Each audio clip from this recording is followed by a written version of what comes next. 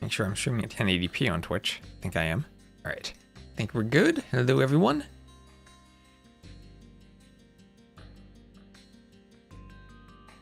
And we will just wait a tiny bit, give people a chance to show up. And we're gonna have the webcam on today in Capture.age. Let me make sure that I've updated Steam properly. And let me also download the Rex for this set. I forgot to do that earlier.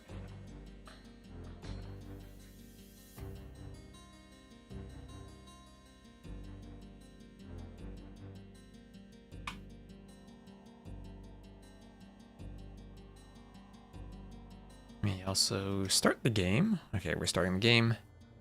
Delete some of my old save games and download these Rex.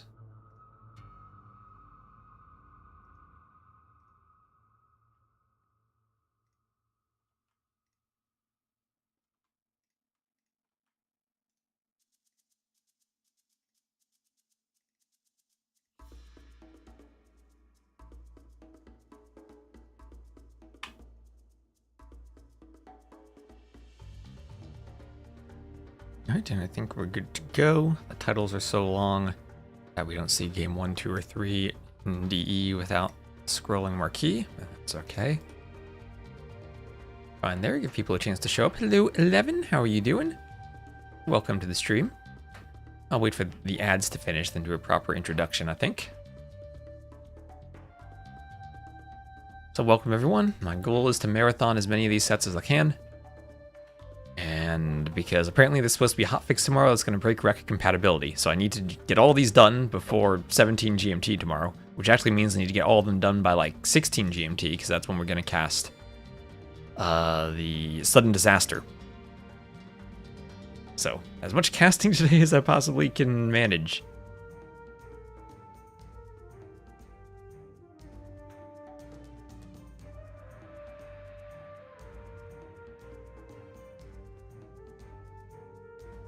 And I'm gonna do a webcam today in Capture.age because why not? This is a community event. Oh, and Gabby! Thank you, Gabby, for the raid. Thank you very much.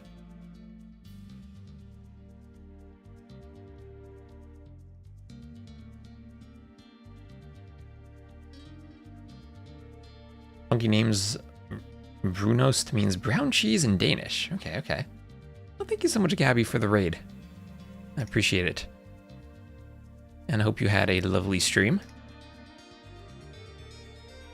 I'm sure you're getting ready to dominate the rest of the AOQ tournament. Thank you, thank you. And hello, Luna. You need more ads? No, no ads on YouTube. Let's see, the Twitch ads have another 10 seconds or so.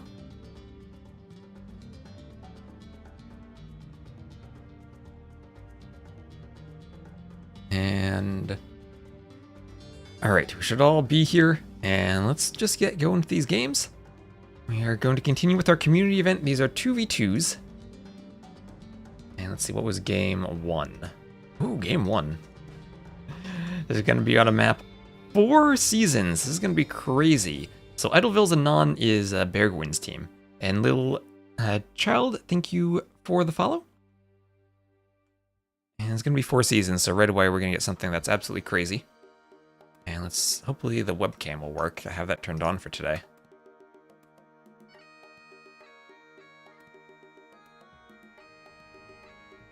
And take 1 second just to get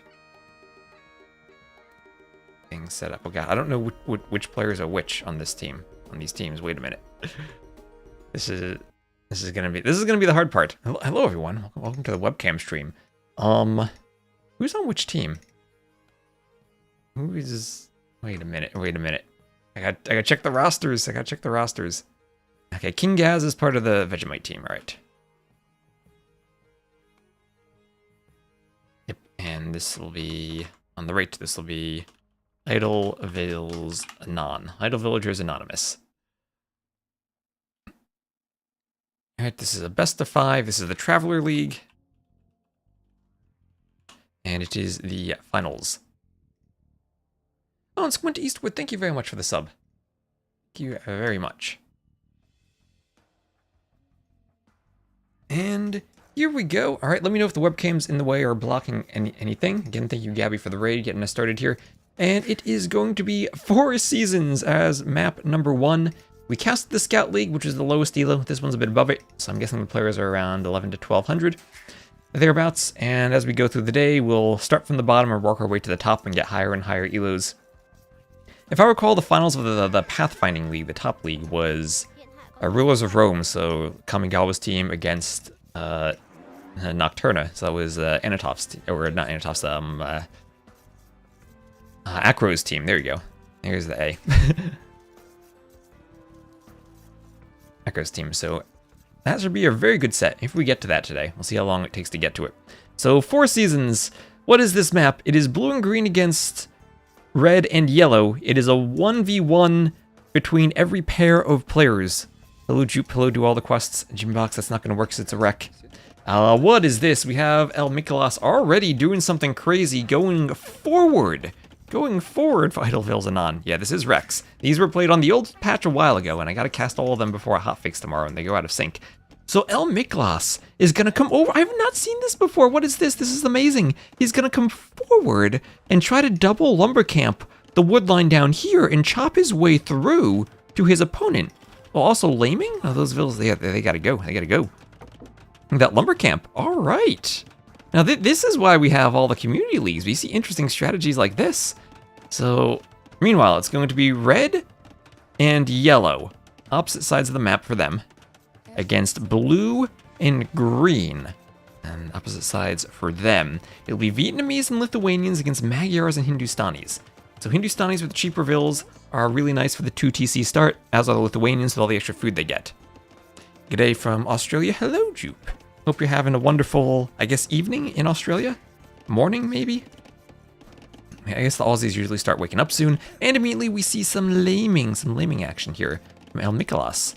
I've never seen this in the Dark Age before. It's going forward to lame, but I mean, why not? You're pretty close. You know where the enemy's TC is on this map. Not too much randomness to it. So there are a couple of ponds here if they want a shorefish or like Black Forest style fish boom. It's very early, very early. That's what I'd guess. And we can see Vills maybe going out for a boar. Standing idle. The 2 TC starts here. Your Vills are going to be very idled if you're taking boars on 2 sides. Oh no, El Mikolas. I'm watching red because that's where the action is with the lame. But we also have Matilia the Hunt. The Hunt. Instead of the Hun, the Hunt. Doing some said hunting up there. Also going to be pushing deer down here. Pushing deer somehow. Played our semifinals against Vegemite. Greeting to our friends from the Caminantes team. Hello, hello.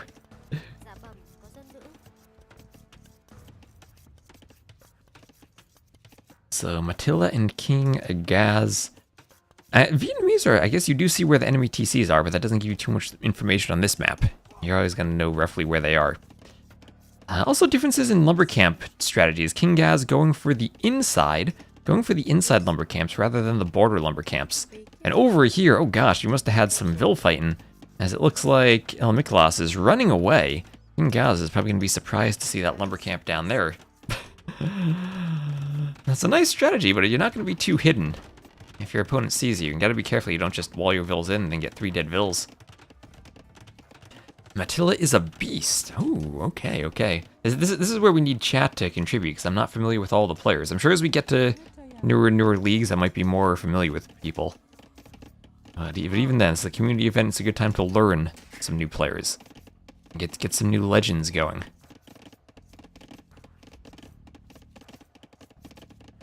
So, Feudal Age up from everyone. Maybe I just want to speed... I know it's a 2 TC start, but we'll still speed it up a bit. Do they have an advantage because their players have TC in adjacent quadrants instead of diagonals? I have no idea, honestly. Since they have 2 TCs here that they can chop through? And then no one else does? Me? Or wait, no. No. Isn't that the case for everyone? Like, they're all split up? This looks even to me. Oh, you mean that, like, red is in adjacent quadrants here, and they're not split up like blue is? Ooh, I don't know. I think that's just part of their randomness. I don't know if that's an advantage or a disadvantage. But yeah, as we said earlier, red did try to take advantage of that by going down here for the lumber camp. Yeah, I see what you mean. I think that's just part of the randomness of the map. What you're never going to have is one player with back-to-back town centers. But yeah, now that you mention it, maybe I don't know if that's good or bad. I have no idea. That must have been what Arbe said when he mentioned stuff to me earlier about per team TC locations. But then he made a comment very early on, and we both agreed it was something we'd look into. But then we came back to it later and couldn't figure out what the comment was. We literally had forgotten the discussion we had. But that might have been it. So TC going up for Matilla, and Market going up for El Mikalos. TC here could stop the cutting through from El Mikalos and just secure the passage there for Matilla. And Matilla going to go double range CA, so Vietnamese cav archers here in the south, as we're going to have a ton of scouts for Nutty in the right. On the right-hand side, going to try... Ooh, and there's a hole. There's always a hole. And Nutty's going to get through onto the wood line. And those scouts have forging. Those are Magyar scouts with free forging. But they also have bloodlines and armor, so those are upgraded scouts. And they're... Ooh, King Gaz going to take a lot of damage here thanks to that hole. More spears on their way out. This one decided to walk around the wood line. Maybe he was concerned for his safety, as that one just gets picked off. And now King Gaz has to wall that up. Another Vil might go down. Ooh, and this is absolute devastation here from Nutty. Well, at the same time, the Cav Archers will come forward here from Attila and pick off a couple of Vils. They're going to get Vils from El Mikalos. Alright, so both teams taking some damage here. Cav Archers here don't yet have ballistics. You can let a 4 HP Vil escape. Oh, there they are. Running after her. Going to take El Mikalos off that stone, deny a potential castle. At the same time, Attila's going for a tower over there. Alright, so Attila beasting with a forward workshop down here even. Scouts getting in though. King Gaz taking a ton of damage. His king still has the score lead though. So the overall score lead. Oh no, the scouts daring to dive the TC fire. Chased by a spear. A lot of the scouts there from Nutty will go down. Oh boy, have they done some damage here. And Castle Age will be on the way from both players on the other team. One team up to castle, the other team playing more feudal. Attila gonna chop the middle, try to open up everything. Okay, now that's a new strategy I haven't seen. As a few knights come pouring in from King Gaz on the side. So King Gaz trying to do damage here to El Mikalos. So El Mikalos taking damage on both sides. Gonna go for some defensive skirms against the Cav Archers in the south. Double range elite skirm. And then in the north, though, we'll struggle against knights. We'll have to get some pikemen out. As Hindustanis, maybe you could do a couple of camels and just fight off the knights with camels. That could actually be a quick way to deal with them. And it's gonna be, ooh, a castle drop from Attila. Attila is beasting. Let's go. That's 9 Vils at the north, another 7 Vils behind them.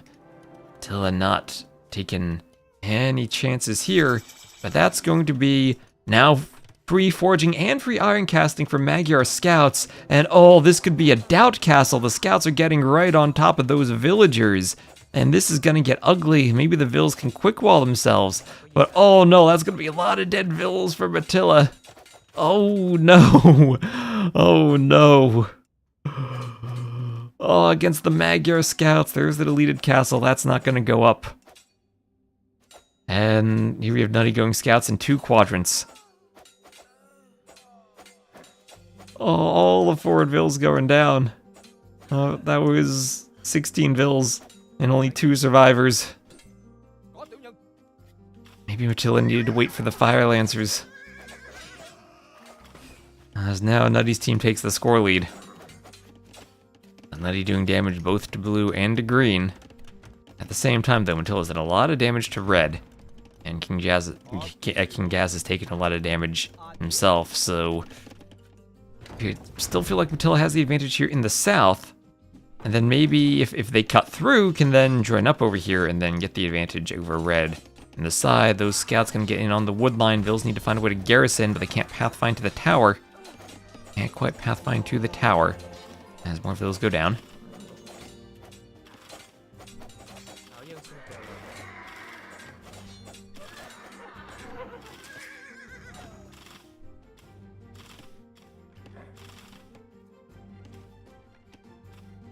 Arrows at the scouts. And I'll have pikemen on the way up for King Gaz.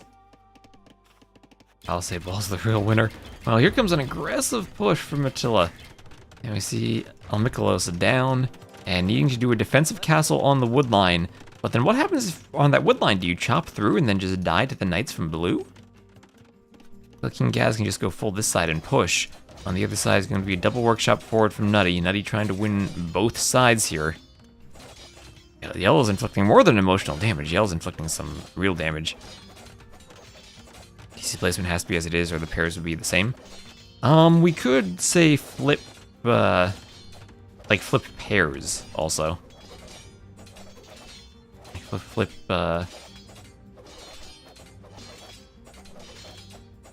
like rotate, move yellow and green down, one over there, one over there. That still is a problem though.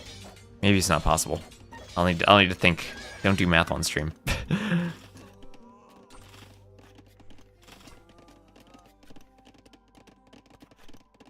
Speaking. Jared, let's not type that in the chat. So here, Nutty finally goes down. Finally goes down.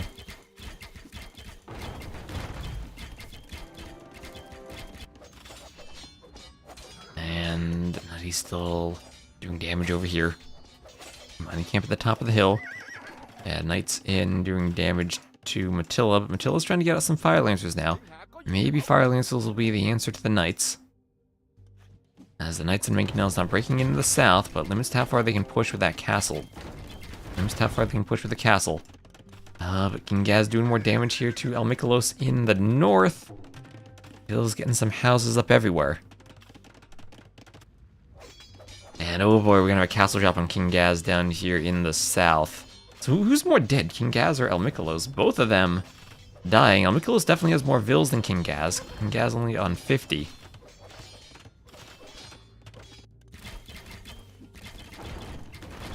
I feel like maybe Matilla also was losing to Nutty a bit in the north, especially with all those vills that went down. I mean, that being said, it's only a 5 vill difference, despite all those vill kills. Matilla's still very much in this game.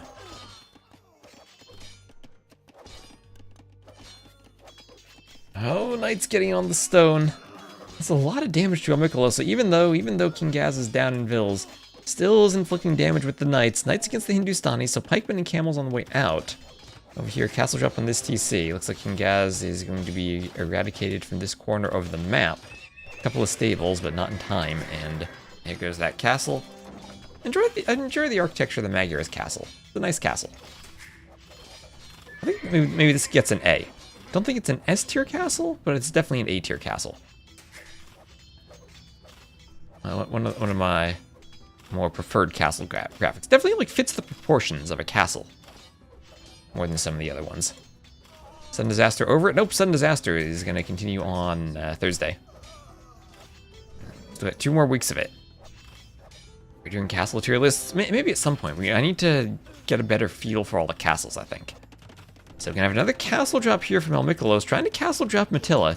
So Matilla the Hunt, going to be castle dropped from behind over the wood line.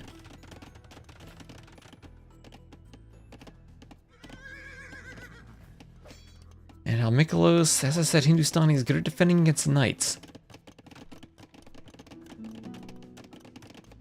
And could El Mikolos chop through here and then just try to defeat King Gaz from this side? So King Gaz still down by 20 vills. Scale Barding Armor is on the way. On the way.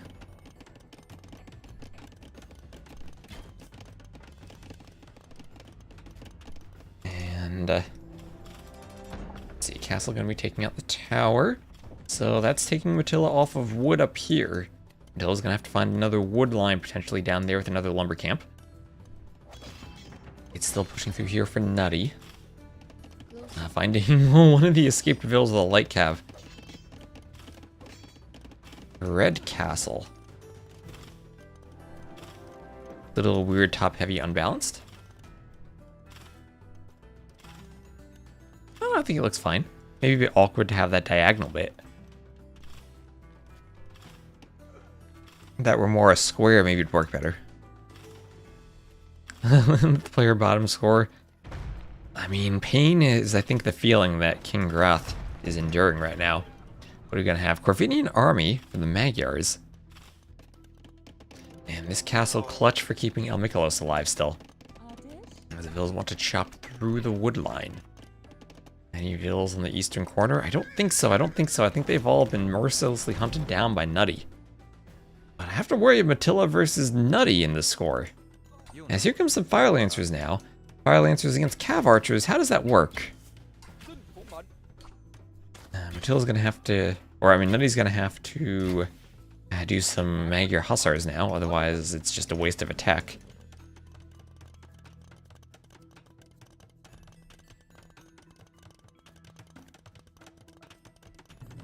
So some ranges here for Matilla. That's going to be skirmishers maybe, or even just Cav Archers themselves from the Vietnamese.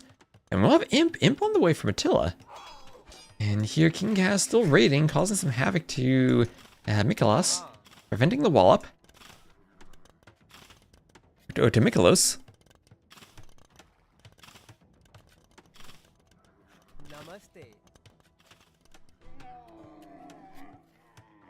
And camels coming forward to fight the knights. Maybe not enough camels, though. We will have Imp from LL and Mikolos. So Mikolos and Matilla both going up. Could maybe be some type of Treb war over here, but I think this castle's so far forward and this is back enough that it's a one-sided Treb war where just that castle goes down. Maybe the TC goes down.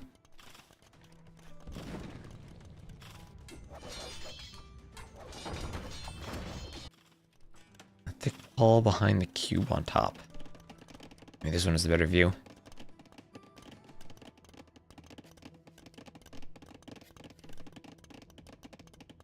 Anyway, we have Mikolos up.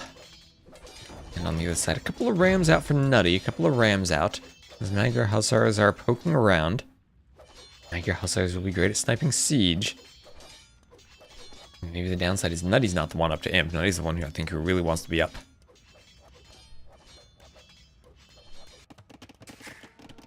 There's a forward TC from King Gaz.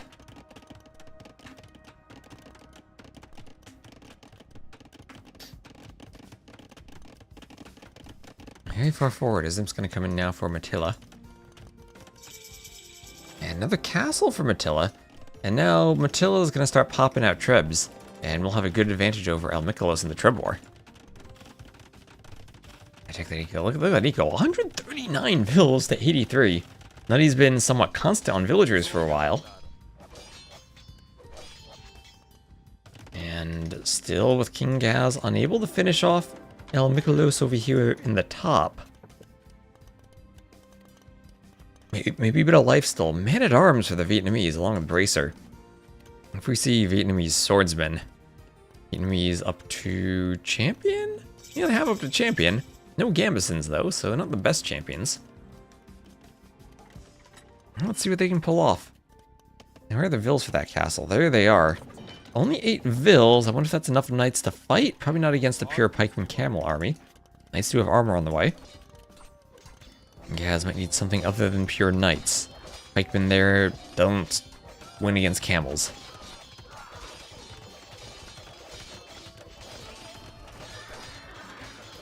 Green Beast mode activated. 7 TC, Imp, 2 castles, and Great Eco. Maybe 1v2. Maybe even 1v2.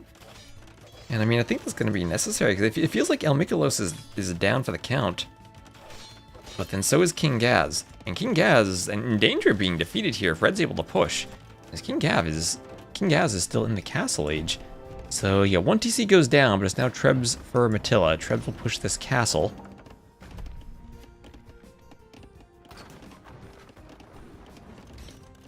And Nutty needs to find a way maybe to push up here. Imp should do it, but now you have the scary thing that the Vietnamese have, the Imperial Skirmisher. What a scary unit that is.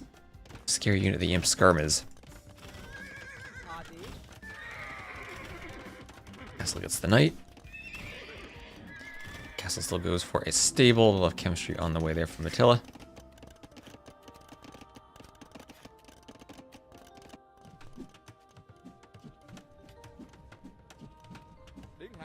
And like I want to come forward and hit these skirms.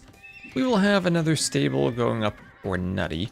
More stables on this hill too. All those skirms went down. And hello Anthony on Twitch, how you doing?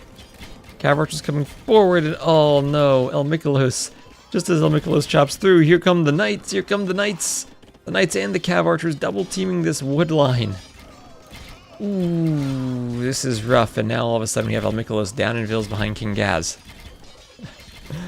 Oh, this has been a crazy game. I love this map when it works out well. Scout's going for the skirm. Ram coming forward. Ram coming forward. And Elite Fire Lancer on the way from Attila. Yeah, red could get defeated, but so could blue. I mean, both players could get defeated. This could become a 1v1 between green and yellow. But green definitely has the better eco at this point. 154 Vils to 88. Almost twice the Vils, and I mean, it's 90 Vils for Nutty. Nutty isn't even that far from 200 pop. Attila already there, though.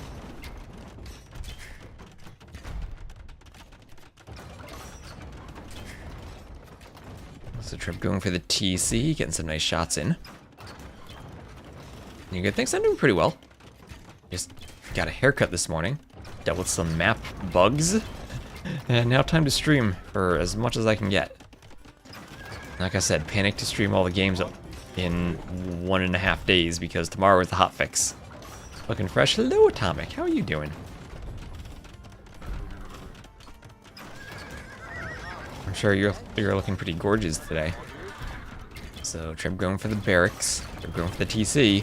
King Gaz is about to have 0 TCs. Oh, but King Gaz, having chopped through the wood line, now can retreat and go down to Mattila's base. So even though King Gaz is pushed, maybe King Gaz wants to get a gate up here. At least Mattila's here to help out, and King Gaz can run. Does he do warm shaving cream and a razor? Not that I'm aware of. Why? Should I ask for that?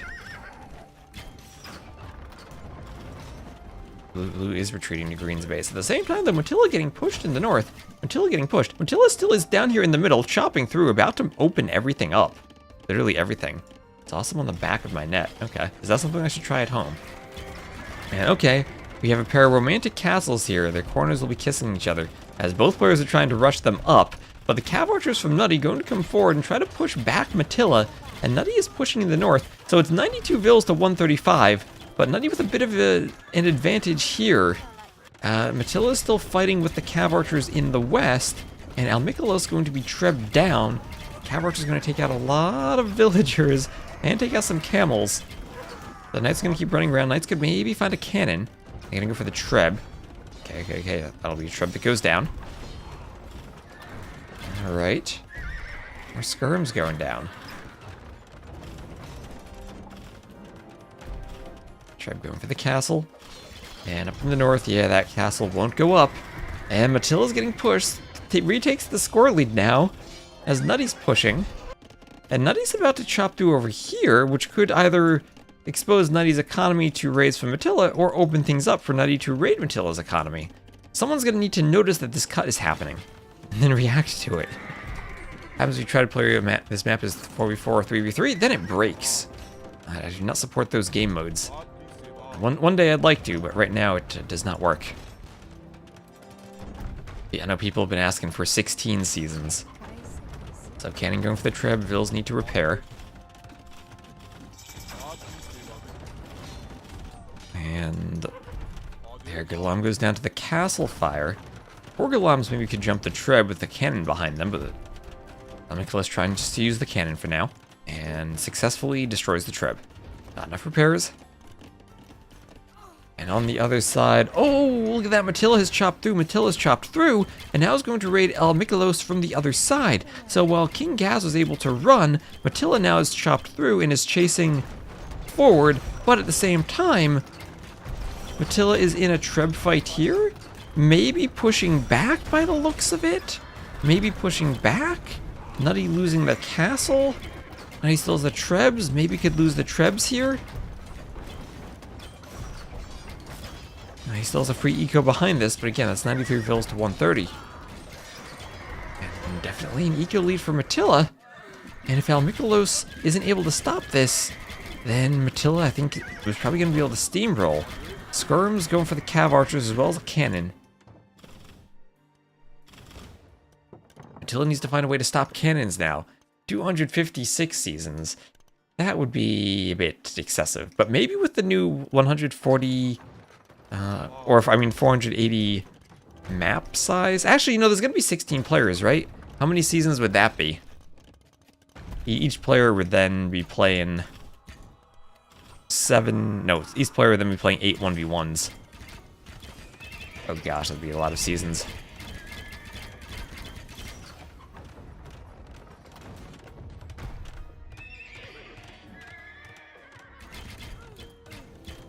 And hoarding's on the way from Attila, strengthening the castles.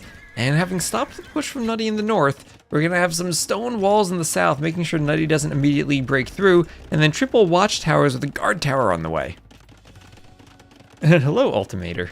I've used a webcam before, but figured I'd use it for today. Usually I do it for gameplay, but not when casting, but I figure it's just a community event, so we'll have the webcam on. Also, shoutouts to Dogao and Fellowship for giving me this shirt last NAC. I guess Dogao's not even on that team anymore. I don't know, it is a good old Fellowship jersey.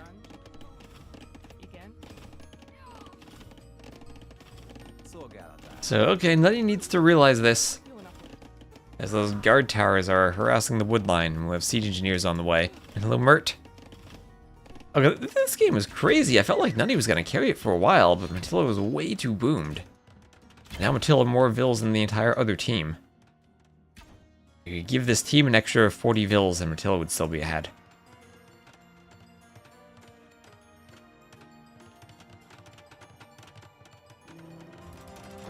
There's another castle. Man, those towers were very effective knocking down vills down here, down to 93 vills. So 236 vills to 93.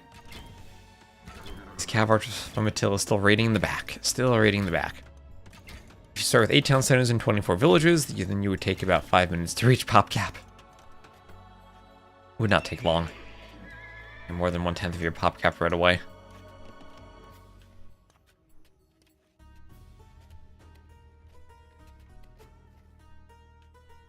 The Trebs and Hussars coming forward.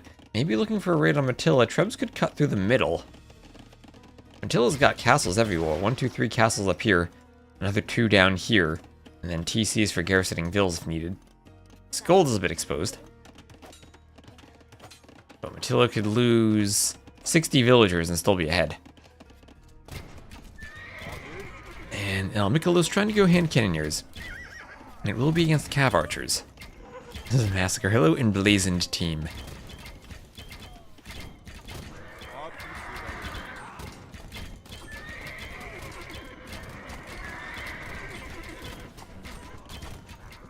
Cav archers taking out the fire lancers. Down they go as they poke the cav archers. Cav archers going down though. Cav archers going down.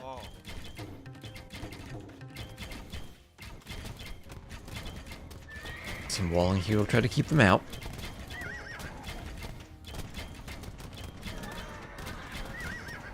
Cav archers will fight the hand cannoneers. And again, Nutty's pushing again. Nutty took all those all those hussars, all that cav, ran through here, and now he's getting a treb push again on Matilla's TCs. And Almikolos is contributing to the fighting a bit more than King Gaz is, maybe, I feel. Although King Gaz now with a lot of cavaliers, that's going to change in a hurry, as the cavaliers are rushing forward. And now maybe it's Almikolos who needs to be the one defending, as King Gaz is helping Matilla out with the push. Just wants that gate to be open. It's 200 food per TC at the start of the game, yes. What's the ELO ranges? This is the second lowest league, so I think everyone here is around 1100. And 11 to 1200. So someone can correct me if I'm wrong about that. So castle's going down from Attila in the north. Nutty's still pushing. No army here for Attila, of which to speak. Or for Matilla. Nutty will keep pushing. The Cavaliers are the army.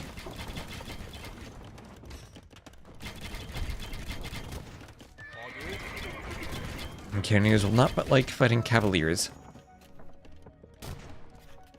And El Mikolos in danger of being defeated soon. Don't know if Nutty can fight a 1v2, but Nutty is here now. Losing a Treb though. Losing a Treb, these Cavaliers cannot find a path. Don't know where they're trying to go. Fire Lancers here will clean Nutty's light cav. And there we go, now Gaz can run around. Cavalier on the way for Nutty. This will be Magyar Cavalier's full blacksmith upgrades right now. And committing to the center is Matilla with that TC. But always chop through here, let Yellow through even more. Yellow already has a passage to the north. Red Del Amikulos is basically defeated at this point. Only 7 population, 2 villagers. And I don't think 243 vills is ever going to lose to 66. I don't think that is quite going to be possible. But El Mikolos, with 2 more vills on gold, is trying to hold on. You gotta commend him for the effort. 101 stone, 2 wood. So at that point you chop wood from a lumber camp, garrison an allied TC, or just go back and forth long distance to get more wood. Although there are actually no more lumber camps over here. It's only way over there in the farms. I don't think you can buy more from the market. That's going to be very expensive. Mado call on 105. You need to just finish him off. If he's defeated, then maybe it's 105 for Nutty.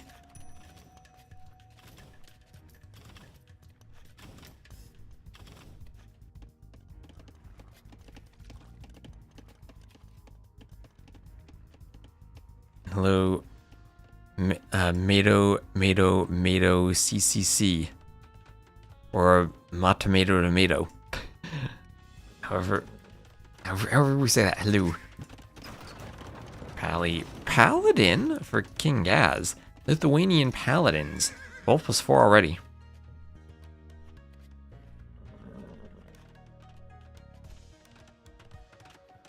And let's see if these Cav Archers and now soon-to-be Paladins can make a push.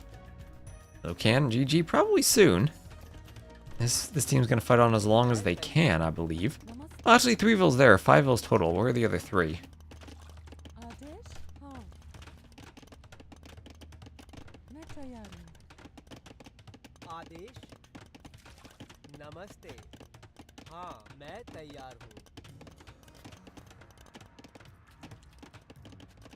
Okay, ooh.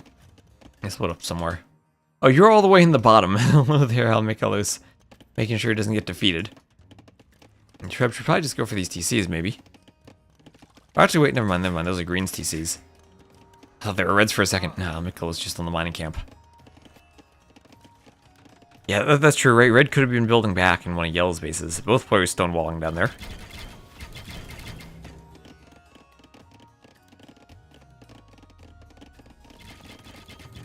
And there'll be five ranges for Matilla.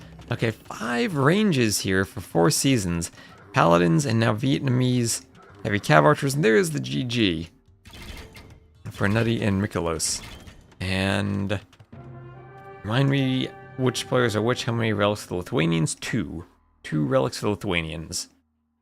Matilla's on Vegemite, right? Right? Yeah, I think so. Double check. Yep, Matilla's on Vegemite. So Vegemite wins. Let's go, Vegemite.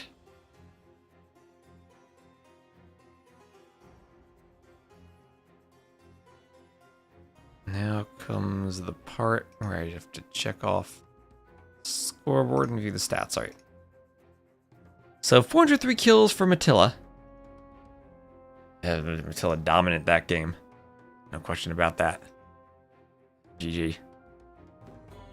Alright. Time to reload everything.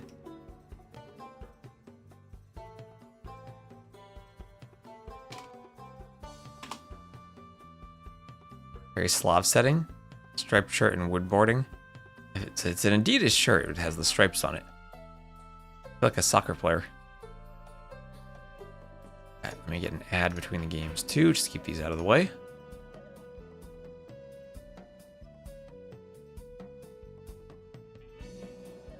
So Vegemite picking up the win.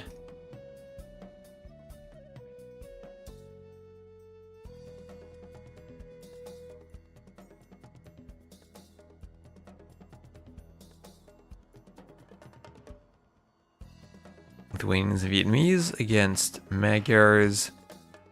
Man, what was that final civ? Magyars and Hindustanis, right?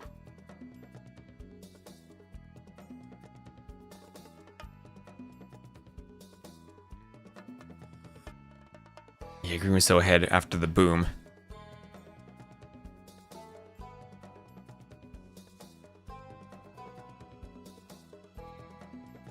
I mean, Yell had some good pushes, but not quite enough against that eco.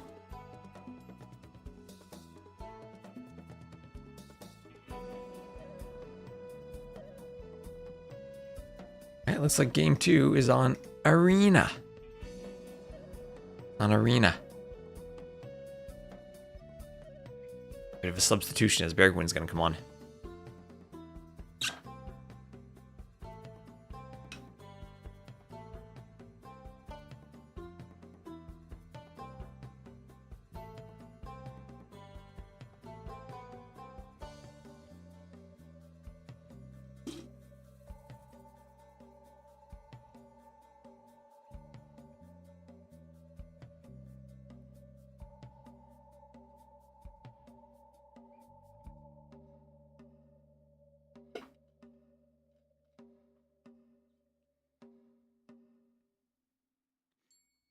Oh, I just saw it was Turboslav, complementing the Slav setting.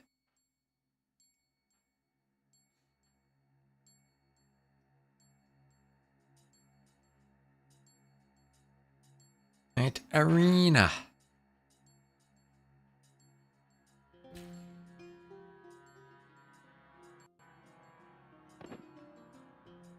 And alright, can have not just a player swap, but a color swap.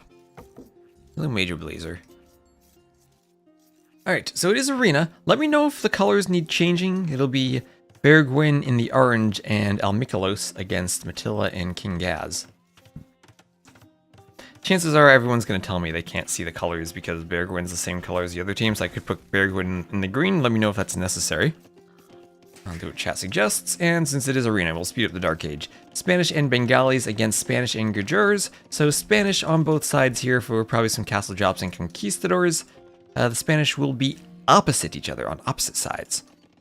So down here we will have Matilla the Hunt, this time in the yellow. Wait, did the teams change colors?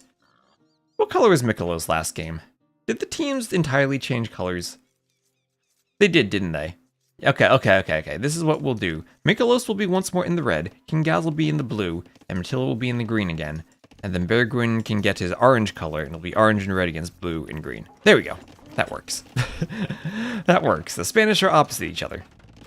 There you go. So to the northwest will be Idlevilles and Non. That'll be Bergwin and El Mikolos. And then to the southeast, this will be Matilla and King Gaz. And correct me if I'm wrong, chat, but I think the players around here should be around 1,200-ish. This is our second league. And, ooh, look at that Camel Scout getting a kill on the Scout. Arena, oh, that's a ton of birds I have. Do I have enough birds on this map, chat? Do I have enough birds? Maybe I need to recheck my bird calculations. Anyway, it'll be El Mikolos here with some 1800 HP stone walls. 1800 HP stone walls. I think you like Gujars here. Gujars versus Bengalis. Interesting. Are both teams trying to go Armored Elephant plus Conquistador? If so, I think I like Gujars a bit more than Bengalis. Of all these cities, I think if Bengalis fully boom, get to Elephant Archers, they're the strongest. And remember, this is not sudden death. This is a normal game. We're going to see extra TCs and get all confused, but this is a normal game. So yep, there is the castle and the monastery. Maybe this is Inquisition Donkeys versus Castle and Workshop. Elo is Travelers. This is the second from the bottom league, Emu, so I'm guessing around 1,200. My hair is beautiful. Oh, thank you, Gabby. I just had a haircut today. I appreciate the compliment.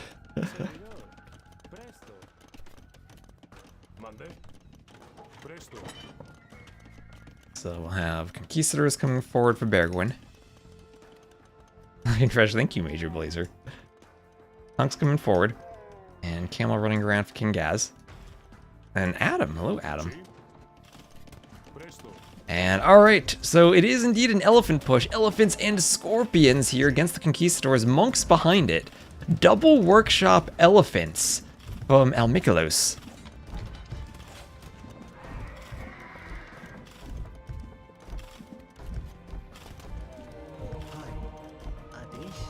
Yeah, Gabby's gameplay is beautiful. It is. We're gonna cast her in the Queen's Clash coming up. I think the next set is Saturday. I need to check the times on the schedule.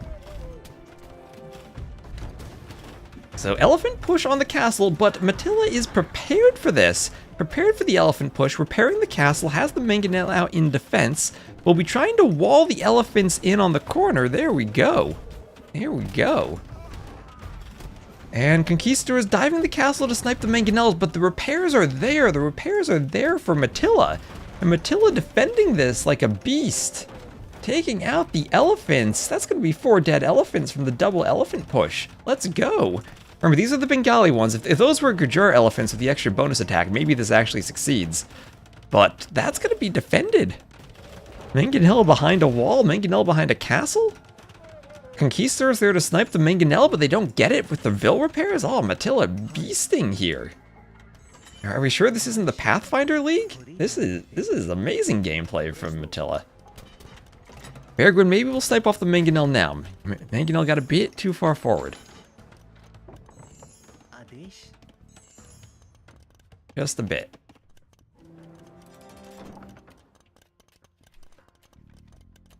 And look at this farm. Bergwin giving T90 a run for his money. Oh, with these farms out here. Is this? No, auto farm wouldn't put him out there. This is Bergwin deciding I want a farm out here. Okay, another elephant push on the way. Monks trying to convert the Conquistadors. Elephant's gonna make another hole in the wall. Enough Conquistadors come over and they should be able to snipe mangonels, but you need enough conks to one-shot. As the wall goes up to the side. Better farmland out there? Maybe that's something we could add to our terrain. Like maybe some terrain could just be extra fertile for farms. That could be a new terrain we could add to the game. Okay, castle takes out some conks. Monks want conversions. Monks want conversions, but they don't want to run into range of the castle. Castle can snipe. Oh, ooh, monks dodging. Dodging. Mangonel goes down. Okay, the elephant push continues. And what is King Gaz doing? King Gaz is just booming. Oh, King Gaz is booming with 7 armored elephants. But hard to move out with an elephant push when your teammate who's doing the conks is under all the pressure. And the earlier elephant push so far is working out for Almikalos and Bergwin. Aside from the fact maybe we have a better boom, but I mean the Vils from both teams are similar, 78 to 79. And hello, Arbase. Is Bergwin not winning? I mean, this push is nice, but it's been stopped pretty well by Matilda. And once again, how many elephants is this? I can't double click them behind the castle. Well, however many it is, that's like 5 or so, but they're going down maybe? No more mangonels out, no more mangonels. The Vils have to fight, but monks are there to convert the Vils. And no more stone for repairing. Buying stone, desperately buying stone. The castle got down to 100 hit points. The elephant's slowly going down. Oh, that castle was so close to going down. And now no more stone again, no more stone. And Matilda needs to buy, doesn't buy stone in time, and the castle goes down. The stone was forward. And the conks now are pushing in. Maybe Bergwin is winning now. No more conks for Matilda at this point. Vil goes down.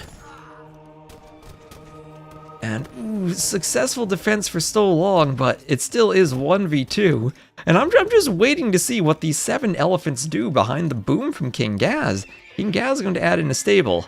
Now, we've seen Matilda beasting so far, but now things are getting scary as we're going to have a forward monastery from Almikalos. And here come the elephants going for the mining camp. Going for the mining camp, here come the conks. Picking off the monk, picking off another monk, and 6 conquistadors still here. That's 6 elephants, and we're gonna need to wait for Bergwin to get maybe 7 or 8 conks and get some micro. Whatever Bergwin was mining, probably some stone, that's all mined out. Yeah, looks like the stone. Bergwin going for a second TC. These Vils are idle, need to be put to work. Only 37 Vils so far from Almikalos, so really committing to this fight. And I have to take a fight against the conks. It's the one that's low HP. Remember, every conk that goes down is one that can't be replaced now with the lack of castle. And maybe they have to fight quickly before Matilda has enough stone for another castle. The second castle go up and all of a sudden the push gets stalled out again.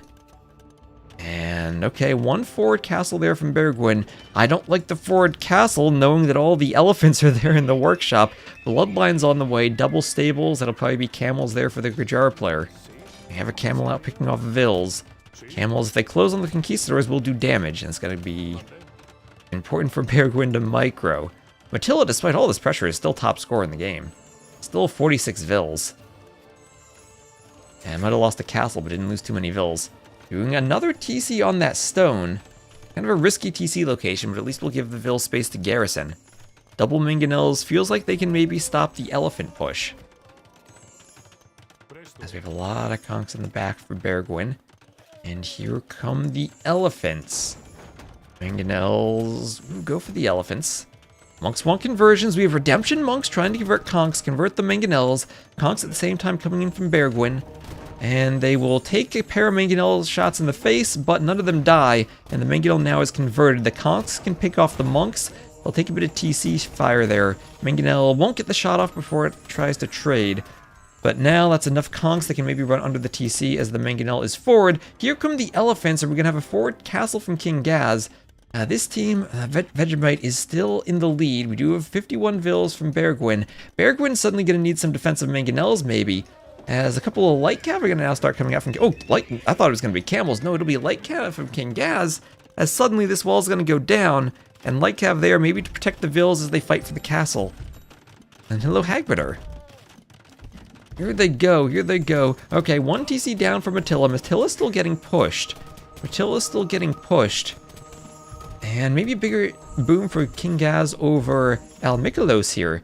And now all of a sudden, where are these conks going to go? Oh, the conks are chasing Vils. Matilla is running. Matilla's running. The conks are taking out the Vils, but here comes the elephant push. So far, Beargwin has not reacted to this. And honestly, what can Beargwin even do? There's a forward castle there. King Gaz is leaving the Vils idle, but now the 7 elephants are going to go for the castles, and neither of our Spanish players are going to have conquistadors anymore.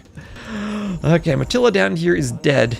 Completely dead. We're going to run through the back walls, using the back walls for the space in the back. Oh no, hello Beargwin, just in time for your castle to fall as the elephants come forward and go for the TC. Oh, this game is crazy. So both Spanish players now being absolutely devastated. And we'll see a few conks left still to fight the light cav. They just can't run under that castle fire.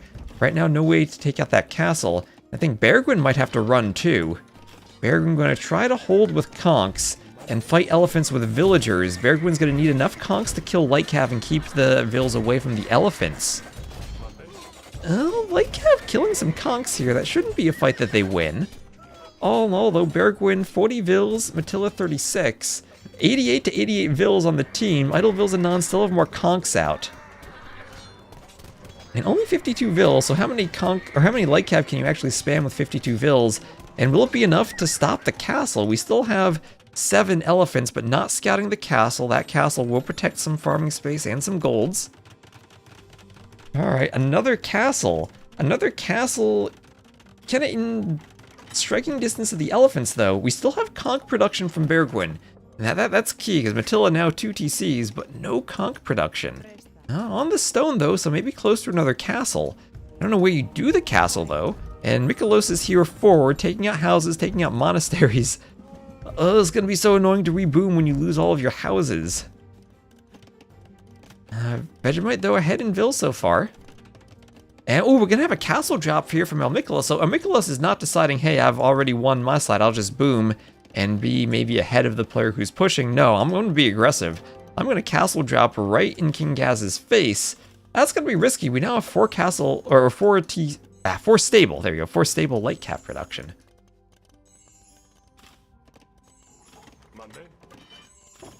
Or Conquistador is running around here as Castle gets a snipe on the monk, and the monk has to run away. And Vils are coming forward for Almikolos. Ooh. Well, we saw Light Cav deny a castle last game. Almikolos is going to be concentrating on the monks, and maybe here if King Gaz is trying to snipe off the monks, won't be able to micro the Light Cav back. All these Light Cav could be absolutely devastating. There are monks here, but that's it. Elephants and Vils. Vils are going to have to run. And a couple of Light Cav converted, not enough to stop this. Light Cav going to prioritize the other couple of monks. Monks want conversions. At least these are Bengali monks. Maybe they can get a conversion before going down, but not going to be the case. Light Cav, though, not going to finish this off, as more Light Cav from behind are going to spot the castle drop. And this is a Titanic from El Mikolos, as 9 Vils are now going to run into 17 Light Cav. This castle's not going to go up, even with the Conquistador support. Not enough Conquistadors at the right time. Oh, not there at the right time, and all those Vils going to go down. And now all of a sudden, King Gaz in a position maybe to carry the game with the most Vils, 56 Vils. Bergwin fighting off elephants with more Vils on the other side. Bergwin picking up relics, always important on Arena. Conks still killing Light Cav, but a few Conks getting surrounded just by the pure numbers of Light Cav. Oh, Mikolas not giving up though. Mikolas wants that forward castle. Have a community version? Yes, Hestia, yes. We had like 140 total teams sign up, so we do have a community version, yes. And we'll have a few Conquistadors out here. Now it's going to be Shravamsh Riders against Khans. Okay, they will use their magic shields to absorb some of the Conquistador shots. Hill's going down. Yeah, we're definitely going to do a community version for the next one. I have complicated bracket plans for the next one. Even later than T90 casting the cup. Base, I think today is the day I'm going to stream as many of these as possible. Because we're going to have a hotfix tomorrow, and this is already on the previous patch. So I need to make sure I can still downgrade and watch the Rex. Everything going down here. And we'll have a couple of TCs over here on the right. TC here going down. Elephants going for the Vils and for the farms.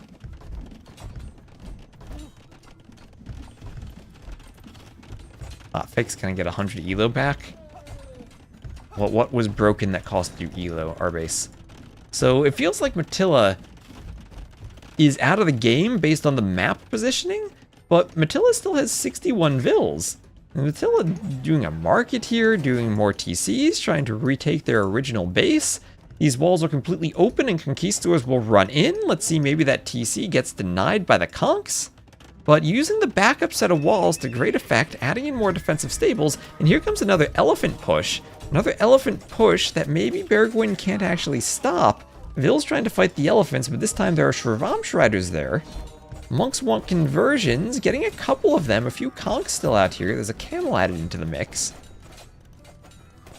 And all of a sudden, King Gaz, 63 Vils, pushing. And nothing Bergwin can do to stop these elephants right now? Or maybe I spoke too soon, the Conquistador is actually still there. Shravamsh Riders have gone down pretty well. Elephants are going to pull back. More Shravamsh Riders and camels coming forward. I feel like King Gaz has the numbers and just needs to push in now. Still with 7 Gujara elephants, and the Gujara elephants are insane. We're gonna need more conks from Bergwin.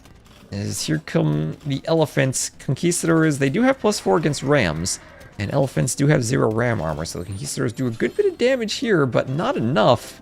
As here come the Vils, that castle needs to get the monk and the camels down maybe. Vils have to fight this. Maybe some panic petards need to fight that. I don't think this castle stands.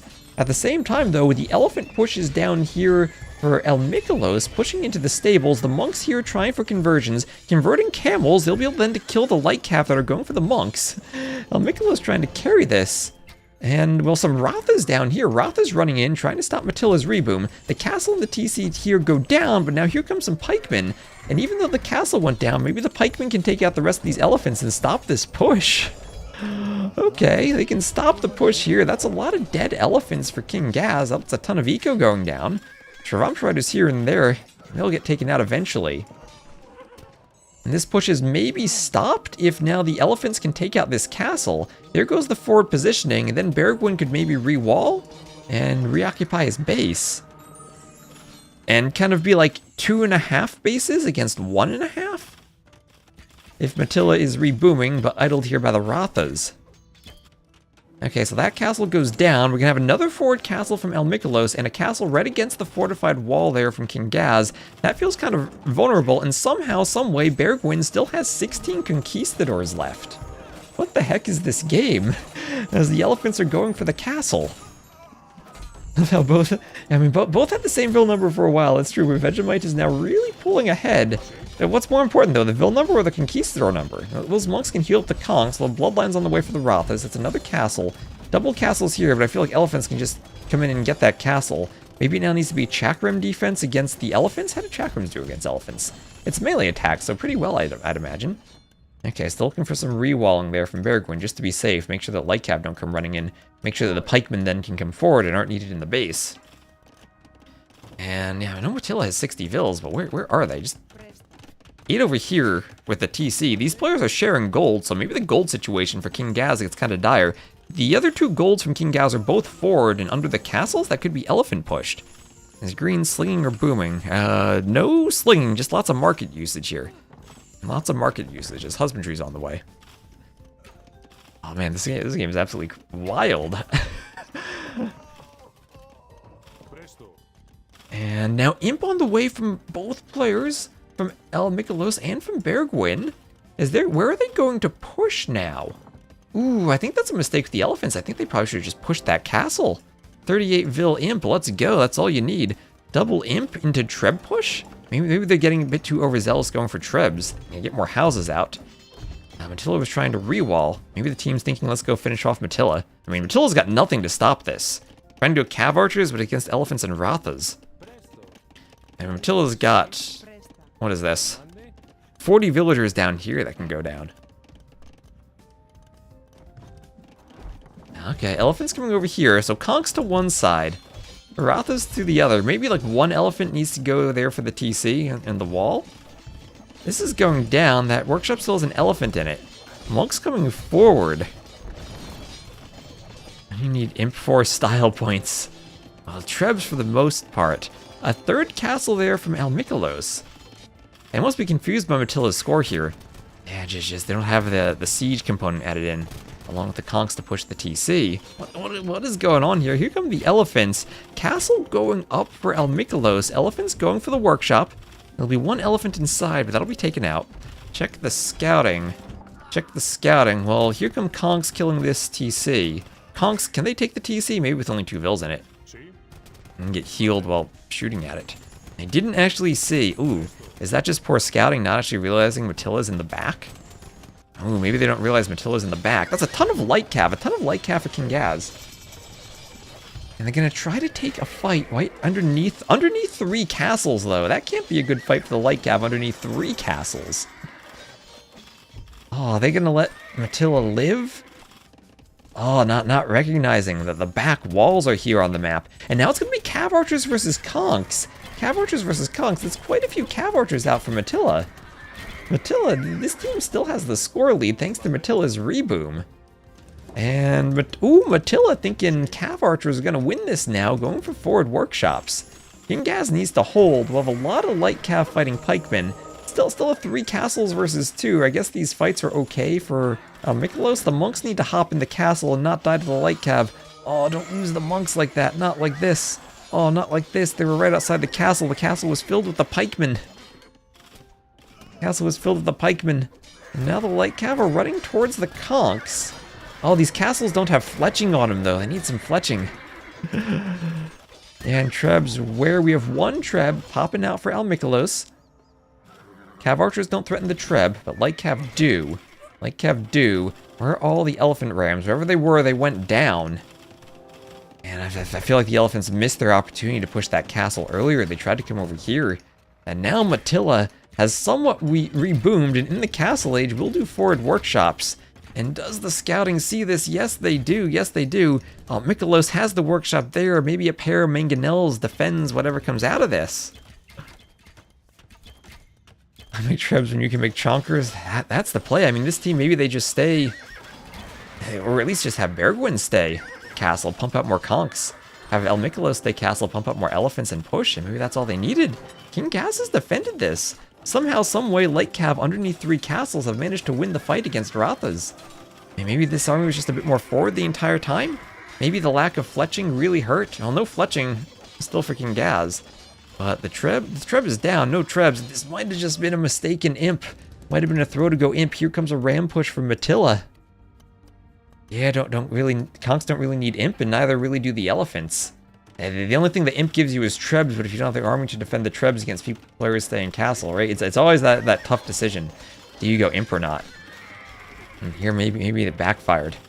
Also, we have 10 idle vills in this castle for a long time. Yeah, maybe you have your 3 castles punch a hole in this wall, then get your vills out on that gold. And still no gold access for King Gaz. King Gaz is just stuck pumping light cav. But that's what you can do if you're going to stay castle. And also, so many farms idled. King Gaz has 57 vills, but just enough light cav to protect everything. And now it's up to Matilla. Matilla beasting. Amazing defense early on and amazing reboom. But his Shatru is in for the Gajurs. It is not. It is not in. Minus 25% food actually is insane for the light cav line. Because then it's what, 45 food instead of 60.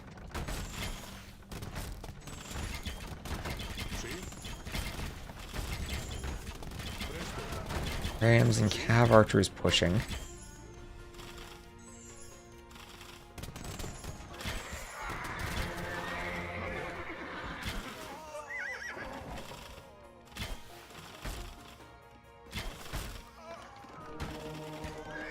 Still no fletching on the castle. Ram push is there. Bergwin knows what this feels like in his own base. Now he's gonna watch his teammate die to some rams. As there's nothing to stop that castle from going down, the castle is trying to get as many kills on the cav archers as possible. The vills have to pop out to fight rams. Conks from the back, that's a lot of rams, it's 8 rams. Vills turning to fight. Castle still needs to be targeted on the cav archers instead of the rams. No stone for repairing. This castle goes down. Oh, that's true. Redwood needs sappers. Do the Bengalis get sappers? No, they don't. Though especially no sappers. The ram number is going down a bit, but I'm sure there's going to be more production behind that, or not. Not yet. Okay, when I say going down, there's still 7 rams. There's still 7 rams after a few have been destroyed. And now the light cav's still pushing. The light cav are just going to ignore those castles, run forward, and fight under here. Still fighting under castles? No. King Gaz is deciding, I'm going to take these light cav and I'm going to run over to Elmikalos's base. He has 16 gigabytes of RAM, 32 gigabytes of RAM. Yeah, Matilla just needs to continue downloading more RAMs. And this push continues. Elmikalos not going into the back. Not running behind the walls. And these castles still stand strong, defending the base. Finally a bombard cannon. Finally an imp unit. Kind of exposed to the light cav though. 32 vills and dropping though for Elmikalos. Elmikalos has lost this entire base. All the vills are down or will be down. Cav archers there just need to turn and fight. They're trying to reseed farms because they just want to waste some wood. Down they go. Rams will take out the blacksmith in the market, and the only vills here are forward. We have 28 vills somewhere, but I feel like they all have to be forward now for Elmikalos. Maybe in the castle somewhere, maybe mining other gold. I don't know. Is that the vill number at the bottom? No, 28 vills and 88 vills. And 116 to 141. I mean, Bergwin here, imp with a lot of vills. Still pushing with bombard cannons. I mean, King Gaz still in a lot of trouble without any gold. There's gonna have to be a lot of light cav and elephants to push. And King Gaz trying to run some vills.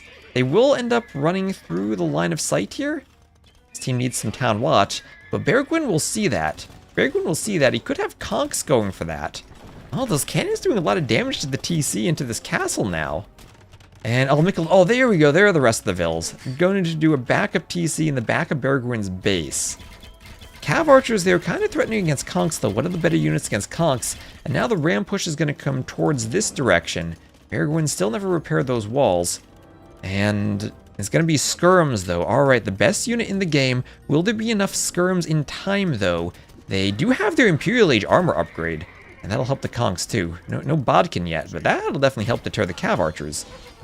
Ooh, okay. Matilla might need a different unit composition, or maybe just need more light cav, as the light cav and elephant push is coming down here on the right, going for the castles. So no more castles for King Gaz. The bombard cannons take them out, but also now pushing into the castles here from Elmikalos. Mikolo still really needs fletching on those castles. These light cav do have their +2 armor. And the Elephant Ram will take out that castle. Still 2 castles remaining, though. It's a lot of light cav. 75 military to 23. And skirmishers here need to deal with the cav archers. Skirmishers here are going to kill a lot of cav archers, though, especially with that imp armor. They just need to get the kills before the light cav come in, and maybe a mistake diving the cav archers, getting a bit too close. And ram push continues. Again, remember, conks do a good bit of damage to rams, although they don't really want to fight that. And still enough cav archers here, I think, to kill conquistadors. Still enough to do damage. That castle will go down. These walls need to be repaired so light cav don't immediately run in. I mean, you still go, what, wall and mangonel defense behind? Maybe you could take out the rams. Bergwin needs quickly to wall and to throw up workshops. And there's the GG. Bergwin's gonna call it. Bergwin will call it. And double Castle Age versus double Imp does it. What a crazy game that was. And Vegemite will go up 2-0. What the heck was that game? But Green defended well, but ultimately died. But came back and reboomed using the back walls. That's why I left the back walls in on this version of Arena. Sometimes they're useful. And here we saw it. So it's 141 kill. Everyone has so many kills. Everyone well over 100 kills. Considering everyone who died and boomed back, that's a lot of kills for everyone. Oh, the biggest eco for Matilla, though. Matilla the Hunt. Carrying. Hello, Tiger Lord. Cooking even if it's not a cooking stream. Oof. Alright. So we'll update the scoreboard, and we just play an ad between the games again so we don't have them during the games. And we'll get the next game going. Oof. Alright, so that's 2-0. That's a loss on Arena. Oh, wait. Oh, wait. That's the wrong scoreboard. I got a Carto scoreboard. There we go. Updating the wrong scoreboard. That's, so that's Spanish and Gujars against Spanish and Bengalis. And that's a loss on Arena. Or actually, they picked the home map for Idlevel's Anonymous. They won Arena there. Alright, so Vegemite doing the strategy of picking their enemy maps. Imagine playing after that game. Well, you will live the experience for us, Bergwin. You'll certainly live the experience for us. As game number 3 looks like it's going to be another pick of the enemy home map. It'll be Stranded.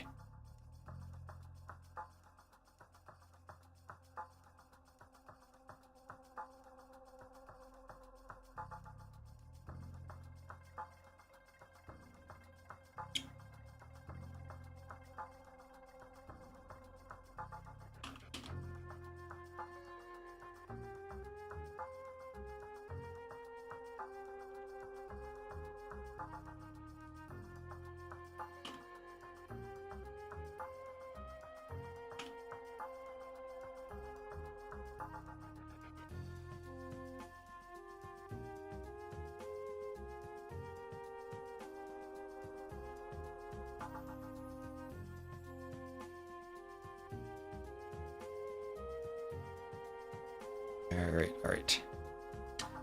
Let me drink some water, then we'll get into game number 3.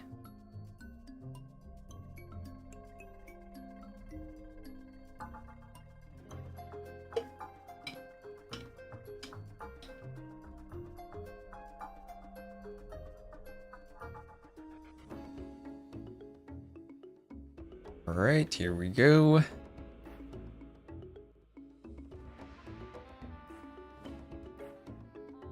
Let's get the scoreboard set up.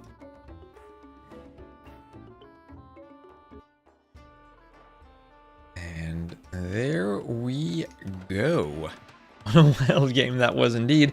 Matilla, I'll put Matilla in the green just for consistency. We'll have King Gaz again as the blue Georgians, and Matilla as the green Malians. The map will be Stranded. We have our lovely shipwreck and beach party going on. These two players doing TCs on the first wood lines they see, The other team going to the middle, walking a bit, but going to get those TCs between the wood and the gold. Nutty probably would have liked a TC, maybe one tile there. And we'll have another substitution. It'll be Maestro Just a Fish over here. So Maestro and Nutty there for King Gaz's team. Hold on, let me get the teams named. Okay, so this was Vegemite, and how do I actually spell that name again? It was Vegemite Brunost against Idolville's Anon. There we are. Make sure our scoreboard's all set up. So it'll be Portuguese and Huns against Georgians and Malians. Now, fortified churches on this map, when you don't have much stone, can be really strong. It can be very, very strong indeed going forward when you're not going to have as many castles or towers to drop. And can give the Georgians a mini bit of a castle push on the map. Also, having the mule cart for the nomad start is wonderful. Malians, just a good nomad save in general. Cheaper wood discount on all their buildings makes them cheaper. Lets you get the earlier dock and the fishing ships out so they get off to a lovely and quick start. And then on the other side, we will have Huns and Portuguese. Huns, of course, start with that Hunnic horse once you can finish the TC. And that will be a great scout and water buffalo collector. They'll be able to collect all of those extra herdable animals. And on the other side, we will have, again, Maestro Just a Fish. So Just a Fish will be the Portuguese. Good water sieve here. Gold discount applies to the ships. Ships will have more HP. So if you're trying to take the water, their fire galleys will be great. Maybe this is a galley map more so than a fire galley map. Maybe, just maybe. So we'll have a Rhino lured in. And Vil here maybe could block. Ooh, gonna block a bit. There we go.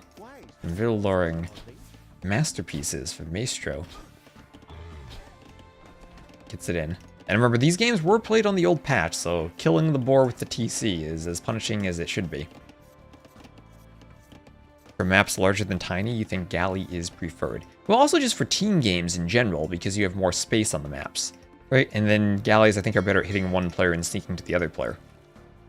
Fires could always be if you go for a forward dock and try to get really close to each other and go early. I guess the other preference for fires might be if you're Byzantines and you just have the super OP fires. Good as a backup there. Good if you're close, I think. Good if you're close. We're gonna have Loom on the way. And what am I doing? These are wrecks. We can speed up the Dark Age. I need to cast 10 sets by tomorrow afternoon. We gotta speed up Dark Ages. Need to remind myself of that. Relics in the west not being on. Oh yeah, look at that. Look at that. The relics, they've spawned. Basically 1, 2, 3, 4, 5 in a line. But then these two on a line perpendicular to the other line. Oh no, let's just take a moment and appreciate that. So our base can be upset. Scoreboard, oh thank you, just the scoreboard when they swapped the teams out. 2-0 lead in this best of 5 for a Vegemite. And there are players up to Feudal. And we'll see what type of, oh that's a long scouting mule cart, gonna come back for the gold. We'll have a barracks up for King Gaz, barracks, and a stable for the Georgians, gonna go for those healing scouts. Nothing from the dock. Double docks here from Just a Fish. And Just a Fish will indeed be going for the fires. Alright, fire's going to come in on the fish on the western side.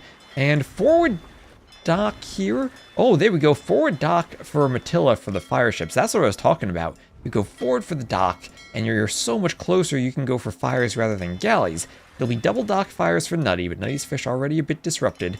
They're going to have to get out some defensive fires. And very close wall and a stable there for the Huns. Ooh, Nutty didn't take the two nearby boar replacements, the elephant and the rhino.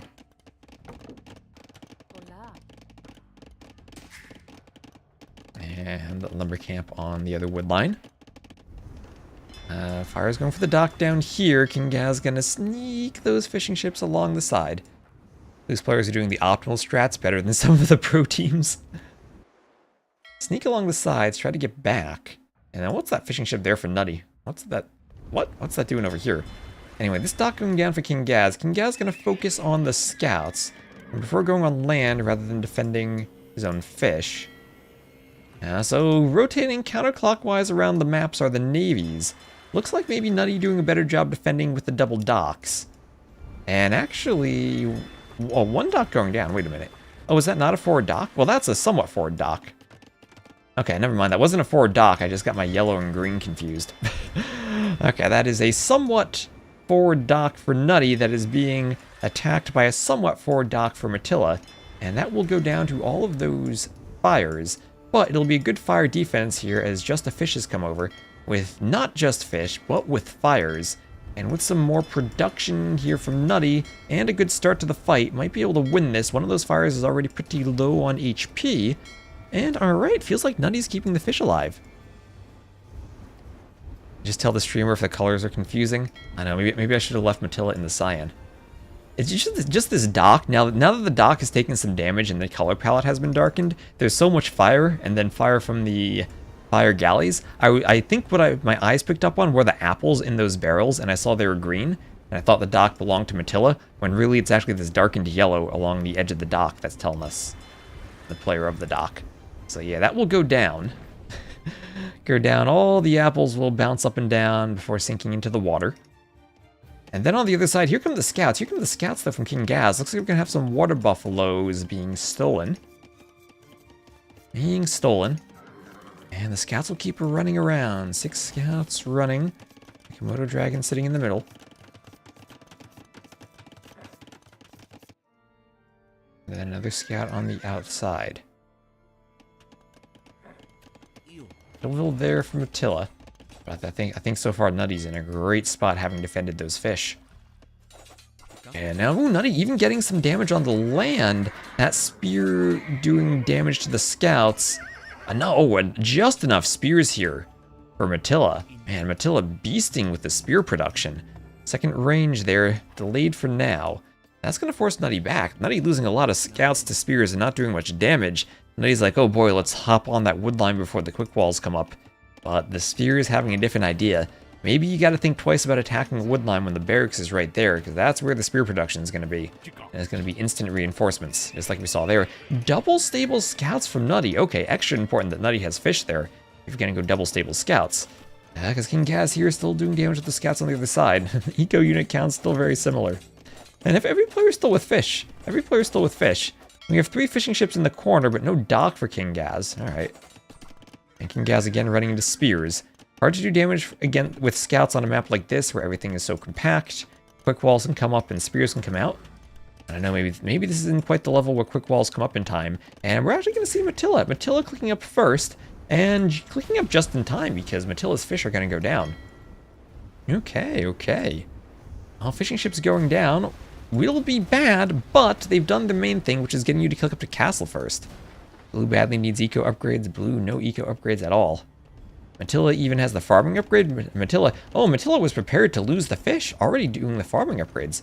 Okay, but as far as the water goes, water is there for the idle Vils and not being idle with their ship micro, taking out their enemy docks, and this is going to be complete water control for our team to the northeast.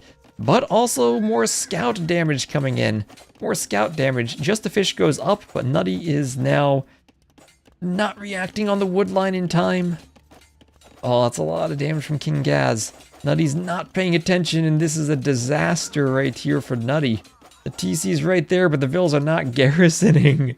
Oh, poor Nutty. Took a bit too long to react. And that was a massacre. Oh, Nutty just needed a bit of walling. It would have been okay. But now, with the double stable scouts, I think it's going to struggle for production without all those Vils. And behind this also, we have King Gaz up to the castle age, so losing the fish, but preparing for the farms. It's a lot of farms and also some water buffalo. Remember, we saw some steels earlier going up. No farms yet for just the fish. Just the fish, just fishing. You're not going to do farms, then maybe you need a few more docks for fish in the back. And that's Matilla up to the castle age. No docks, so no chance of retaking the water, but it will be a forward TC trying to claim more gold, and a forward workshop, trying to combo with these scouts from King Gaz and knock Nutty out of the game, knowing that Nutty probably doesn't have a way to click up right now. Absurd number of blue farms without horse collar. You're right, King Gaz did the transition without horse collar. So that's going to be a lot of very quickly rebuilt farms when there are still 6 water buffaloes there. We got 900 food among them. Making gas to maybe take buffalo for a bit and try to get horse collar before doing more farms. But here we are, defensive tower now from Nutty. Nutty's team still has a score lead, but that score might now be a bit misleading because of the water. With all the scouts out, it's going to be hard for Nutty to redock and keep the fishing ships being productive. They're moving to shorefish now. And the tower goes up. Ville's going to head for the TC to garrison. And Nutty down to 19 Villes, 11 fishing ships. That is not a good economy. The eco numbers are the same, but I think I gotta prefer the villagers over the fishing ships. Spear coming out, but not gonna get the pokes in time.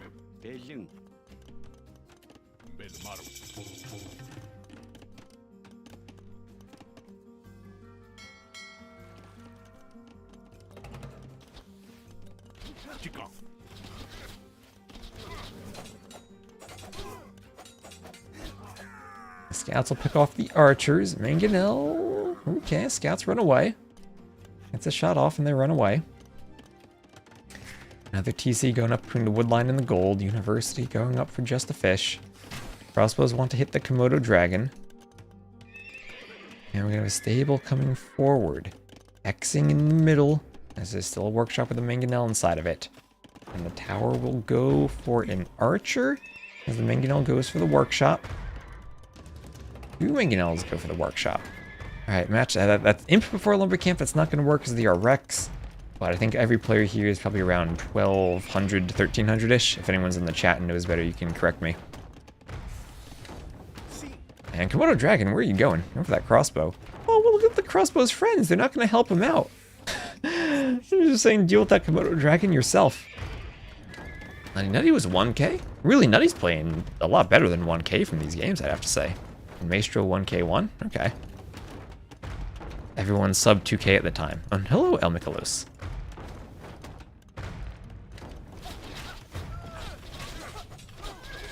Okay, so around 10 to 1200 then. That's a nice mangonel shot.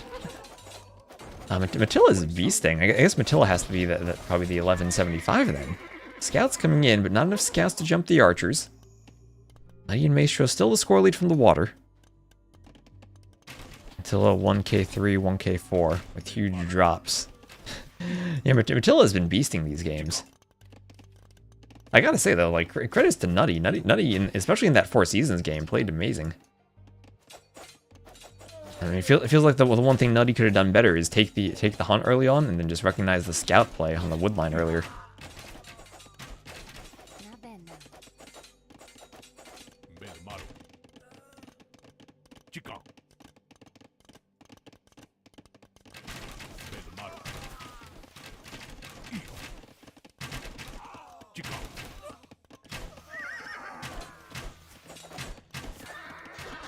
It's coming in on the crossbows. Crossbows gonna start going down.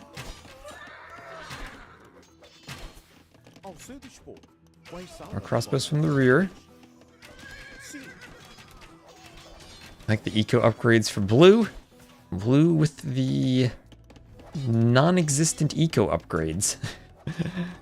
No eco upgrades at all. It has to be spending a ton of wood rebuilding these farms. Those buffaloes still not there. Now the long distance non-mule cart usage of that lumber camp too, or that non-lumber camp, that wood line too. The Nikov upgrades. Plan was to deal with Matilla and then the other player after. Well, dealing with Matilla seems to be the hard thing, as Matilla is pushing. We do at least have Castle Age on the way for Nutty. Nutty finding a way to go up. That's a lot of knights from King Gaz.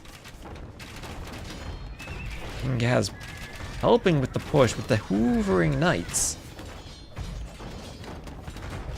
Tower taking some damage. TC here attacking the scouts. Nikav's still getting bullied even though he'll improve.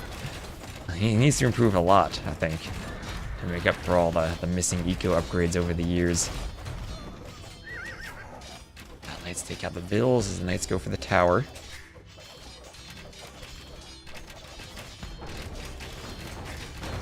There they go. TC attacked.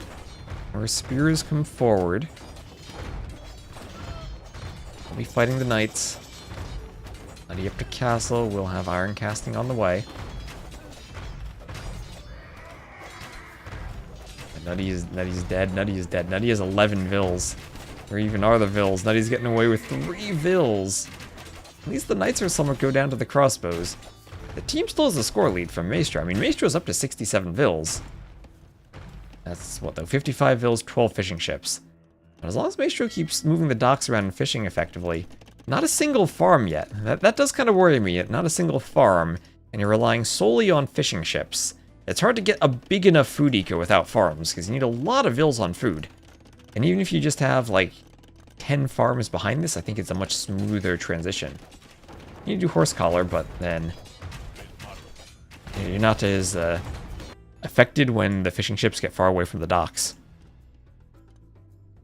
Only weighs unnecessarily much in the score. Okay, now that is a castle drop from Maestro. That is a castle drop. Maestro's still at the score lead, has ballistics, has thumbering on the crossbows, and maybe enough crossbows to deal with the knights. Honestly, the knights would need to take a really good fight. They'd at least have their armor.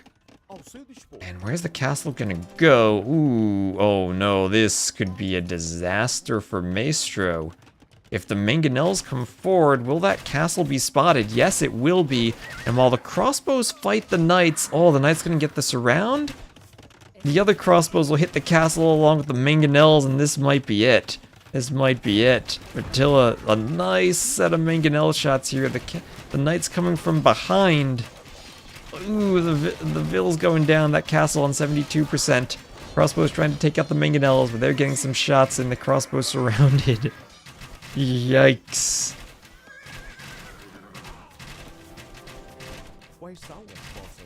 Oh, woe is just a fish.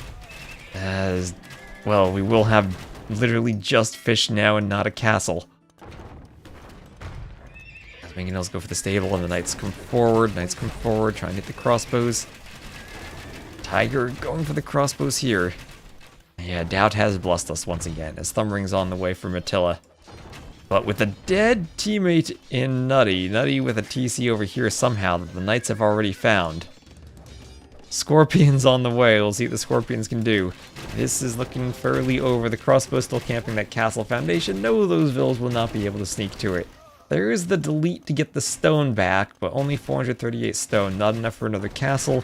And stone is hard to come by on this map, as knights are going to run around the back of the back and find a few more vills undoubtedly from just a fish. Even take out the spears before the spears are amassed enough to pose a real threat to the knights. And I think this is feeling kind of over. I just get through the wrecks. Maybe speed this up just a tiny bit. And see this crossbow fight. Oh, look at the CBA micro from Attila to dodge with the crossbows, dodge the ballistics. Here come the Scorpions, but against Knights and a Mangonel. And all the crossbows are going to continue going down as Knights get in at the rear. And this is just a cleanup now for Idlevilles. Or for the rest of the eco there, as Idlevilles Anon falls behind. Yeah, the CBA echoes Attila 1500. It's always hard to tell in these events, because then sometimes players just super grind and prepare. And at low elos, that can have huge effects and huge swings. Especially by the time we get to the finals. Attila beasting here. Outpost goes down. TC besieged. More knights coming forward. Oh, that's a lot of knights. And there's the GG. And a 3-2 win from Vegemite. Attila beasting in every game. And they'll go for the TC. So GG's for Vegemite. And 124 kills from Attila. Best eco too. And even though Attila died in that second game, came back and carried it. GG's all around. And that was a wild set. And the first two games I honestly felt very competitive. This game was a bit more... I mean, even this one, they won the water. But it was 3-0, but definitely a more competitive 3-0 than it would seem, just from the scoreboard. Attila was away for the group stage where you won. Ah, yes. The horror of winning the group stage. And then losing in the finals. They've even picked your home maps for you. What were the civs there? That was Huns and Georgians. Where's that Georgians icon?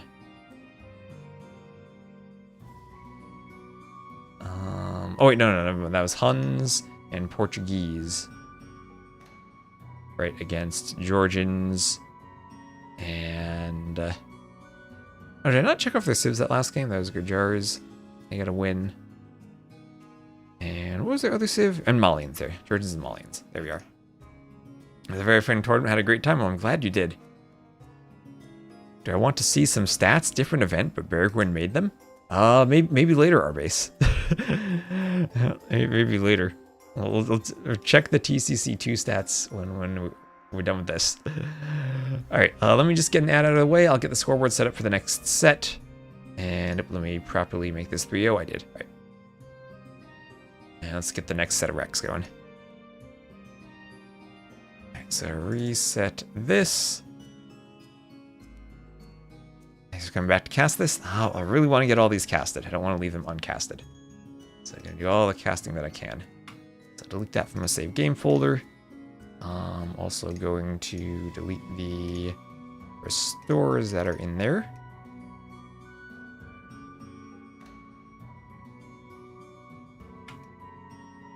And grab the next set of recs. So next will be the Wanderer League.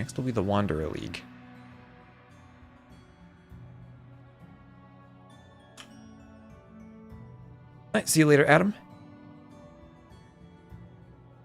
This will be the Wanderer finals. And don't forget, we are still streaming on YouTube too, so if you want to watch there, it is an option. So we'll have the teams here. It'll be Tartar, Inquisition, and Trolls in the drafts. And this is now the hard part, figuring out which team is which.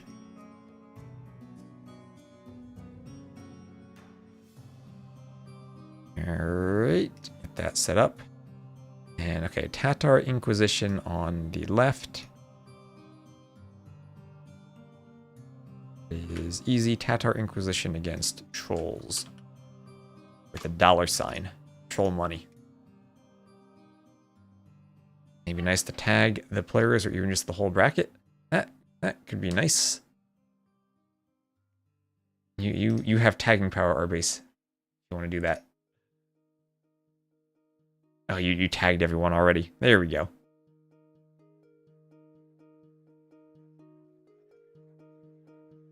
We can list the timestamps of the YouTube bot, I think, in the announcements for all of the sets when we're ready for it, or when we have all of them, and make like a watch list for everyone. Alright, I need Rex now. I need Rex and too many Discords to download here. Traveler results. Or nope, Wanderer results. Alright. Tatar Inquisition versus Trolls.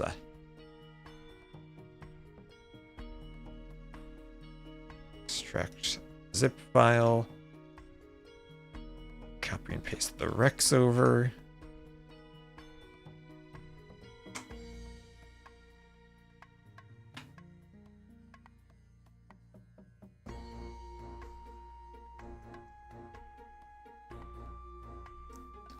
And I think we are good to go. Alright, so I'm guessing that the troll $sign is the troll team. So when I set up the scoreboard, I think we'll know who is where. Maybe open Capturage real quick. And I set the scoreboard up. The map is Mediterranean.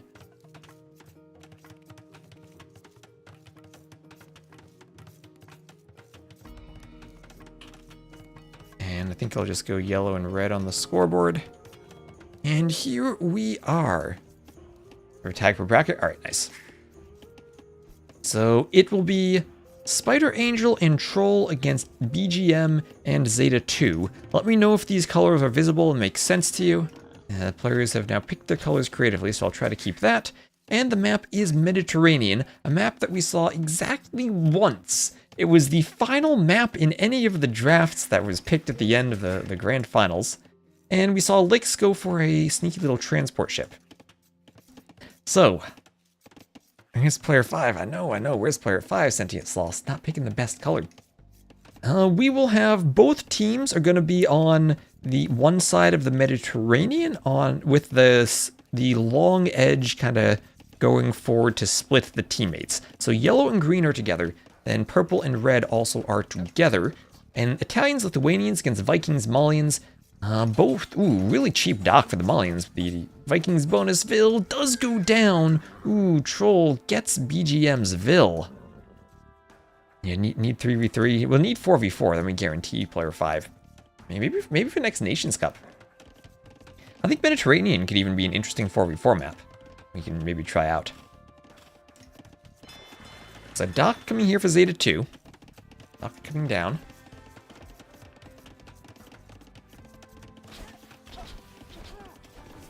Let's go for the boar under the TC for Zeta 2.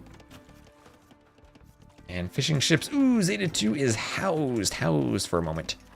So this is 1 league up. Oh, hold on, wait. I need to set the scoreboard here. This is the Wanderer League. Wanderer League. Right. So I guess we step up a bit in elo from the previous bracket. I should, over time, as we go through these sets today, start climbing and ranking. And we can see maybe some better gameplay, but I gotta say, that previous bracket had some really nice gameplay in the finals. That was a crazy couple of games. Waiting for 8v8 maps? Probably soon. I mean, 16-player maps are clearly in the game, or in the map scripts right now. Code for them is. And hello, Behearded Axeman. How you doing cam stream today? Yes. I just got a haircut today, so I figured I might as well stream with the cam and do it for all the community sets. So, doodle on the way. You find those 16-player Regicide Rumble games. I am honestly afraid to make maps for 16 players. Yeah, the haircut stream. Should I? Oh, what did the fish do in overlapping? What did I bug out on my maps that the fish overlap? Okay, that shouldn't happen. And Bad Twist needs to go fix that. Alright, let's hope that's not a big deal. Anyway, looks like it will be some walls on land for Zeta 2. Has to be extra careful that there will be a hole in the back of the walls. Oh no. As the fires now come forward for Spider Angel.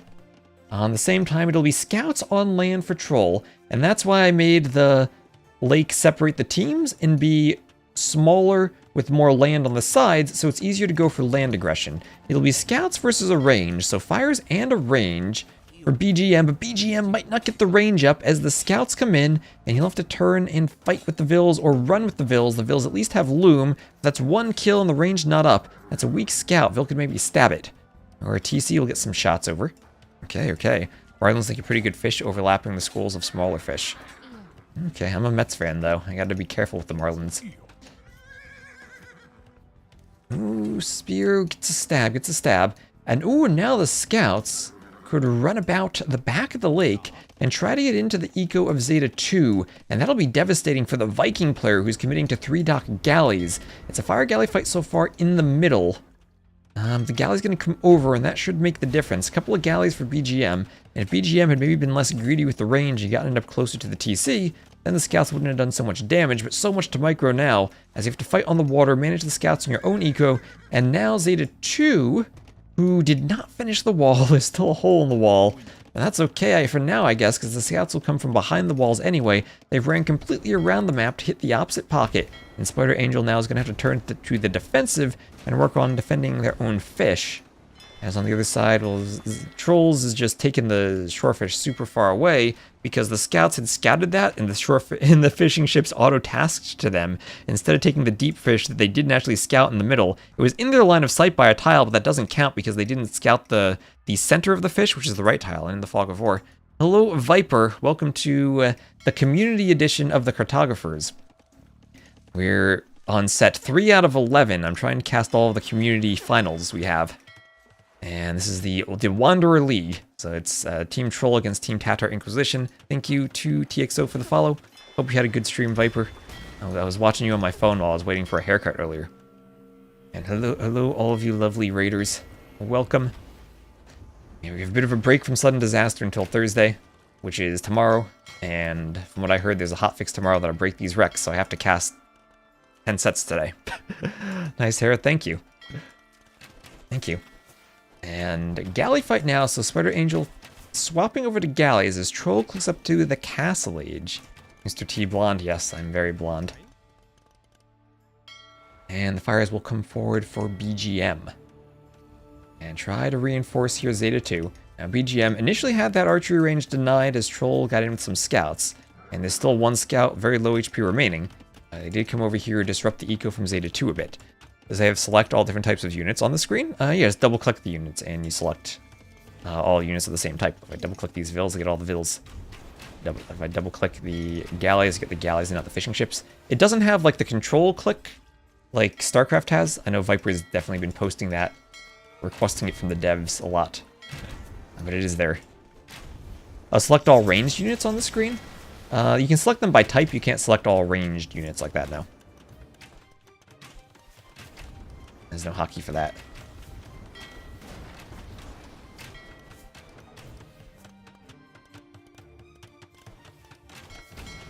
Maybe that could be interesting.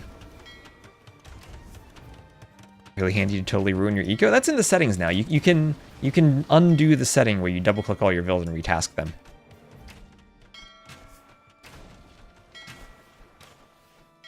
So galley fight being won by our Viking player here, being won by Zeta 2.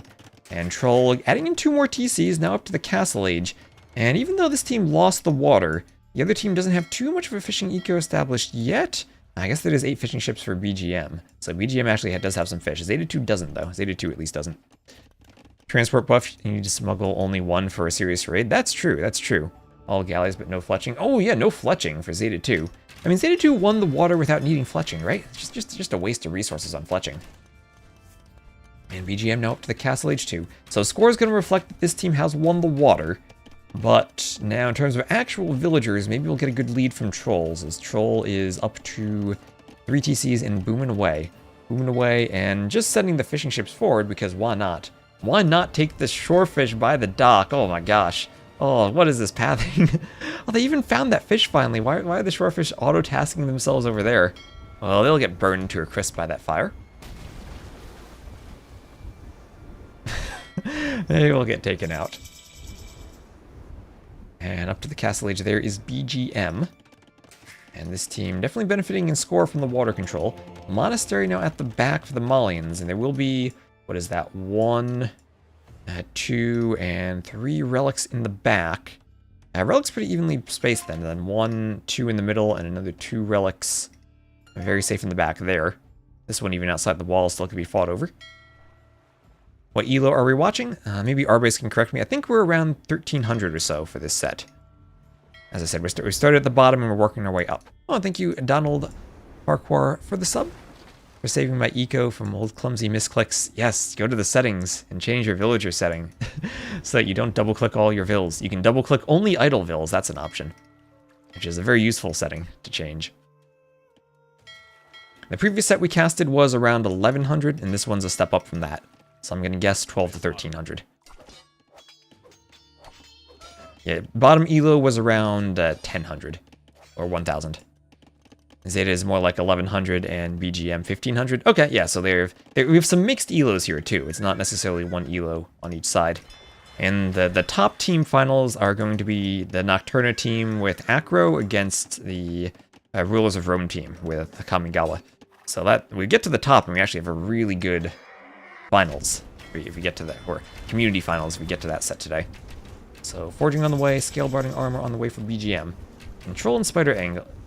I know I've seen Zeta 2 around. The other players I'm not too familiar with. Knight's getting to the back of BGM's base again. And still that score reflecting the water, but a lot of idle time and a lot of damage done by Troll on the land here.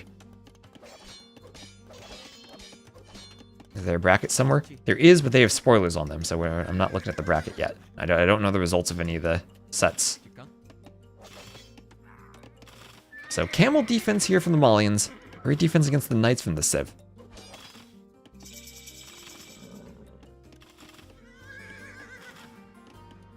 And And still only on one TC, just now BGM adding in another TC in the rear, gonna panic and spam build it with as many vills as possible to get it up before more knights come in. Yeah, maybe don't post the link then at this point. You can go to the Discord if you want to see it. So there's a couple of walls up. Zeta 2 did realize that that was no longer walled fully. We'll have Bodkin and Bosaw on the way for Spider Angels. The University comes up. And it will be double ranges. Ranges split up a bit by the wood line. It's a bit awkward. And just a few archers out now. But that could be some nice pressure on land, especially if maybe Zeta 2 overchops this wood line and doesn't realize it. And you never know when that's going to happen, especially at this elo, and the archers could get through. It will be hard for Spider Angel to stay walled on land because of the water control here. Same thing for trolls, but at the same time, no real military presence yet from Zeta 2. As I say that, he's starting to pump out free-range crossbows, and has added in 7 fishing ships, so the fishing eco will be nice. And we're even having some fish traps in the back from BGM, realizing that the deep fish are running out fairly soon. And hello, Marty Lord. So galleys will be going for the blacksmith. Tatar team should just drop a castle with the cover of their galleys. They could do that to try to retake the water, but then you run the risk of retaking water against the Viking player who's going to go longboats. Or we're going to go cheap galleys. And honestly, this team deciding they're just going to go imp. Look at that. I mean, 75 vills, biggest eco for troll. And he's on the way to imp. We'll be adding in more stables as the Lithuanians. I don't think he has any relics yet. House walling up to the side. Okay, this is going to be imp for them. I mean, imp could lead to fast fires and retaking the water. Tatar team is the Vikings. Oh, wait, never mind. Tatar Inquisition. Okay, never mind. The Vikings team could drop a castle? I guess they could. They already have the water, though. I'm not sure where they drop it. Maybe forward? No, I read the names incorrectly for a second. I saw the T from Troll and thought that meant Tatars. But no, Tatar Inquisition, you're right, over here. None of the civs are Tatars. They just name themselves Tatars. Fast imp equals fast fires. So that's what I'm thinking. Fast fires retake the water before longboats come out. That could be the play. We still do have a dock here and war galleys for Spider Angel. I mean, it could also just be galleons. Whatever you want to do in imp should win against castle-age ships, but retaking the water is a big risk when the crossbows come forward for Zeta 2. And they're going to start peppering those vills on the gold with some arrows. 2 times transport.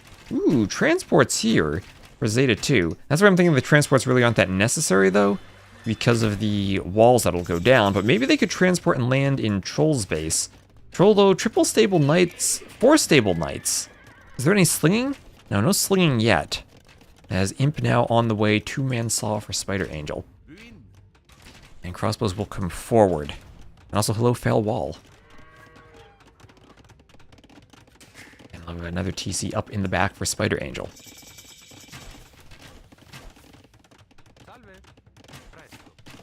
As the crossbows come forward. And they can't deny that TC if they find it. Some knights from the back could be annoying, though. Not going to try to dive that TC. Just going to come around. They don't have ballistics. And that's soon going to be cavaliers. More armor on the way for Troll. They need the armor before really engaging the crossbows. Some galleons actually could come out of that dock and hit the crossbows if they wanted to take a fight together. Spider Angel's still running. This is some good aggression from the crossbows, but also putting them in danger of losing the fight to the Cavaliers. Imp on the way for Zeta 2, but will the fight come out in time from this team to kill the crossbows? And now more villagers here at 95 vills for Troll. And this fishing ship economy, 23 fishing ships here for BGM, and all added to fish traps. BGM ready to play some Black Forest on Mediterranean. If they lose the water to yellow, all of a sudden BGM's not going to have any eco, and these Cavaliers engaging before they have the final armor upgrade, but they're going to run the crossbows into the galleys, and now Zeta 2 is going to lose all of the crossbows on the way up to Imp. No war galley upgrade, so this might just have to be longboats, but I'm sure longboats would prefer fighting fires rather than galleons. And even then, you probably need elite longboat to take a good fight on the water, so this could be devastating if this team suddenly loses their fish eco, as we do not have a score lead for Trolls and Spider Angel. And now the Cavaliers will be running forward on this side. Okay, did these transports get used for anything? No, they're just sitting in the harbor. Sitting moored at the coastline right now. And BGM with some camels coming over up to Imp, going to try to help out against the Cavaliers. And the problem is the Imperial Age Cavaliers, 6 Pierce armor now. They're going to be taking 1 damage from those 7 attack crossbows. And Zeta 2 needs to make sure he's fully walled up. The Cavaliers can't run in. There's probably a tree behind that wall. Cavaliers still hoovering around. Chemistry and iron casting on the way for trolls. Still 4 stables as the Lithuanians. Maybe he needs to pick up some relics. Don't think he has any yet. And here come the forward galleons, and all the galleons need to do is come over by the docks, and they will destroy the fishing eco. Troll with a huge score lead thanks to that boom on the land. And this team right now just has to hope that Spider Angel doesn't have the foresight to move to the other coastline. Takes out the transports, no value from them. No crossbows able to hit Troll's base. And Troll able to farm freely now that his team is retaking the water. Maybe a few galleons just need to go down to the south. All of a sudden the Vikings, they're up. Bracer, Arb, and Chemistry all on the way. That'll be much better against the Cavaliers. But the Cavaliers are in. And over here on this side, a couple of monks going to try to stop more of a break-in. As Vils need to repair the house. And more Cavaliers on the way. And fish massacre, incoming fish massacre, here we are. The galleons are there, they found the fishing eco, and at the same time the Cavaliers are moving in. They're moving in. And maybe that score lead was deceptive from having won the water, as the 3TC boom from Troll has paid off big time. And all of the fish are going down. Purple through ranges and range of cannon galleons. Yeah, purple trying to go long blitz, but too late. And the double fast imp click there paying off. Green trying to go paladin now.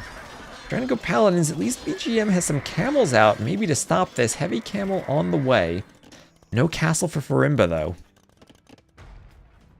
And this is Viper's worst nightmare when he plays Black Forest, seeing docks that have had all of their fishing boom removed.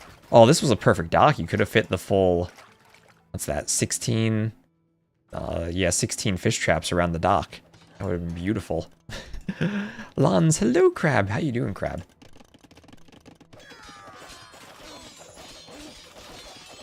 Okay, camels coming down. Killing some Cavaliers. So BGM, try and hold on with some camels. Try and hold on. You're tired? I know that feeling.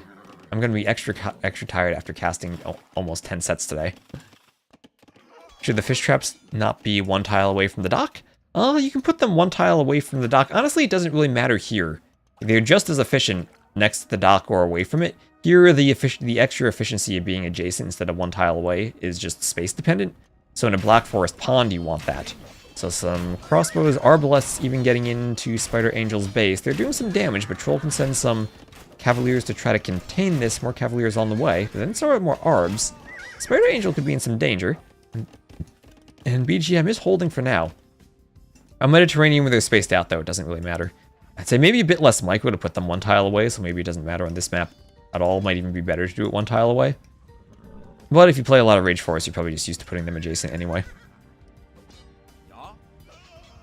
There's no efficiency difference. The fishing ships being with a fish trap 1 tile away still don't have to sail at all to drop off, so that's fine too.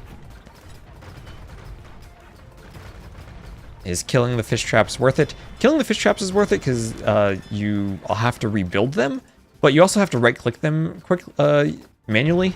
If you just patrol in, your ships attack the fishing ships and not the fish traps, so it's a bit more micro to destroy them.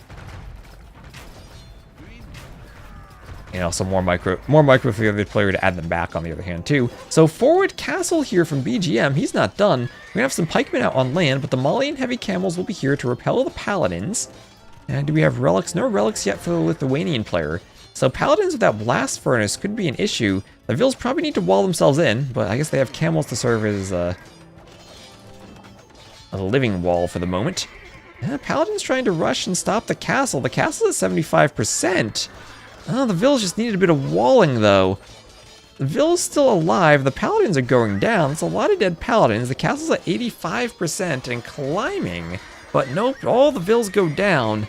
No walls from BGM. And ooh, all of a sudden, I mean, the Camels are still taking a good fight against the Paladins, but Trolls is going to try to make a swap into Pikemen now to deal with the Camels.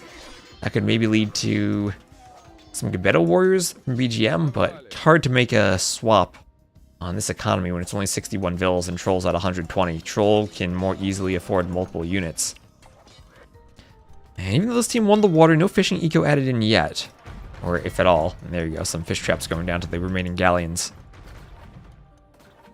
Yeah, you could place it directly next to the dock in that previous update at Marty Lord. The problem was fishing ships would not initiate construction of a fish trap if they were on top of it.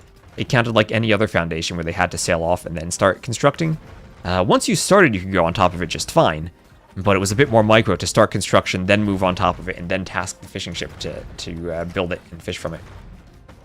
And the automated reseeding of the fish traps did not work. Because just like villagers walk to the center of a farm before rebuilding it, the fishing ships would sail to the center of the fish trap, try to rebuild it, then sail off of it, and then try to rebuild it from the side. And all the auto-tasking wouldn't work cleanly. It would mess up your fish boom. So, but before that, you still could do it. It was just very awkward, and in some situations, if you're fishing for a long time, it wouldn't be worth it. So you usually had seen the one tile until that change. Anyway, this castle is up, and it'll be trebuchets for BGM, but a defensive castle from trolls.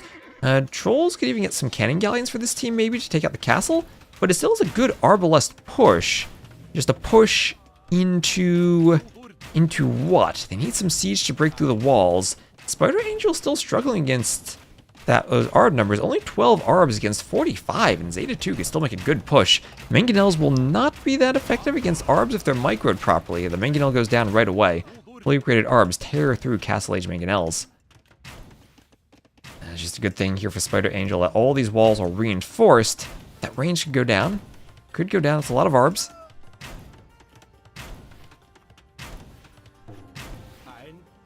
You know, on the way forward, Treb is out and shooting at that castle. 2 Trebs, but not walled in.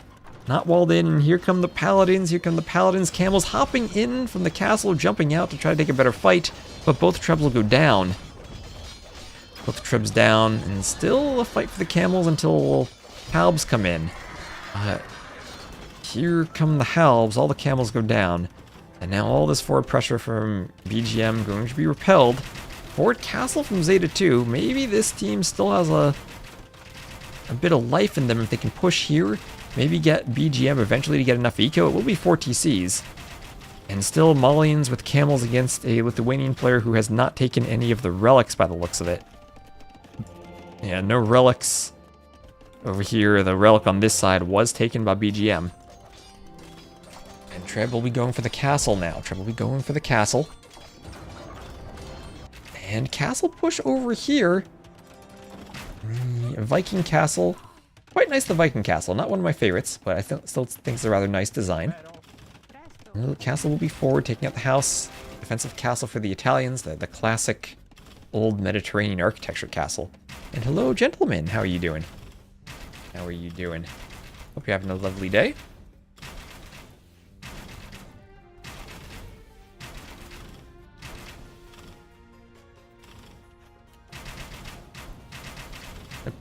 Sorry for the screen flicker there. Happens when I have to alt-tab in Capture Age. So we have all these ships from Spider Angel coming forward. And we'll take out the house. Can always open this palisade for some counter raids. But here come the Cavaliers and the Light Cav. Ooh, or the Paladins and the Light Cav. Okay, swapping to Light Cav feels kind of awkward against this many Arbs. Especially when they won't have Blast Furnace, and so far, so good for Zeta 2, able to defend. Start engaging in the Treb War. Maybe needs to use the Ram. Maybe need some Vills repairing. No repair Vills that I can see yet. Trolls really would like just to snipe the Treb. But against this many Arbs, it's going to be costly. I guess Trolls is fine to sacrifice all that Cav, though. That's going to keep his teammates safe. And also he's pushing on the other side, so a bit of a sacrifice there to stop the Treb push. Over here now, it's camels. No Farimba on the camels. Just normal camels. Gebeto warriors from the castle being added in to help deal with the Halbs. And if the gold's running low for Troll, that could be good for the other team. Troll did not scout the 3 tiles of gold right outside his wood line. And the camel's running forward. Gebeto support so far so good against the Halbs. I just need to find a sliver of daylight for taking out the Trebs. And Troll's afraid to continue engaging. We'll pack up the Trebs and move them back. Gebetto's still effective against the halves even without the elite upgrade. Tearing through them. And okay, this is still a decent fight for BGM. We have some more fishing eco being added in for Spider Angel, or cheap Italian fishing ships. Isn't it kind of odd that the new Byzantine castle looks like the Italian Wonder? I don't even know what the Italian Wonder looks like. That's a good question. Why don't they add trade? They probably could at some point. There's still neutral golds for them to take, but they definitely could do markets in the back and start adding trade at some point. They could. Without gold due to scouting. Yeah, Spider Angel just now grabbing the gold in the back, but also has more gold all the way in the back. The extra golds. Every player will have 1 3-tile extra gold on the map.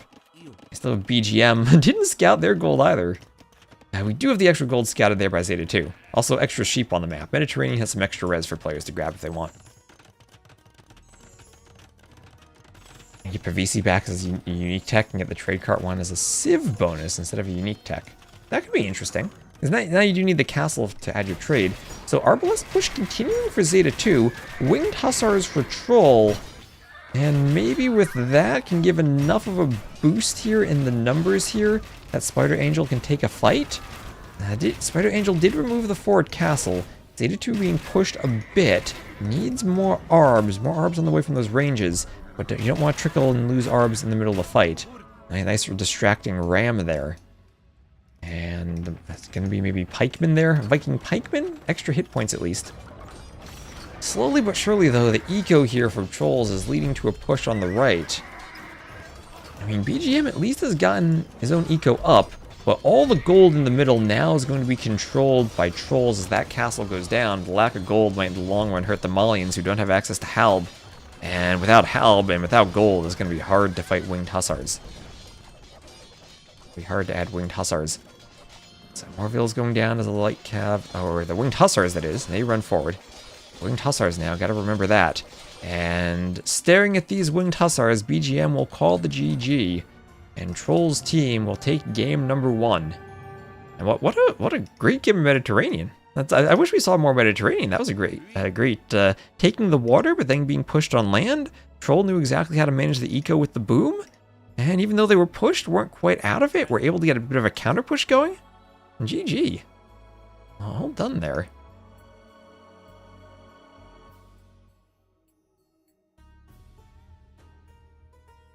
Are there standard maps that have Arctic foxes? That's a good question, not that I know of. And then you have Troll, 246 kills, negative KD, but just had the eco to pump and sustain. Yeah, look at that economy. Work of art there.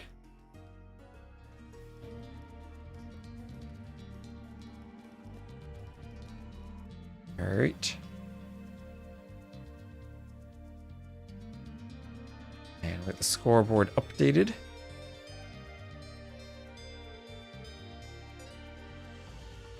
That'll be a win for Troll's team. And we'll have 1 Mediterranean. And as far as the civs go,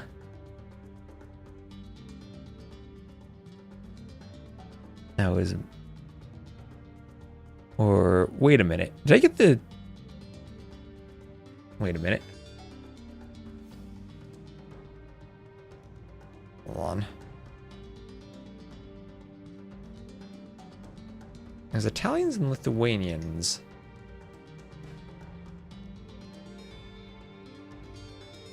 Yeah, Troll is on the right side. Tatar Inquisition is on the left. Oh yeah. Malians and Vikings. There we go. Malians and Vikings against Italians. I got my left and right confused for a second. And Lithuanians.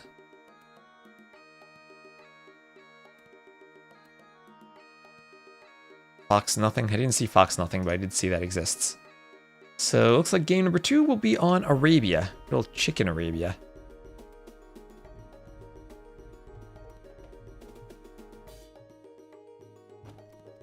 And here we go. Let me update the scoreboard. Alright, so they've swapped colors a bit. Let me know if this is confusing at all, and I can change them. But it'll be this time Spider Angel in the blue as the Maya, alongside Troll in the green as the Magyars, so it's very standard Archer Scout combo. It'll be against Zeta 2 as the Malay on Arabia, going as the Archer Civ, and then BGM as the Franks as the Scout Civ. Okay, Malay. Falling everywhere in lag for everyone, oh no.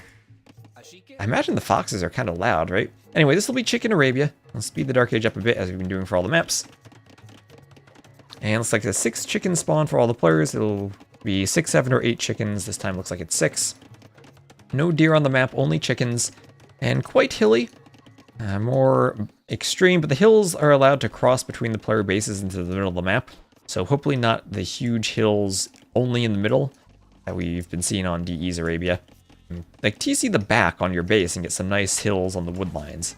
That always feels good if you can get a defensive TC on top of a hill, and not just in a valley at the bottom.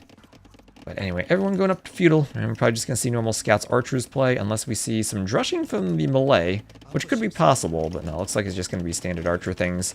Although it will be a bit of a take of the berries, as they will have the stable from the Magyars, just as expected there. Barracks going up for Spider Angel. Kind of awkward that 2 wood lines are forward, and Spider Angel might need to get 2 ranges in the back somewhere. Kind of awkward to send ranges forward. But we'll just do them in the middle by his teammate. So stable from BGM.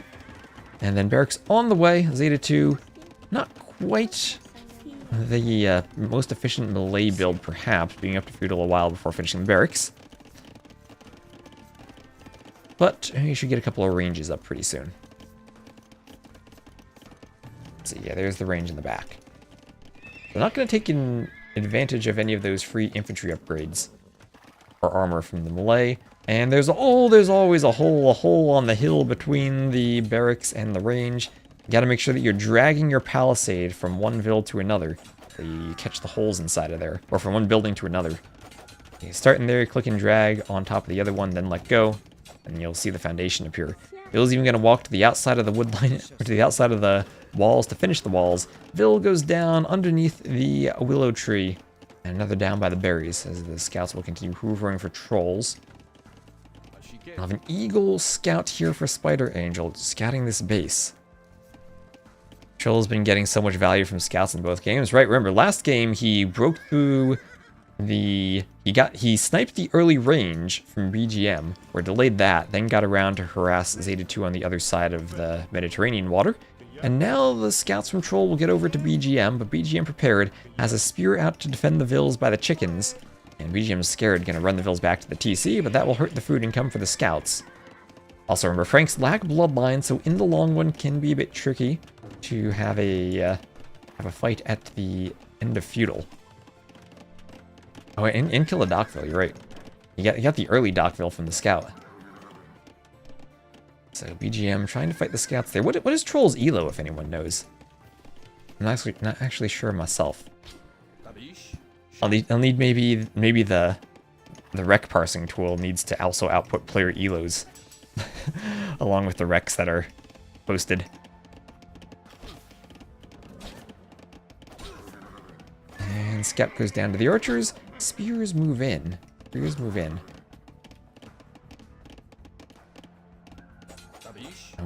Which one? Just like all the recs, so I get like a brief summary of the player elos at the time the game was played. So I know these were played a couple weeks ago. Maybe the elos have changed since then. But just like I guess the current 1v1 elo would be the most informative. I guess there are some players for whom team game elo is better than 1v1s, but for the most part, 1v1 would be the right one. Unless you want to output like everything, like current highest 1v1 and teams, but that might be hard to format. And Landervic, thank you for the follow. In theory, it is in the rec. Ooh, okay. That could be nice then. Thank you very much for the follow. We're also closing in on 14,000 followers, so I do appreciate all of the follows. Everyone. And Tainter Tots, thank you for the follow. Do I find it hard being so handsome? It's like, you know that episode of SpongeBob where Squidward gets too handsome? It's just like that. Team game elo is important sometimes, says the player who's top 100 team game elo.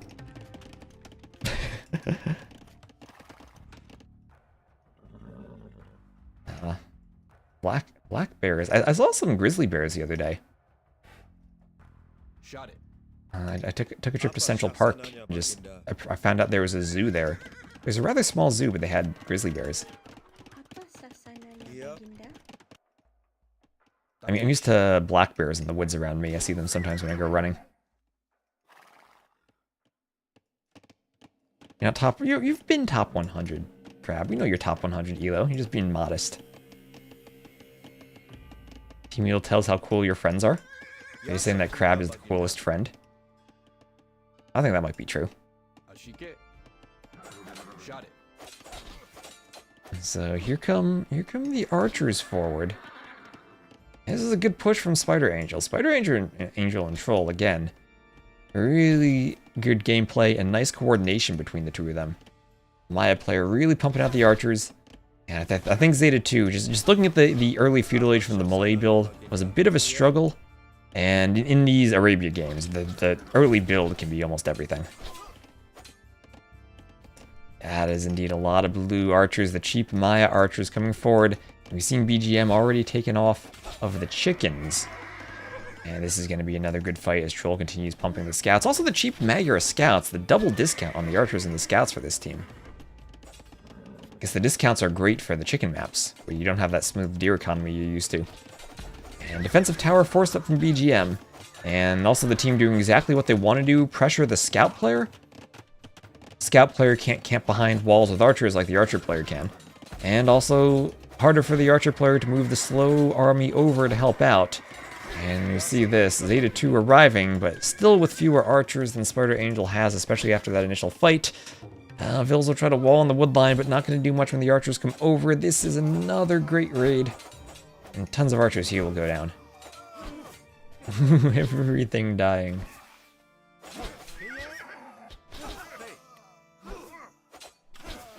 Oh, look, it was going down. Maya team versus a non-Maya team on Arabia.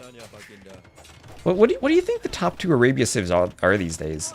I mean, Doubt and Hera gave us an incredible showing with Hindustanis and Khitans back during the Cartographers final. Don't know if there's much room to avoid the Scout Archer composition in the long run, though. Would love to see some type of Omega laming from the Goths, and then some type of Phosphoro-esque fast castle, like Rathas or Arambai or Conquistadors from the other player. Hello, Maple Leaf Lancer. Again, these are wrecks, so the match command won't work, but this is the around 1200 to 1300 Elo bracket. And now, now Zeta 2, even at home, going to be a victim of the same pressure and already has struck upon his teammate. Now, Castle Age on the way for Zeta 2 and for Troll, but a bit too late maybe for Zeta 2 to save these villagers even under the TC.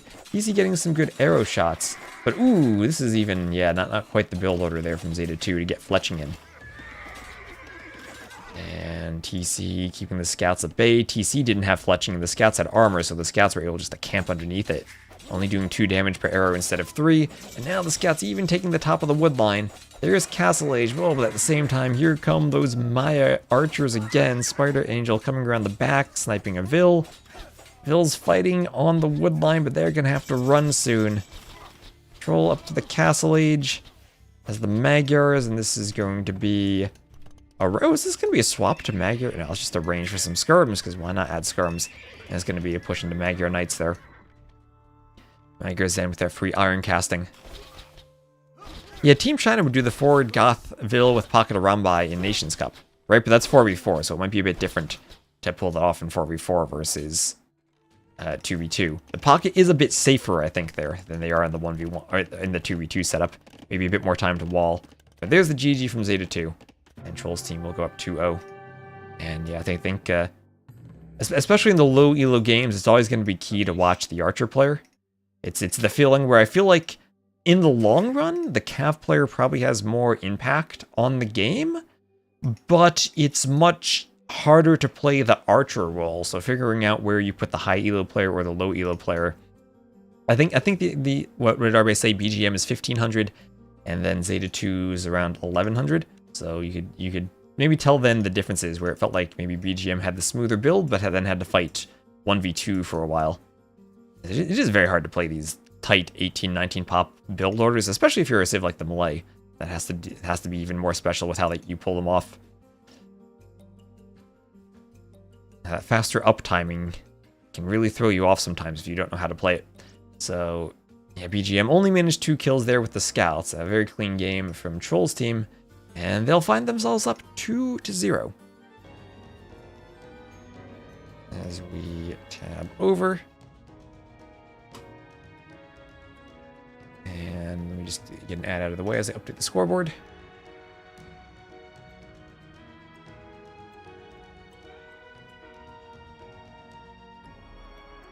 That'll be a 2-0 lead for Troll, the underdog in terms of elo, it seems. They did manage to win on Arabia. Qatar Inquisition did fall short there. And with the civs, that was Maya and Magyars against Franks and Malay. So probably the smoother Arabia civs too, and Maya and Magyars anyway. And hello, Landovic. Really awesome you're casting all these. Thank you. Will the scout finals be at the beginning of the VOD later today? The vid that's posted now starts with the Travelers. Yes, the scouts. I actually casted the scout finals earlier. I casted them earlier. They're on a previous VOD. If you see my YouTube channel, and it's in one of the titles, it'll be there. I casted them after one of the sudden disaster sets. So they're the ones that I've casted already. And thank you, Saku, for using your Prime sub. And in case you didn't hear that during the ad, I'll repeat it, Landovic. I casted the Scouts finals already. They're on one of my... If you look at my YouTube channel on the live tab, you'll see them on one of the past VODs. They're still on my Twitch channel, but they were after one of the sudden disaster sets. I actually did manage to cast them earlier.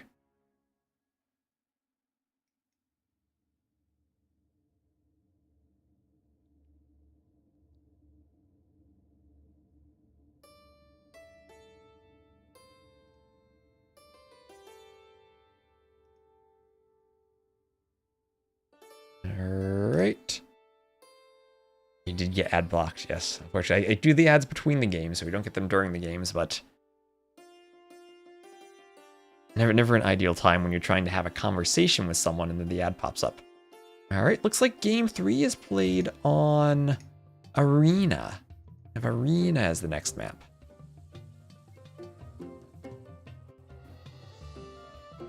Just make sure the scoreboard is red versus blue. There we go. And alright, the next map will be Arena. We'll have Troll playing as the blue Spanish and Spider Angel as the green Byzantines. They shall be against Zeta 2 as the purple Bohemians and BGM as the red Burgundians. Again, on this version of Arena, I did leave the back walls, and we have seen players use them to great effect, retreating back behind them to reboom if they're pushed. Maybe a bit too much backspace behind them for this map, or maybe I'll adjust that if I use the map again in the future. I tried to make the map a bit more compact, a bit smaller than DE's Arena. Just force some more aggression in the middle if possible. And more Arena-style aggression with the 1800 HP walls instead of tower rushes. And Maesty, I've not casted the Magyar Hussar finals. That's not a league name, but I've started from the bottom and worked my way up. And this is the Wanderer League. This is 3 out of 11. And my hope is to get everything casted by tomorrow morning. Looking sharp with the haircut. Thank you, thank you. I'm gonna blame Arbase. Arbase's fault for not admin forcing everyone to play their games faster. So that's because I've heard there's going to be a hotfix tomorrow, so I'm going to be... And the Rex might go out of compatibility, so I'm going to be casting as much as I can to try to get them all in. And Baladin, hello. That map in those civs, absolute arena moment. So that was one heck of a boar lore from Zeta 2. I know that feel. I mean, this was played in the previous patch, so the TC still kills the boar, and can be awkward to go for that boar lore here compared to the new patch. So a bit of a not the cleanest Dark Age there, but it is arena, so it doesn't really matter. So Bohemians Burgundians against Spanish Byzantines, 4 great arena civs. No elephants this time, no elephant rams. We have seen some really good elephant ram pushes so far. So stable and barracks going up here for BGM. I have a scout and another scout out there for Zeta 2. And a market and a blacksmith coming up over here for Zeta 2 between the wood lines and on the gold. And we'll have some scouts hoovering around here for BGM. Xing in the middle here. And Scout fight. So Scout opening from BGM as the Burgundians. Not too surprising if they want to go for Light Cav later on. Scout's meta will be out in case the Spanish want to castle drop. But then the Byzantines could maybe do a couple camels of their own if they want to capture the Scouts. There's a barracks from Spider Angel. All of these civs, good monks if they want to go for monk rushes, but probably not going to be the strategy here from a Burgundians player if they already are scout rushing.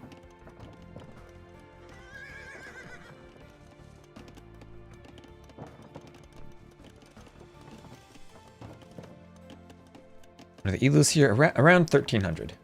Around 1300. So everyone up to the castle age. And we'll have a mining camp on the way for BGM. And mining camp on the gold. Not on the stone. Will be on the gold. And could be monks behind that then? Is this just a... Ooh, this is just a feudal loom on the way here for BGM. Okay, so BGM going full scouts actually on arena. Feudal booming for some scouts. I'll just speed up the castle age transition a bit. And archery range actually for Spider Range. Is this going to be siege tower crossbows? As the Byzantines? Double ranges. Okay, this is going to have to be siege tower crossbows then. But that's not going to be in time. If a forward castle is dropped, there are 8 vills, and the scouts here that are out on the map will help secure the castle drop. Castle's actually going to be... Ooh, castle's going to be dropped over here. Okay, never mind what I said about the siege tower not working. Now, all of a sudden, this is going to be a devastating siege tower if it gets over the walls and hits Zeta 2. Wall Zeta 2 is forward for the castle drop. So defensive castle here from Troll. Troll has a pretty nice wall off here behind this. And as the Spanish could go monks and conquistadors to defend against the Hussite wagons. Okay, okay. Oh wait, skirmishers. What are those going to do against Hussite wagons? Spider Angel. I know Skirm's the best unit in the game. I know that. But... yeah, BGM went fast feudal. BGM went fast feudal, Bergwin.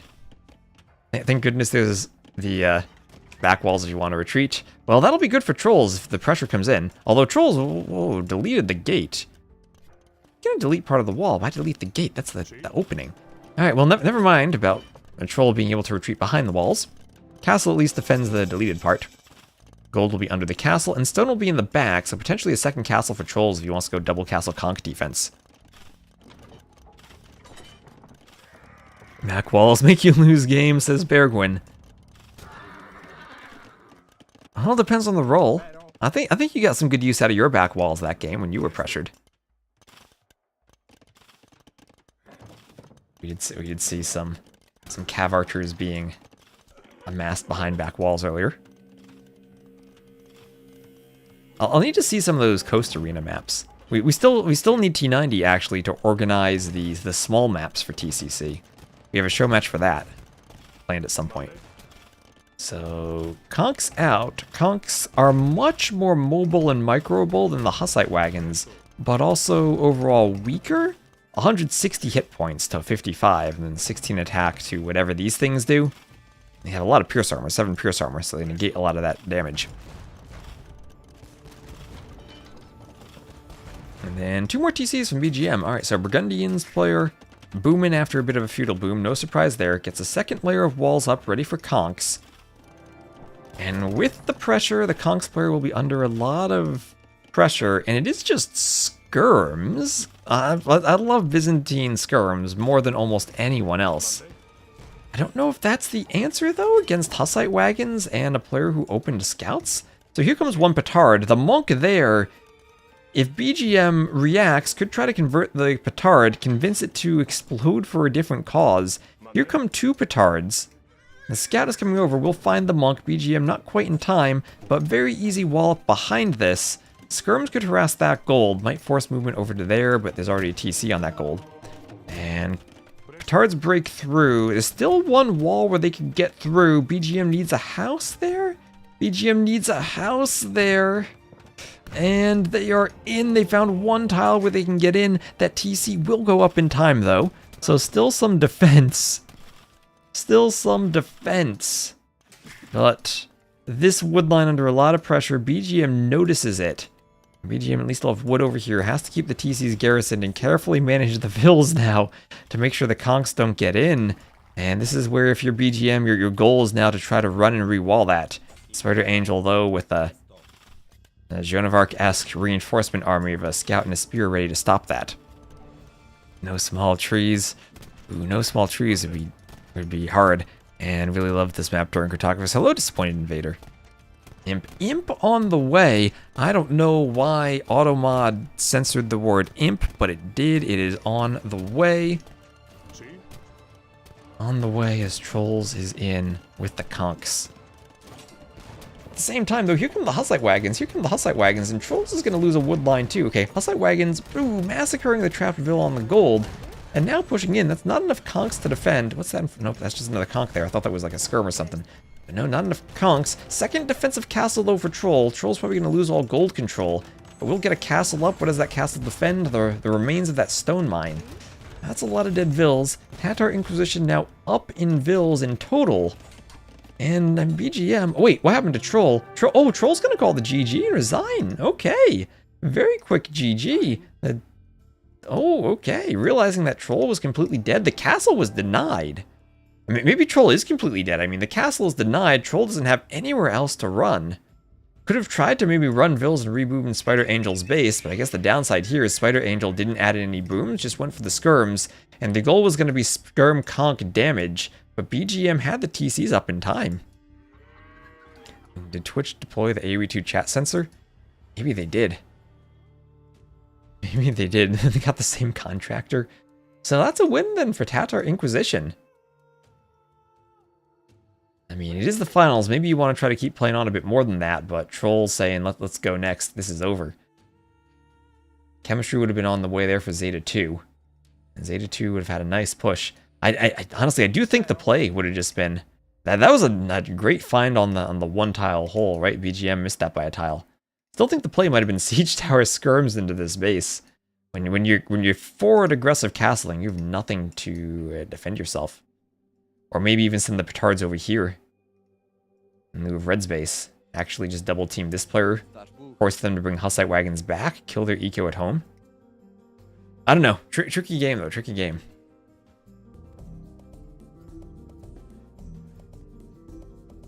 Use small trees. Small trees. Is definitely a recommendation on my end.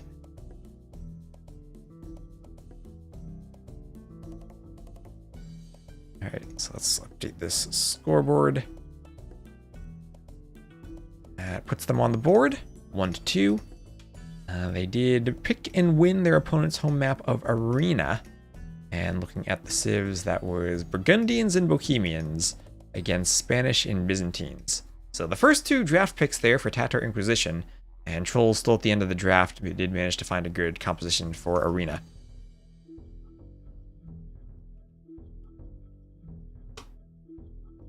Is the even unholier version with the identical pine trees mod? Yep. And hello, I am on YouTube. Like the video? Yes, you can thumbs up on YouTube. It's nice to have like 126 people just watching on YouTube. And it really does help increase the viewer count. And even after that Viper raid, we're still at like 500 total viewers for the community event, which is amazing. So thank you all. And game 4 will be played on Black Forest.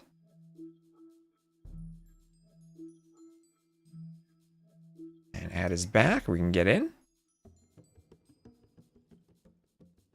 1600 plus for big trees. That is high. All right, so there we are. Get the colors set up. And here we go. It'll be Black Forest. Spider Angel is the Britons, and Trolls is the Khmer to the south. 4 pawns on the map.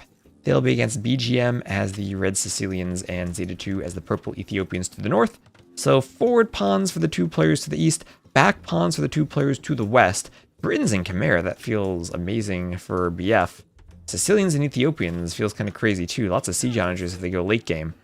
But maybe tricky to deal with the Britons. I guess Ethiopian torsion engine bombard cannons are the best you can do, but they are apart from each other.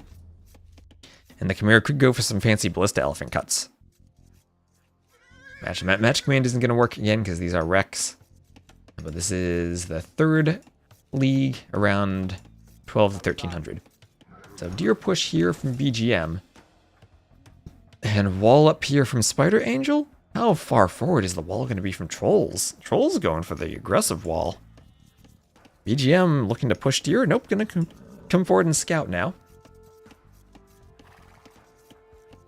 And get the first hit on the scout, but the Vill's there to help in the scout fight if he wants to. That's going to be a very forward wall.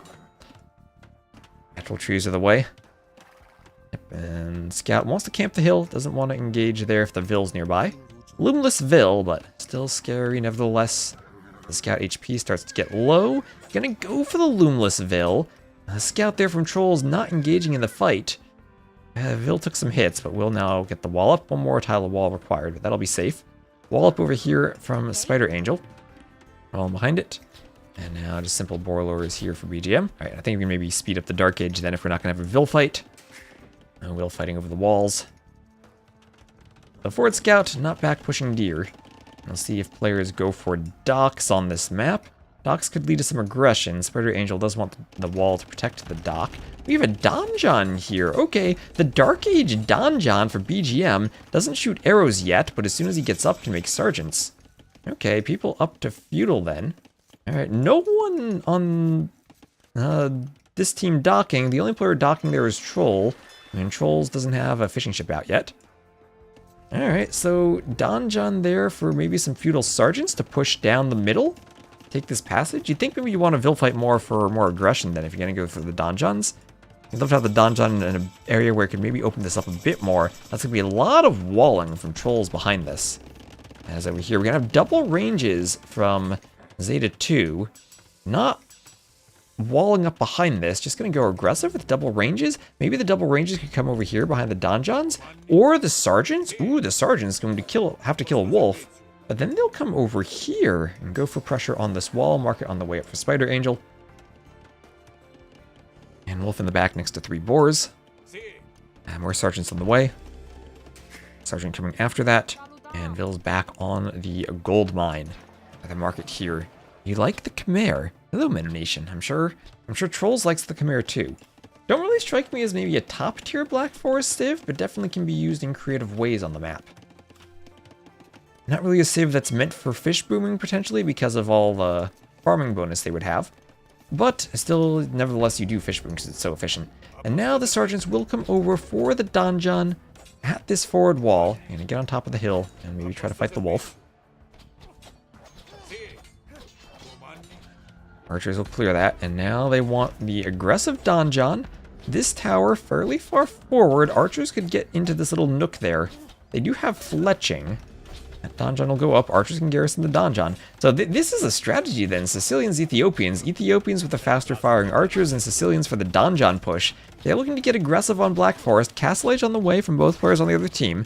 Might have to be a Mangonel defense then from Spider Angel. Might be a situation where you want to stonewall off the passage to your ally and then go Mangonel defense yourself.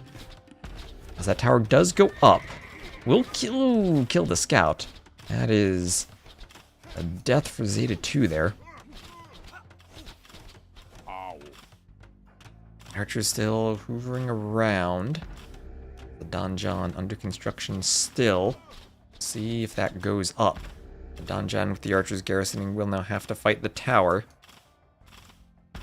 We'll have to fight the tower, and archers on the way. That's a lot of archers in this Donjon, and the sergeants can repair it. So they should be a tower fight win for BGM. Although this tower does get more HP once Castle comes in. It's a bit of ways still.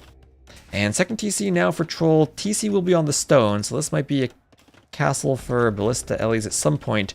On the other side, the Donjon push continues for BGM, adding it in forward with the sergeants. And we'll have a couple of houses here in the back.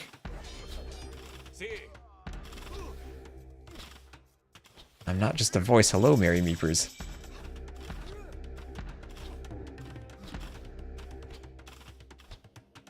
And the tower will probably fall there to the Donjon. It is now up with more HP, but that'll go down, clutching on the way. But now in the Castle Age, another defensive tower from the back, and maybe some Mangonels could come forward. I've seen a Donjon push on BF. I don't know if the barracks is the right play here. Is there a blacksmith already here for Spider Angel? Let Spider Angel click up. Where are Spider Angel's buildings? Oh yeah, there we go. Market blacksmith forward. Yes, I think just Workshop Mangonel might be the play rather than a barracks. And we'll see if these walls get broken through. Might be a bit harder to wall behind this, but you could always just use the pond as part of a wall. Okay, there's the workshop. Workshop's going to be part of the wall, too. You have to be a bit careful because it's not fully walled by the blacksmith. And you do have the blacksmith graphics overflowing their collision box. That water trowel there. Looks tempting. I'm sure Viper would try to fish boom in that at some point on Black Forest. Anyway, donjon up. Can't really mangonel the donjons? I think you can when they're in the feudal age. I think you use slashy flash for the follow. If they get castle, then they'll shoot more arrows. But in the feudal age, you definitely, I think, you can still get good mangonel shots on them. So thank you for the follow. As I said, we're close to 14k followers on Twitch, so I appreciate the support. It would be nice to be able to hit 15k this year. I think that would be a good accomplishment. That is a Droman pond, if only they got Dromans. They can go cannon galleons on the pond. Don't forget about good old cannon galleons in the pond. And follow the Magnus. Thank you for following the stream. And Castle Age on the way for BGM. Donjon still forward. More villas adding in houses. Mangonel on the way out for trolls. Donjon taking out the house. Taking out the house. Archers are all garrisoned, but can't really be used here. 13 archers just chilling in the back. It feels like this push isn't as aggressive as it needs to be, and on the other side, we're going to have a donjon push already, keeping the sergeants at bay. And again, yeah, it's just the feudal age donjon, no garrisons here. And Sanasol, hello Sanasol, hope you're doing well. Hope you're doing well indeed. Fishboom may be an exaggeration. Chimera 3 TCs and Fishboom. Well, I mean, it is 4 fishing ships. They do have fish here. But mostly a farming boom, right? Farming boom, I guess the Chimera want to do that anyway. Logic of building an entire ship for a tiny pond instead of just the catapult. Tiny ponds are the best. So that donjon taking out the tower. Castle Age on the way for both of these teams. And, well, how do you defend here? Do you stonewall behind the donjons? Do you do Bodkin and fight the tower?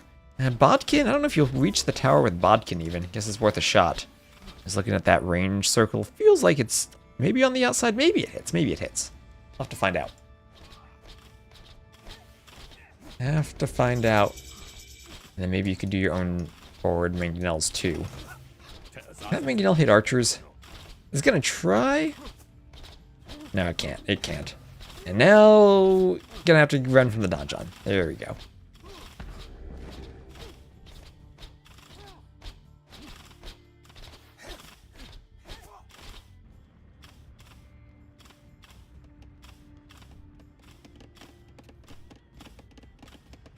This is hit by arrows.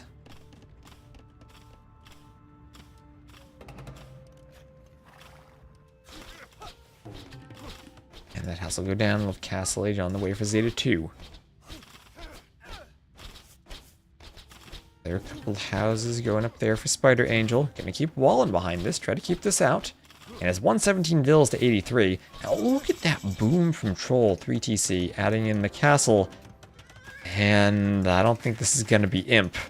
Imp would probably still be the play here with the boom, but this is gonna be Ballista Elephants and then probably a Night Flood, maybe even an Elephant Flood as the Chimera.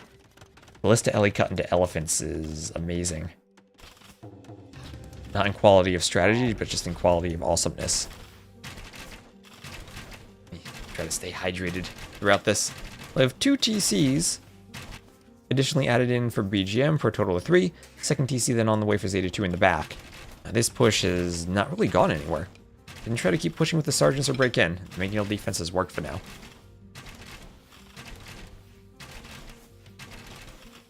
And coinage then for BGM.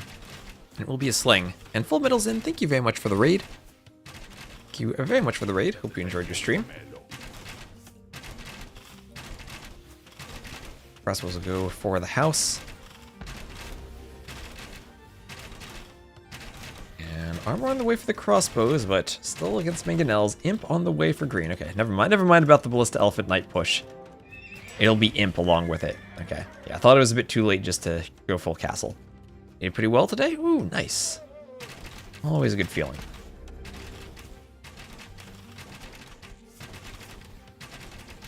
So crossbows breaking through the wall. We'll maybe speed this up as they're up to Imp. I'll pick a Vil.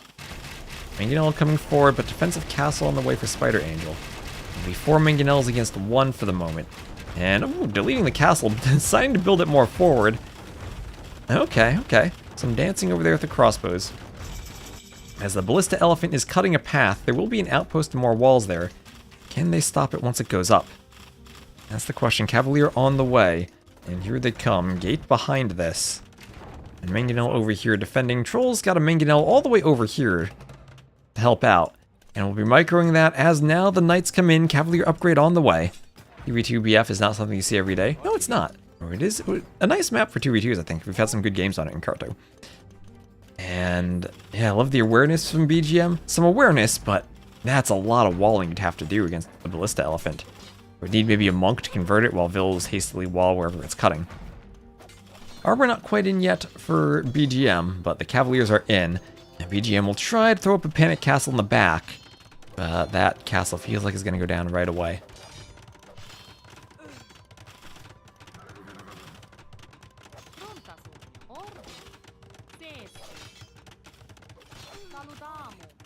Vils going down. On the other side, that castle is up. Maybe going to add in some trebs. 2v2 and 3v3 on the map can be interesting. Crossbow is going to shoot the Cavaliers, but oh no, the Cavalier is going to get right into Zeta 2's base. Zeta 2 had wanted to transition to slinging maybe to get BGM up to Imp, but as that happens, BGM gets hit. And now Zeta 2 is getting hit. Cavaliers still need their final armor. This is a nice raid. Ooh, finally walled off, but that ballista LA just needs to cut a bit more. Lots of gaps for the more Cavaliers to start flooding through. It is looking very rough for purple. Outposts everywhere to look for the cut, but they were never able to get their aggression going. And Zeta 2 actually ahead with the Trebs now. Yeoman on the way. What's that? Castle Age Yeoman from Spider Monkey. You don't see that all that often, but I guess it's on the way to Imp. So Imp clicked along with the Yeoman. And now, is there a ballista elephant on the way over here? There's not. If there were, they could open up some more floodgates for Cavaliers. We'll just have to wait for the Onager play then. Don't see Onager on the way though. Armor on the way. There we go. Final armor clicked for the Cavaliers. Zeta 2 is being rushed down. That ballista elephant needs to do a bit more cutting. Some more house walling from BGM. Yeah, so much damage coming through. We do have that Sicilian's castle. They do go up nice and fast. And it will be chemistry on the way there for Zeta 2. Bracer chemistry on the way, so the crossbows will pack some firepower now. How good are these guys? They're around 1,300 or so. That Mediterranean game for game 1 was actually really nice. So Vils on the gold going down. Cavaliers getting a good raid. And all the Vils dying. That is a massacre. It's 130 to 211 Vils. So Castle goes down here for Spider Angel, but Imp's still on the way. And at least Spider Angel got Yeoman ahead of time. If Cavaliers want to push, they probably can. Some longbows behind this. No, they need more to push together. Imperial Age crossbows with Bracer and chemistry will wreck the Mangonels if they get close. Like Tatar Inquisition because of the name. Teams usually get good names for the community league. That's for sure. Okay, another TC up in the side. Cavalier will take out the villager. Crossbows snipe off the Cavalier as the Vil goes down. And Vil's going to go for the TC. Tatars are one of your favorite civs. Okay, okay. We'll have Handcart and Imp on the way for BGM.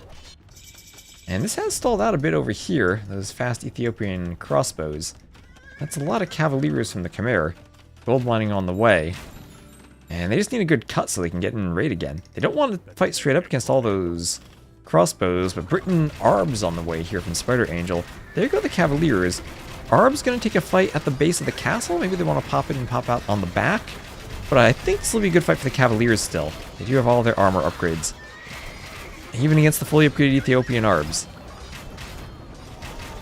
They will take out the Arbs, and behind this, it's 125 Vils to 43. Anything that goes down for Zeta 2 will be a huge eco advantage there for Troll. And now Troll is pushed through. Troll coming back on the other side. Ballista Elephant going for another push, even as the Treb goes to take out some houses. A couple of monks got conversions there, but Cavaliers won't be able to take out the Treb. Ballista Elephant just doing whatever it can to keep the Treb alive. Treb will push through the houses. And this is looking more and more GG by the moment as the Cavaliers are running in. And still a couple of sergeants not going to break through or do anything there. Cavaliers can try to break through again. No, there's a hole. There is an opening. There's an opening, but will be plugged from behind as some conversions do come in. The Treb hitting the tree rather than the house. Houses go down. Sicilian castles go up nice and quickly. Monks not going to garrison in time, though. They go down. The Cavalier raid continues. Raid continues over here. I mean, it's not that big of a military difference, at least. We'll let Spider Angel going to contribute to the push rather soon. Elite Longbow will come from the castle. All right, Elite Longbow there, even after all the ARBs added in. So maybe some confusion over what unit comp to go for. Will contribute eventually, though, and has time to get there as Troll continues raiding. Troll continues raiding. I think we're at maybe the speed up the game part. Here comes some sergeants. Maybe ready to fight the Cavaliers. Cavaliers will take out the sergeants there and win that easily as the Treb continues shooting. Nothing to stop the Treb there. Here comes some more Cavaliers ready to flood this side, take another fight against the Yarbs, this time with some backup from Spider Angel. Spider Angel moving Trebs forward, then I'll do conscription. Is there any... No Werewolf yet for the Britons, but maybe we won't need it with all the Cavaliers. Cavaliers can just go forward to soak up arrow fire in the fight as they keep pushing forward, trebling that castle. More defensive Sicilian castles from BGM in the back. This is feeling like maybe we'll have one more good fight over here as that castle will crumble. And Cavaliers, can they doubt this castle? That's a Sicilian castle again, but the Cavaliers are getting there on the vills. 94, 95, 96, 97, 99, and 2 vills left, but it does go up. On the other side here, Treb goes down, and this is going to be a good push as we'll have siege engineers on the way for Spider Angel. That castle will go down. The Cavaliers can even just start riding in already. They can just right-click the castle. Patrols or troll money? Ooh, maybe it is troll money. I don't have a consensus. I've been saying trolls. I think I did say troll money at the start. So Cavaliers push forward. They'll surround the Yarbs, and there are the GGs. And there we go. So, troll money. That team does take it. Interesting strat on Black Forest, but didn't quite get enough damage done with the donjons. Was walled off pretty early. And 137 kills there from Trolls. Spider Angel, not that many kills, but contributed enough with the Trebs and just held enough. Make it work. So GG, hello, Prestigo. And that'll be set number 2. That'll be the Wanderer League finished. And I'll just update the scoreboard and we'll move on next to the next league. But first, scoreboard. There's a 3-0 win for Troll Money. Congrats to them. A 1 Black Forest. And for the Civs, that was... Oh, their very first Britons and Khmer picks. Prioritizing that map as Ethiopians and Sicilians. So, GG. And I'll just get ads out of the way as I update the scoreboard. I'll probably run to the bathroom myself, and then we'll get into the next set. Which, after this, after the Wanderer League, is going to be the Wayfarer League. So that'll be next. So stay tuned.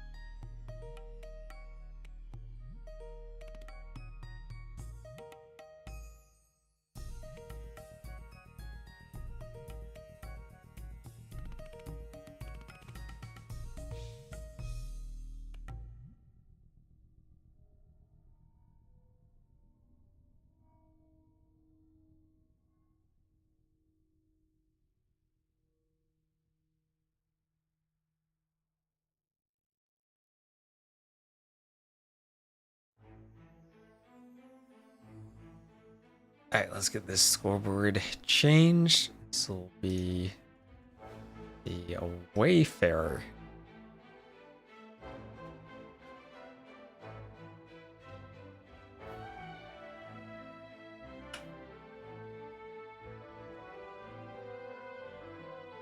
And let me just tag them in the Discord. Alright, so this will be the Cabbage Crew against the Confused Campers.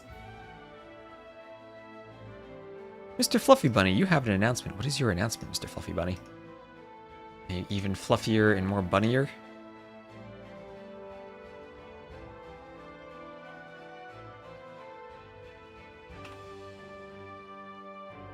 Gotta sign up for Stronghold Frenzy too. Ooh, nice.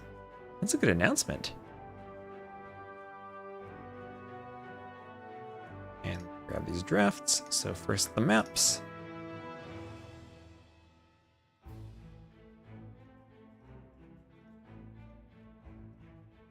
And the civs, there we go.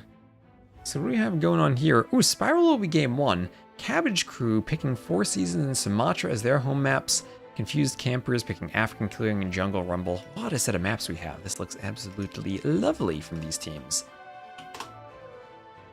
Looking forward to it too. Loved Valhalla. Nice.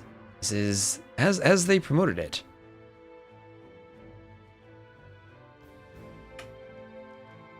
The sequel to the #1 C-tier tournament of 2024, based on the Paradox Awards. Which we all know are the peak of quality evaluation.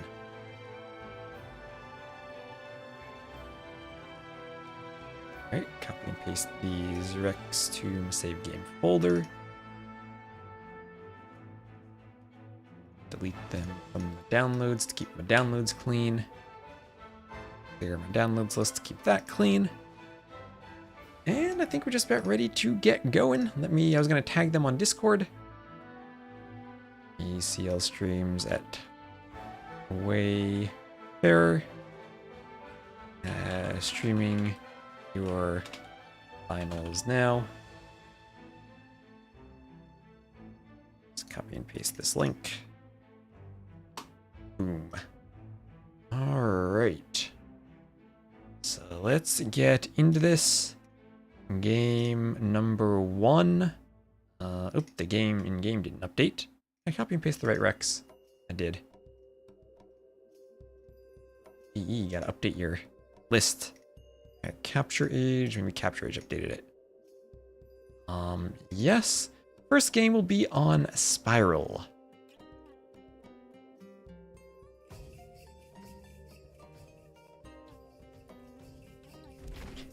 Make it so it's not red versus green on the scoreboard, red versus blue. Let's go. All right, so this is the Wayfarer League, moving up a bit. I guess the last set was 12 to 1300, maybe a bit higher than this. Don't know these elos off the top of my head. If anyone does, you can inform me. I believe this will be maybe 13 to 1400, maybe around 1500. Maxi is fairly high eloed, if I recall. Hold on, let me make sure I don't accidentally spoil anything. Get the team names up here. Okay, the Cabbage Crew. I'm going to remove the so it fits on the scoreboard better against the Confused Campers. There we are. Alright, I'm always afraid I might accidentally show the Rex and capture it if I leave it open. So we're going to close that. Alright, so North versus South, Cyveros will be playing as the Maya, and Pickled Cabbage will be playing as the Catans. They will be against Nope as the Japanese, and Maxi as the Spanish. The map is Spiral. Maxi already walling up, and just as I've been doing, we'll speed up the Dark Age a bit. Spanish for this map is odd. Maybe you could control the gold in the middle, then go conks? I mean, Spanish and Japanese. Cannon galleons from the Spanish and the pawns could be nice. Could be playing this more of a fish approach. There's only 3 deep fish in each of the pawns. Maybe if I were to redo the map, I'd try to increase that, get it to like 5 or so. I was worried they might not spawn consistently, so I made it 3, like the 1v1 map.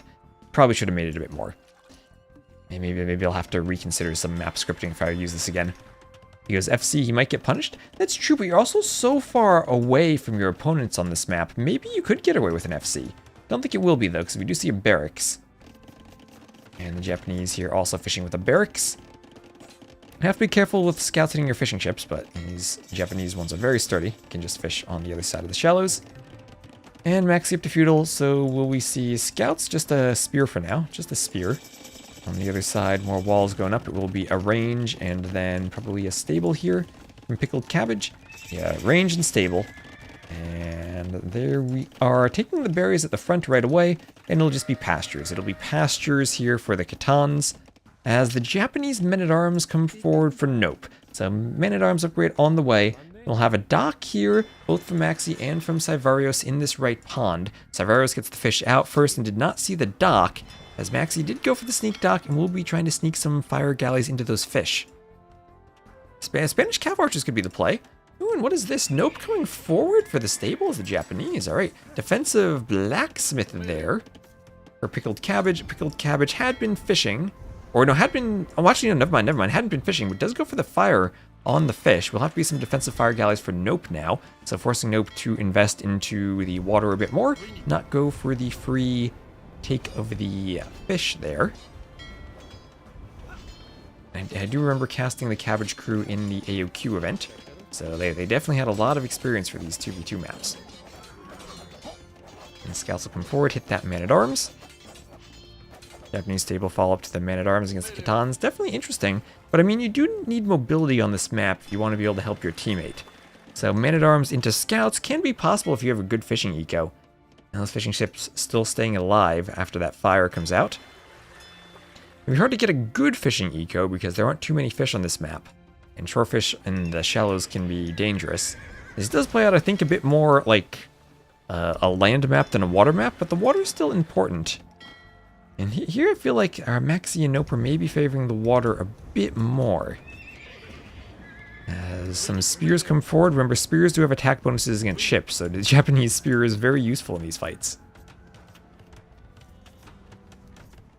And market going up here for pickled cabbage. We get more farms going, or more pastures in the back. No need for mills. You're limited just on your space constraints, but 2 villas per pasture. Does mean already 10 working here. Can maybe fit another 2 on the front. Some more in the back. No. What's it called? Oh, does Capture Age bug out on team games and not show the Khitan upgrades? Yeah, because we only have Horse Collar there, which is not the same as Domestication, Pastoralism, and Transhumance. Whatever that final tech is called. Was the herdable bonus still working by this time? This was after the Khitans at first were patched, so this is the previous patch. So yes, I believe they had been nerfed at this point. The original Cartographers, they were not nerfed, but they have been nerfed. Whether the nerf was effective, I've heard mixed opinions, but they have at least had the change applied. So double range archers here for Sivarios.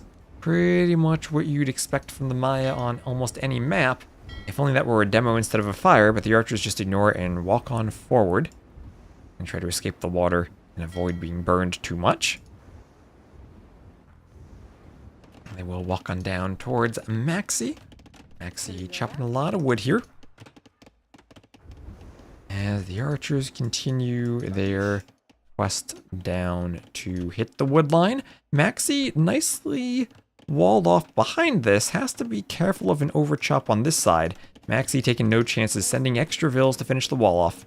Walling far enough behind the wood line to ensure it goes up. And the archers for now will be kept out. Oh, or not, as Maxi shift queued and didn't get the wall finished. And, oh no, 1 tile off. Oh, disaster for Maxi, absolute disaster. As Sivarios gets in. While Maxi did everything right aside from clicking the final wall segment, there goes that lumber camp. Could maybe wall up here between the market and the house. But that was a bit of a disaster. The base is compact enough, don't know how much damage the archers can do, but at least this is some movement in idle time. Oh no, disaster. That is a tragedy. At the same time, oh look at that, Sivarios on the other side. The Maya have a lot of archers. So much going on in these 2v2s, they need to be everywhere. Have a lot of archers now. The Japanese player trying to go pure men-at-arms. The archers running into the TC. The archers running into the TC.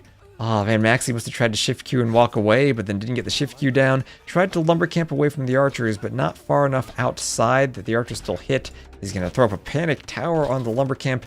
Already there was a tower on the gold, so that is expensive as pickled cabbage on the way up. to the Castle Age. And now a lot of scouts here. 2 fishing ships still in the water as Cabbage's dock was cleaned. But the scout army still is there in full force, comboed with the archers. Archers probably just want to camp here on the farms and idle them for the moment. Yeah, look at that pasture eco. Look at that pasture eco. We got 12 passengers.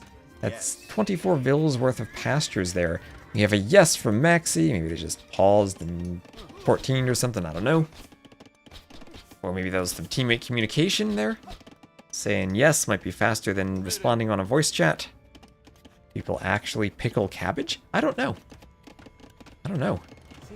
Oh, Maxi had to run so far that he came over to mine the stone.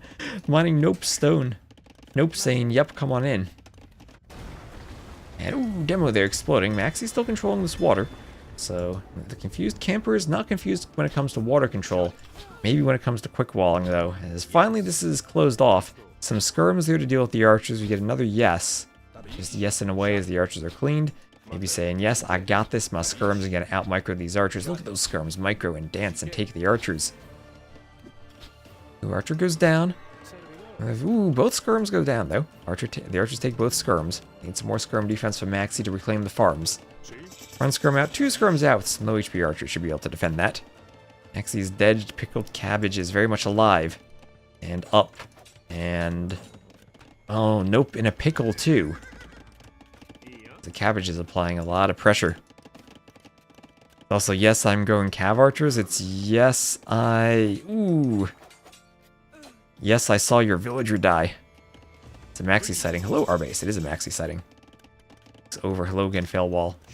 It's over. Archers running back and forth. Tower keeps them away. Them away. Demo in the dock, but here come the steppies, the Catan steppies. Japanese pikemen might be able to deal with them, but not Japanese spearmen, I don't think. And Nope is just up to the Castle Age now. Pretty far behind. Archers will come over for Saivaros and try to apply more pressure. This team is feeling pretty far behind, down by 20 vils.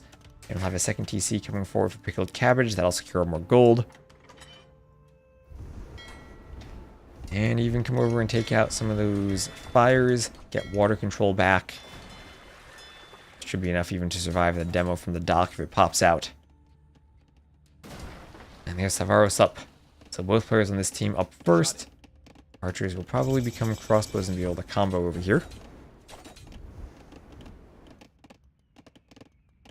Let's check my phone real quick. And then, well, some more walls thrown up from Nope. Don't know how long they stay up against the Catan steppies. Castle Age on the way. Bill wandering around the outside, looking for a path to the lumber camp. And Bodkin on the way. Wheelbarrow over crossbow. Now that's an upgrade choice. The steppies are in. More spears on their way out. This is not walled. This is going to be a massacre too. This will be a massacre on the vills. I like having steppies push forward. Here comes some more archers forward. Villager is going down. And, ooh, no, Maxi's vills who would come over to the safety of Nope space will find it's not so safe anymore. Steppies will make short work of the tower, even as the crossbows will camp under it. And Maxi is coming over. There's a mill in the middle from Nope. That would have been found if the vills were not dead already. Mill going to be on the chickens for Maxi. And Nope trying to do more ranges. In a lot of trouble, though. Don't think those ranges go up with those crossbows on the way. And there's no recovering from this. I don't think so. I don't think so at all. Steppies can break through. And Nope feels pretty dead right now with only 23 vills. And 1 Japanese cav archer. That is it. 1 cav archer vills on the farms dying still. More steppies on their way forward. This is looking kind of GG. I think we're at the speeded up point. I think we're at the speeded up point as the vills go down. Some skirms coming over. Have fun dealing with the step lancers skirms. And there we go. We'll have another TC from Savaros behind this. I think we're dead. Have some crossbows come forward. Yep. And there is the castle from Maxi. Trying to go conks. Trying to go conks and salvage the rest of the situation. I was a bit lost in the start. No problem, me too. There is the GG. And felt like the cabbage crew very well prepared for this.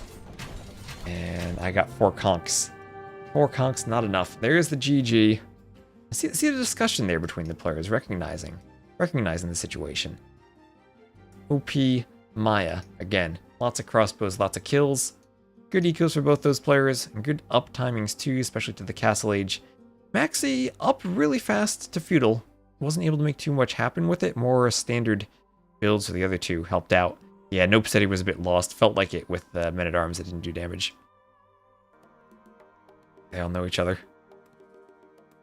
Calls it as he sees it.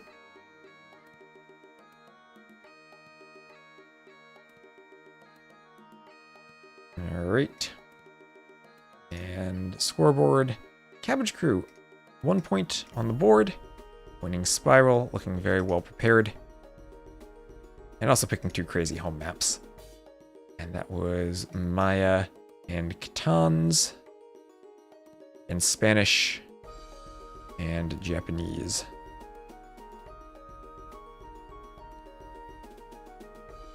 Maxi's eye recovery. Oh, and hello, Maxi. Hello. Alright, me hydrate with some more water. Then we'll get into game 2, which looks like it'll be Jungle Rumble. Definitely 2 1300 players. Are they? Are they Maxi or are they higher?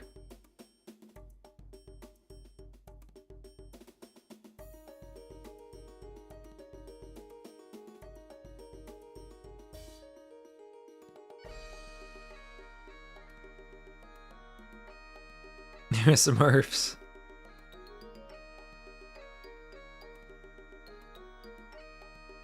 Maxi, yeah, that's what I was saying. I thought Maxi was higher. I thought Maxi was like 15, 1600.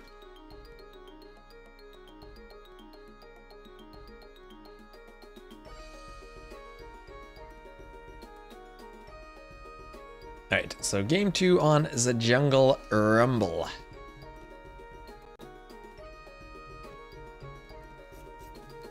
Colors are set up right away. Alright, so Jungle Rumble, this is our 2v2 version. We shall have pickled cabbage on the inside as the blue Italians, with your teammate Sivarios on the outside as the green Berbers. For the other team, Maxi will be the red Saracens on the inside, and Nope, the yellow Celts on the outside. So Saracen archers could be tricky here. That's indeed what Maxi goes for. Again, let's just speed up the Dark Age, get through this, try to get to the good parts.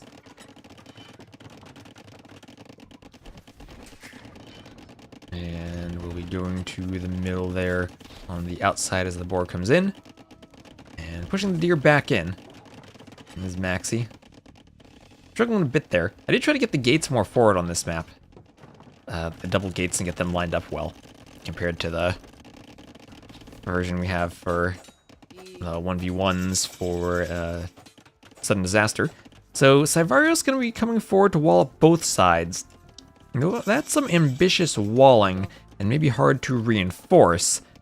Both side players going to the middle, and it will be aggression here from Nope with the Celts going for a drush.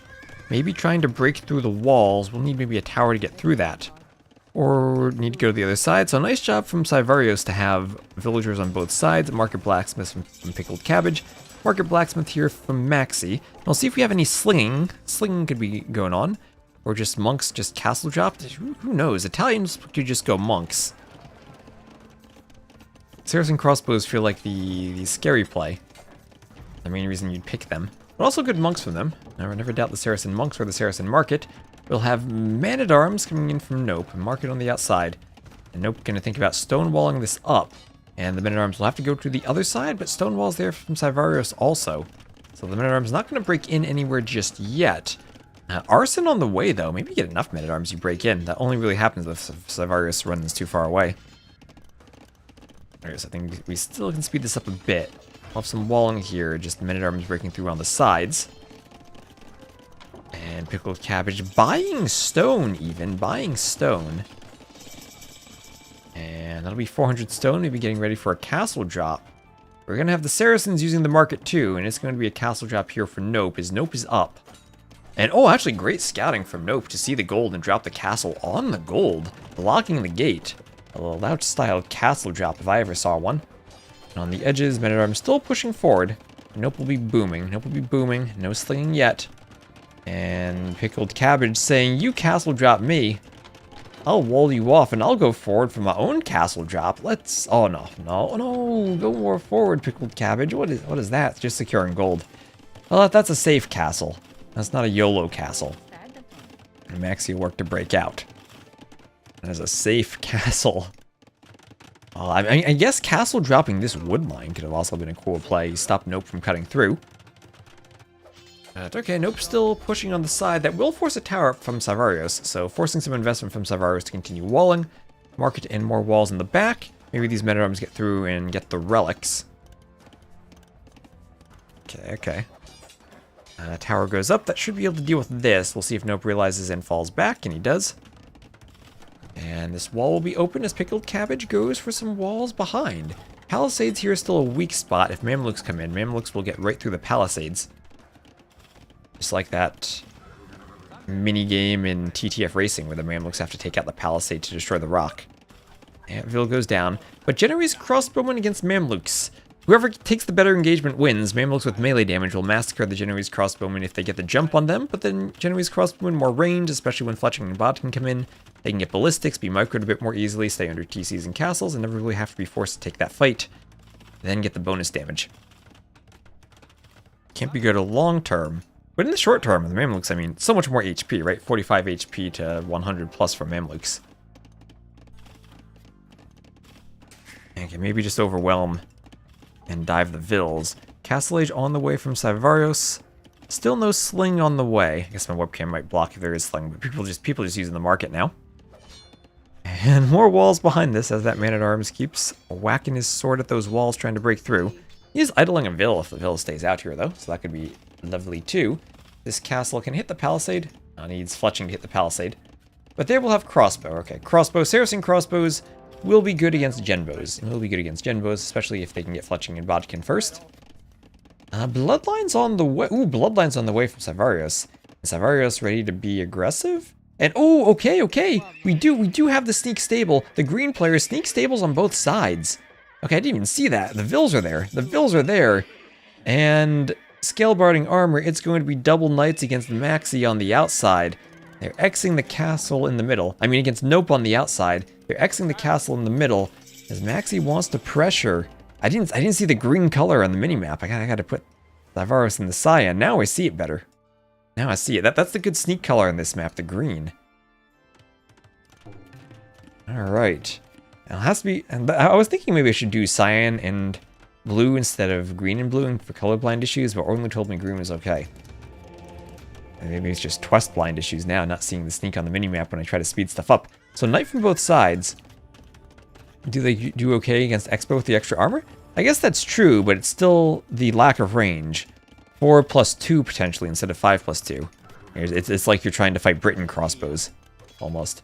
So Imp on the way for Nope just as the knights get in, and the stables will be on both sides. Nope gonna try to wall this out, but won't find much success with knights everywhere.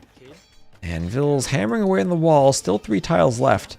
That Vil gonna run away. These walls will go up, but the knight will be in. Ooh, there's still a gap, And he'll cover that up from the side. Nope will. And it'll be Celts with spears, so Celt spearmen on the way. Nope, boom, and still just a 1TC boom, trying to go Imp. And walling in the Vils by the lumber camp. Needs more walls on the outside. Needs more walls there. Knights will find another 2 Vils. All of a sudden, the confused camper is finding themselves at a massive Vil disadvantage, while the player who is up to Imp is being raided at the worst time. Just as Imp is clicked, the wall's not enough HP on them, and the Knights pouring in. On the same time, the crossbow's not able to push through, thanks to the walls and now the houses behind the Palisades. Botting on the castle to deal with the Palisades, but will it be able to break through the walls? You could break through these walls, but then you just see stone walling behind it, and the TC's there, so you just wall the TC and you're fine. Saracen crossbows want to break in, but what damage can they find? Oh, not enough, I'd think, because now Monk's on the way out. Pikeman's still here. Oh, but Savarios following. Thank you, El Patrino1 for the follow on Twitch. Thank you very much. As the Knights are getting in, hitting the Vils on the gold, on the farms, under the TC, everywhere. Getting their raids in. A great job of raiding as more Vils go down. Sudden death. Not sudden death. No, this is normal. This is normal. You can add more TCs if you want to. But death might be sudden nevertheless for Nope. As he's trying to fight, but doesn't even have the pikeman upgrade yet. Just has beetle spears, even though he's an imp. And the spears will go down before pikeman comes in. And these knights here, these cheap Berber knights from the outside. I guess that's what you got to be aware of if you're facing the Berbers and you see the Berbers are on the outside. You know they're going to go for the push. This was never fully walled either. I mean, a man-at-arms there. But you gotta be really careful with the scouting on this map. As here we have ballistics on the way from Maxi. Maxi's still pushing in the middle. But all that needs to happen is Pickled Cabbage needs to hold for a bit. And Savaros is going to dominate the outside. Rip, Nope. Rip, Nope. The knight's going to try to get in through that house to get to the wood line. Does Nope have any vills? He has one vill over here. So won't be defeated just yet, but is in a horrible situation. Needing to stone wall behind the house to keep the lumber camp safe. Ballistics on the way from Maxi. But the knight's pouring in. Nope down to 24 vills. Finally doing fletching just for the TC to defend against the knights. Forging on the way for Savaros. For Savarios. And I know I keep mispronouncing the name in different ways. This game is over. Chipmunk calling it. Crossbows trying to snipe off the Genbo there, using their range advantage. Mangonel's on the way. Scorpion's on the way for Maxi. Maxi's still with Mamluks he hasn't really been able to use. TC in the middle for Pickled Cabbage on the gold and the stone, doing a monastery to try to pick up D3 relics that now are in the middle. As knights are all running around, pikes come forward, vills go down. And Elite Skirm on the way for Pickled Cabbage. Everything here going down. There's an outpost, another ram pushing its way forward. And Nope down, still 22 vills. That's in that 15 of which are in that TC. Some pikemen there finally. Don't think that's going to do much. This push here still hasn't really even hit the main TC. And it's one TC on this push against two. There's actually a much better eco for Pickled Cabbage while defending the push. And as the ram goes for the TC, the vills pop out, but enough knights to defend there. Yeah, they get a couple of vill kills, but the TC still shooting away at the knights. Only 10 vills inside of it. More knights coming forward. Imp on the way from Maxi. Maybe Maxi could make it interesting if you can treb that TC and then win in the middle. And then have all the gold in the middle. And play middle versus outside. These vills still trying to chop their way through, but they're just going to chop their way through to Pickled Cabbage. Pickled Cabbage could take that one Genoese crossbowman, put it behind the wood line, and then all these vills will be in danger. They'll be in danger anyway as the knights break through. That is not fully walled from behind, and Nope has to run. Where is he going to run to? He can try to run vills on the outside, bring pikemen over. But those vills are going to run into some more knights. Knights will try to double the pikemen. Pikemen might win that. The vills are going down. Where's the TC? Oh, the TC no longer has enough HP for the garrison space. 469. Damn, Nope is dead. Nope is down to one single villager. This clandestine vill on the side is all Nope has left from being defeated. Down goes the TC. Nope needs to make sure... Sivarios needs to make sure he takes out the monastery too. So Nope doesn't make a monk convert a vill and then reboom. But, looking at a dead player, I think this is over. Hello, Jimbox. Again, crossbows coming over. Going to hit the alligator, not in time to save the vills out there. Just speed this up. Imp also on the way from Pickled Cabbage, as the Italian's nice and cheap. And then maybe a quick chemistry into bombard cannons once they're up. Dude, that's a risky TC for it. I guess it's the only TC. Maybe there's a chance Trebs destroy the TC before Imp? I don't think so. Watch as they buried his village. Oh, he's trying to do a TC. No, but the knight is there. Sivarios, you've seen it. You've seen the vill. No, not patrolling the knight. That knight's almost auto-scouting. Okay, well, there's the Treb. There's the Imp TC. There's no way that's denied, right? There's no way that's denied. Pickled Cabbage not repairing. There's no way that's denied. 97, and okay. That was 2 or 3 Treb shots away from being denied. Okay, yeah, 2 Treb shots away. That was close. If only it were sudden death, it'd be even, but not the case here. A normal game. Crossbows here raiding, but Genbo's surrounding them. Mangonel surrounding them. they will go down. And as much as the TC is a loss, TC numbers are still even. And we're soon going to have the Berbers player breaking into the middle and being able to flood Knights. Get Imp and then flood Cavaliers. And Yellow, oh, Yellow lost the Vil. No, nope, lost it. Nope, lost the Vil. Confused why these people are still camping. Well, Nope is 0 out of 0 population, just waiting to be defeated. So if there's ever a situation we can speed up the game and just watch to the end, this is it. This is it. The Treb's there for Maxi, they'll call the GG. So 2-1 lead for the Cabbage Crew. Nicely done. 73 kills for Sivarios, getting the sneak on the outside. Nope thought he was safe, but nope he wasn't. 0 population, GG. Alright. That'll bring us to game 3.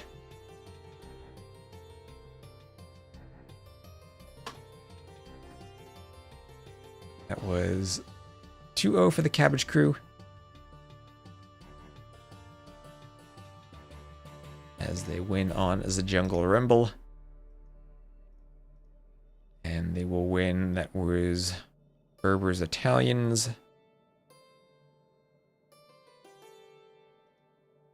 Against Celts and Saracens.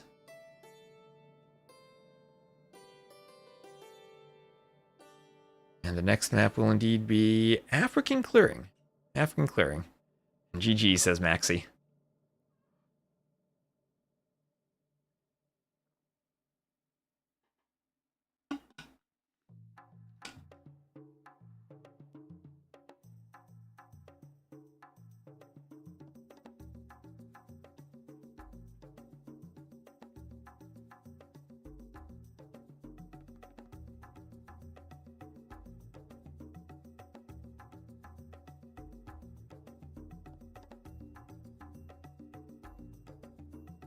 The good news is you've seen Maxi die harder. I don't know if that's good. Well, they have their other home map of African Clearing now. Maybe a chance to make a comeback.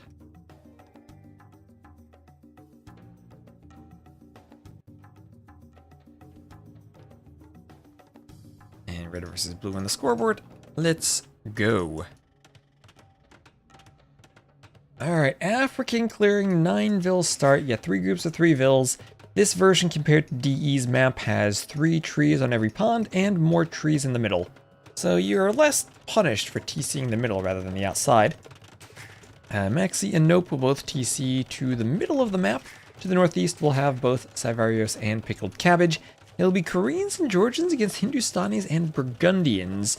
So I guess more of a boom situation here. More of just a nomad civ into potential forward war wagons or Monospos or anything over here. Allegedly you won and lost. Allegedly you also won against Licks. In sudden disaster. So, lumber camps all around the map here. Sivarios and Pickled Cabbage may be a bit tricky with their lumber camps being opposite the sides of their TCs. Nope, kind of far away, but he has a mule cart, and he has a barracks. Oh, look at the barracks. Look at the scout. Oh, they haven't seen them yet. Clicked feudal, almost there. He's probably going to open scouts then. Where are they? Question. They don't know where they are right now. I see an X from Nope down there pointing to the lumber camp. And if we look at Sivarios and Pickled Cabbage's scouting, haven't quite seen their opponents yet, although they did see the lumber camp in the north. Didn't scout the barracks, though. Maybe that still surprises them. In the middle, still haven't found their opponents. There's no lumber camps down there. And Donut! Hello, Donut! And what I assume is a good morning to you. How are you doing? Everybody's best and worst player. Oh crap, still around. Yay! Oh, that was lovely. I have people in the chat. So we'll have feudal on the way here for Sivarios. Finishing the pond, looking for a fish boom and a dock, but no one tempted to dock. Burgundian is a sus pick for this map. Why don't you like Burgundians for this map? I do have their wood upgrade early on. I guess that can be helpful. Keep scouts there, I come with archers. Alright, some communication in the in-game chat. And we'll have an archery range going up for Maxi. And good, just eating some brekkie. Nice, that's what I've heard all the Aussies pronouncing breakfast as, is brekkie.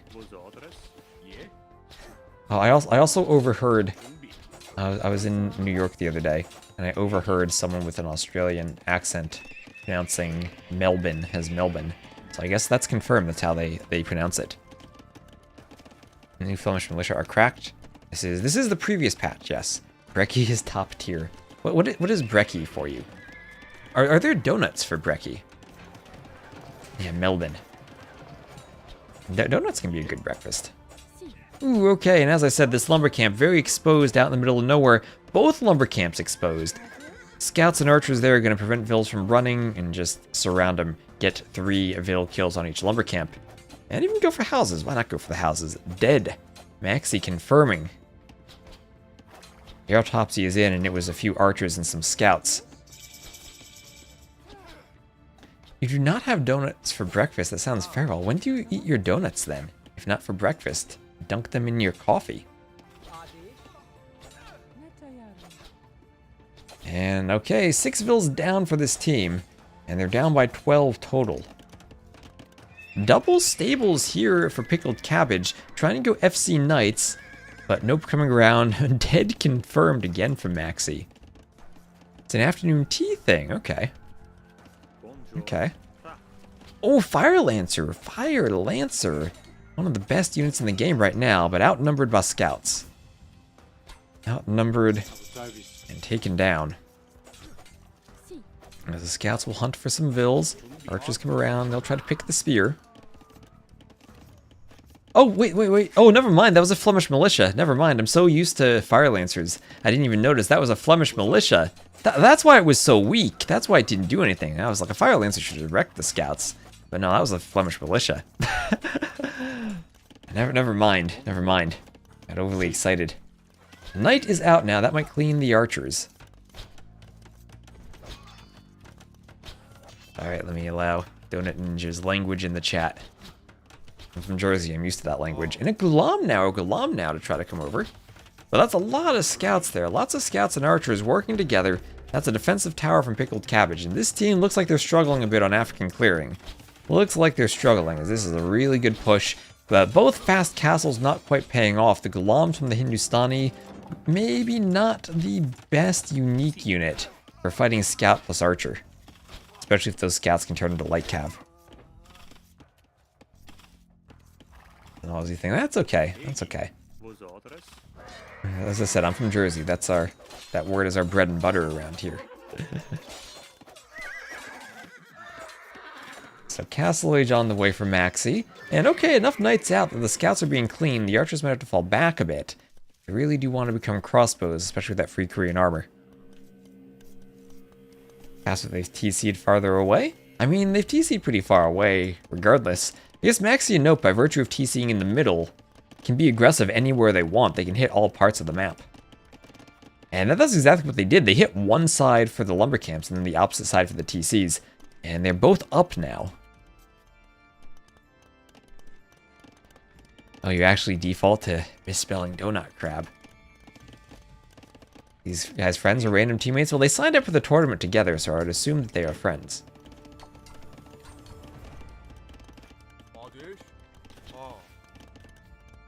The Gulams and spears coming forward.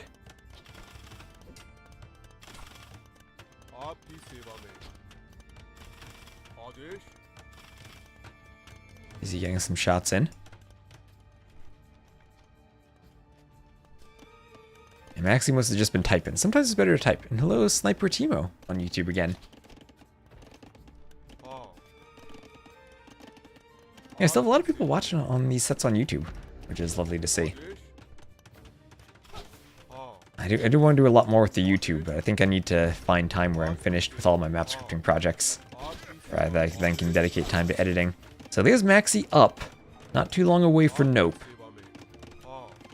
As the archers come forward, guard tower for the Koreans. Great defense now.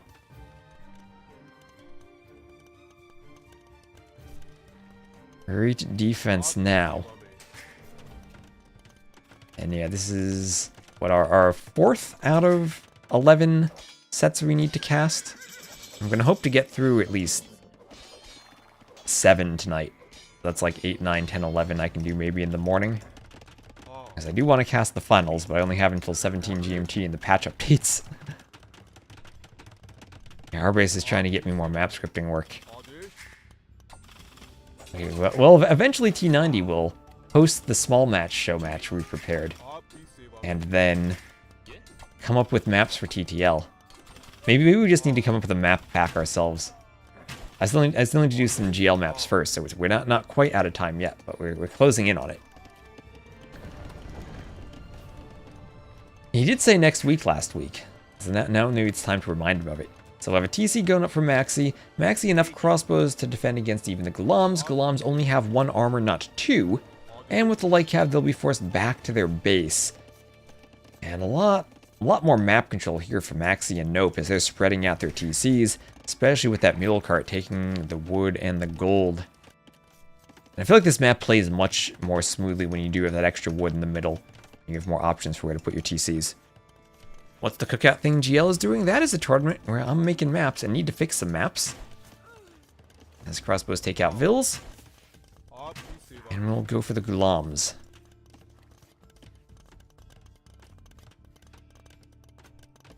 Yeah, there are a lot of danger duck maps in it too. And a lot of those maps that actually also broke due to the patch. The stacking of berries and deer no longer work in the patch. So we've had to fix a lot of that. Mangonel kills some crossbows, goes for the Gulams, and ooh, they'll dodge. Light Cav will destroy the Mangonel, and now it will be a Light Cav plus Knight, or a Light Cav plus crossbow combination against the Knights and the Gulams. Gulams just getting their 2nd armor now. Maybe the Knights can clear this, but Knights don't have any armor on them. They don't have any armor at all. Crossbows probably even need to focus the Knights over the Gulams now, thanks to the HP difference. This will be a nice clear up. The build counts are still very similar for the teams. Yeah, fix row rage with actor areas. Fixed all the maps in a similar way. Knight's going down. Those crossbows and light caps still alive despite the camels and the Gulams. And if even 3 crossbows find the TC. Okay, the TC will go up. TC will go up. Siberius will find some safety on the wood line. And Vilcan's still fairly similar. It's just all the map control here for Maxi and Nope. All the map control in their favor. Cornering this team into a small area where they won't have much gold and stone access. They'll have to branch to the outside beyond the safety of their existing bases should they want more access. Hasn't Blue gone Cavalier yet? Blue's been raided this whole game. Pickled Cabbage doesn't have the eco for Cavaliers. He's struggling just to hold on. Doesn't even have +2 armor on the Knights. So there's a forward castle. Maybe Custilier could be a play? Where attack? Ooh, they're not aware of that castle, otherwise they might be able to deny it. Another TC still very spread out here for Maxi, using that lumber camp to take some map control. Add siege, we go blue, and they'll loop around the castle, get to the side. Try to loop around the back. No wood for siege, says Maxi. Selling stone and buying wood. Time for bed. Alright, good night, Arbase. Hope you don't have another midnight baseball fight as you go to bed.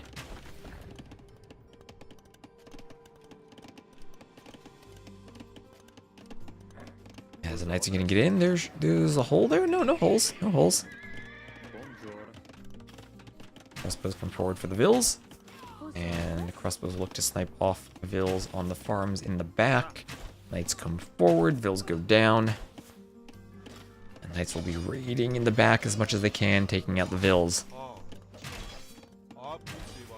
Crossbows take out the Knights. They want to take out the Gulams. Just need to focus fire on the spears. Going to spread formation so the Gulam pass-through doesn't do as much damage. Okay, interesting. Nice break there in the formation. Knights will come over. Crossbows will do as much as they can. Okay, interesting micro there. Guess that makes sense. It's still around. This is higher. This is Maxi, I think, is around 1600. So we've definitely gone up in elos. So as an average, I think this is maybe around 1400. Like 13 to 1400. You've gone up quite a bit. still Castilier fighting the knights down here on the lake. And more Gulams coming over. More camels coming over. Trying to take a good fight.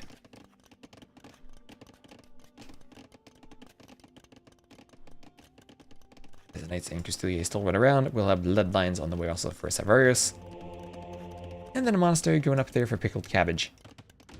So another workshop in the middle of the map, as the knights from Nope still are hoovering around. Still hoovering. And more camels and Gulams coming down. There is chain parting armor on the way for pickled cabbage. And we'll have a fight in the middle, as the guard tower there keeping the army away here. Guard tower keeps the army away. There's a TY from Maxi. Maxi getting some thanks in for the team. Being a team player, their scores are pretty high, and more TCs for booming, as husbandry is on the way for Savarius. Still running around with the army. I think we're just kind of in a boom phase now. A nice boom phase where we got defensive castles. They figured, hey, we can't do much damage, let's just use our eco lead. And eco lead it is. This is the 4th TC for Nope. Gold mining on the way. 4 TCs have been already in for a while for Maxi. And it's about a 30-ville lead for this team. So while the army's just staging, again, speed things up just a bit. Until the fight breaks out. And there we go. There's the fight. Good fight also for Nope. Forcing this army back. Pickled cabbage coming around with some knights and another Castilier. Husbandry on the way. Bowsalt on the way. Rocket cart wants to come forward. And get the Gulams out of the way. Crossbows going for them. Monk wants a conversion on a knight. Gulams going down to the crossbows. Crossbows taking out the camels. Camels still running around, but crossbows great against the camels. We'll run to the safety of the guard tower. Now the cabbage crew really pumping the military, but still down in eco. Still down in vills. And the crossbows are just micro away, fight under the tower as much as they can. Some more knights coming over from Nope. Nope saying yes to knight numbers. Crossbows here, finding a small little one-tile gap. Nice micro from Maxi to get in that gap. And force this army back. Too much arrow fire has whittled down their HP. Iron casting on the way as the camels will continue dying. The crossbows do have ballistics. And crossbow knight may be a better composition than double cav. As what is this? TC number 5. TC number 5 for Maxi. On the way in.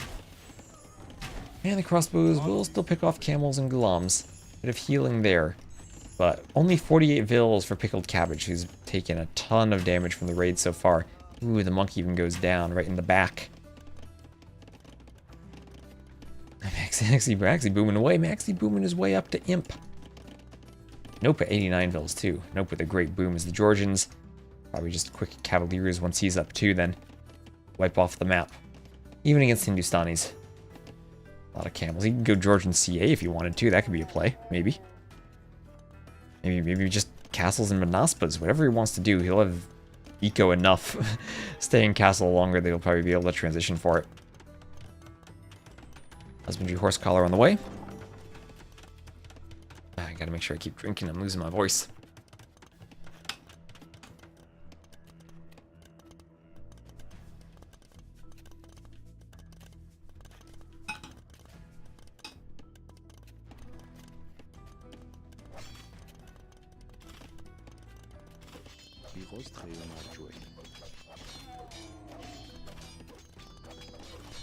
And nice camel raid here. But Thumbring Imp on the way. That'll be quick Korean play for Arbalests.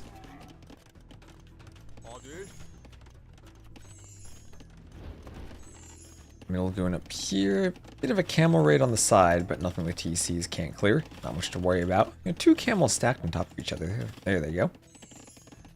Continuing to raid. Oh, some idle villas surrounding the gold. Having a gold circle party rather than a gold mining job. This TC takes out some camels. Both TCs taking out camels. Camels going down. I have a defensive castle there from Nope going up. And camels here continuing to raid. Take out the vills. TC will take them out. Vills going down. Vills going down. Camel gets a hit on that vill. But Maxi's up murder holes right away. Why not murder holes? And we might have a big fight in the middle. There's one last camel's there to get cleaned up. Wheelbarrow on the way for Nope. Disrupted a bit by the camel raids, but he is up. Maxi up 78 Vils, but 5 TCs. He can keep pumping out Vils whenever he wants to. Chemistry Bracer on the way for the Arbs. That'll make them absolutely slaughter the Gulams. Imp versus Castle, attack versus armor difference will be great. And now I think we just need to wait for one large fight with all these armies on the castles. Here come the Trebs, some walls on the side to protect them. Will they try to engage? They really can't. They don't have the numbers. They'd lose the fight. But losing a fight might just be inevitable for them. If your army's just staring at each other as the castle's trebbed. More walls going up. Castle going down to the Treb fire. Down it goes. And here come the Arbs. Arbs can take out a Castle HT soon. No problem. 10 attack versus 7 armor. They actually take out TCs quite easily. 2400 HP, so only 800 arrows needed. That might seem like a lot, but it's not.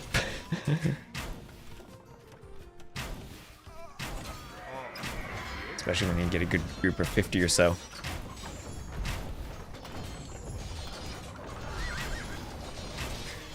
Trebs will make even more short work of the TC. As now the Knights all fighting in the middle of the base, but Arb less support. Maxi saying get back. I don't know if we just engage. The Arbs will clean everything anyway. Look at how the Globs get slaughtered. I need Elite Gulam for more armor. But then, yeah, Arbs 10 versus 5 attack. Everything goes down. Arbs should destroy the Minganel if they just shoot at it. Took a couple of shots, but nothing they can't tank. And this is looking over. We have a Sneak TC out from Pickled Cabbage trying to get to the edge, but driving a wedge between the two of them now are all of these Knights. And small counterattack, but lots of defensive castles from Nope is Imp. And probably GG time here. This castle being trebbed too. 4 Trebs deployed. Will Conscription come in? Probably won't even matter even if it does. Gulam's going out for the Trebs, but Conscription does not get finished. And Cyrus has to go to Camels now. He's just going Gulams this whole time. And these armies still holding a bit, but the Trebs are pushing. Trebs are pushing. Cavalier and Asnari Cavalry. That'll be less pop space for the Cav. Yes, less pop space for the Georgian Cav for Nope. Conscription on the way. All the upgrades. All the eco upgrades coming in. And they can just keep pushing. Those Hindustani heavy camels won't be able to do much against all those archers. And the villager count here is just going to keep dropping. We're going to have attempted stables from Sivarios, but stables without TCs not going to work out all that well as these vills will be exposed. It's only 95 vills from Maxi, but you don't really need vills when you already have the Arbs out and the Koreans. Scout them. Maxi knows they need to go for the kill. Based on the score, they just need to raid out here and they'll be fine. Get those Vil counts down, keep pushing the TCs. Imperial HTCs at least do have an extra Pierce armor, so Arb's less effective against them. 2 damage instead of 3. Go down much more slowly, but there's the GG. And the confused campers will take it on African clearing, so getting themselves on the scoreboard, maybe starting off a reverse sweep. 166 kills for Maxi. And amazing eco from Nope, who boomed for a long time. Undisturbed. And the quick imp paid off for Maxi too. Should prioritize Cavalier. I feel like Blue was just pressured too much in Feudal to be able to afford Cavalier.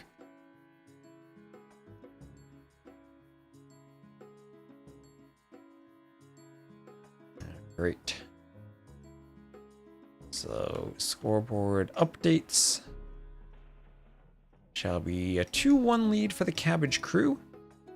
As Nope and Maxi did manage to win African clearing. We have Sumatra in 4 seasons. Crazy maps for the remaining maps. That was Koreans and Georgians over Hindustanis and Burgundians.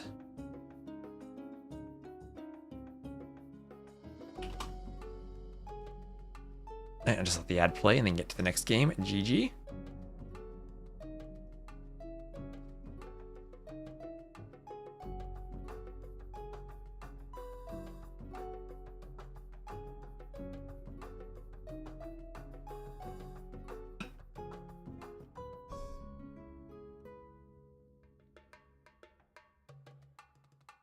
And Ali Cathro, hello on YouTube. Nice sunglasses. Emote you got. Alright, the ads are done. And the map shall be 4 seasons.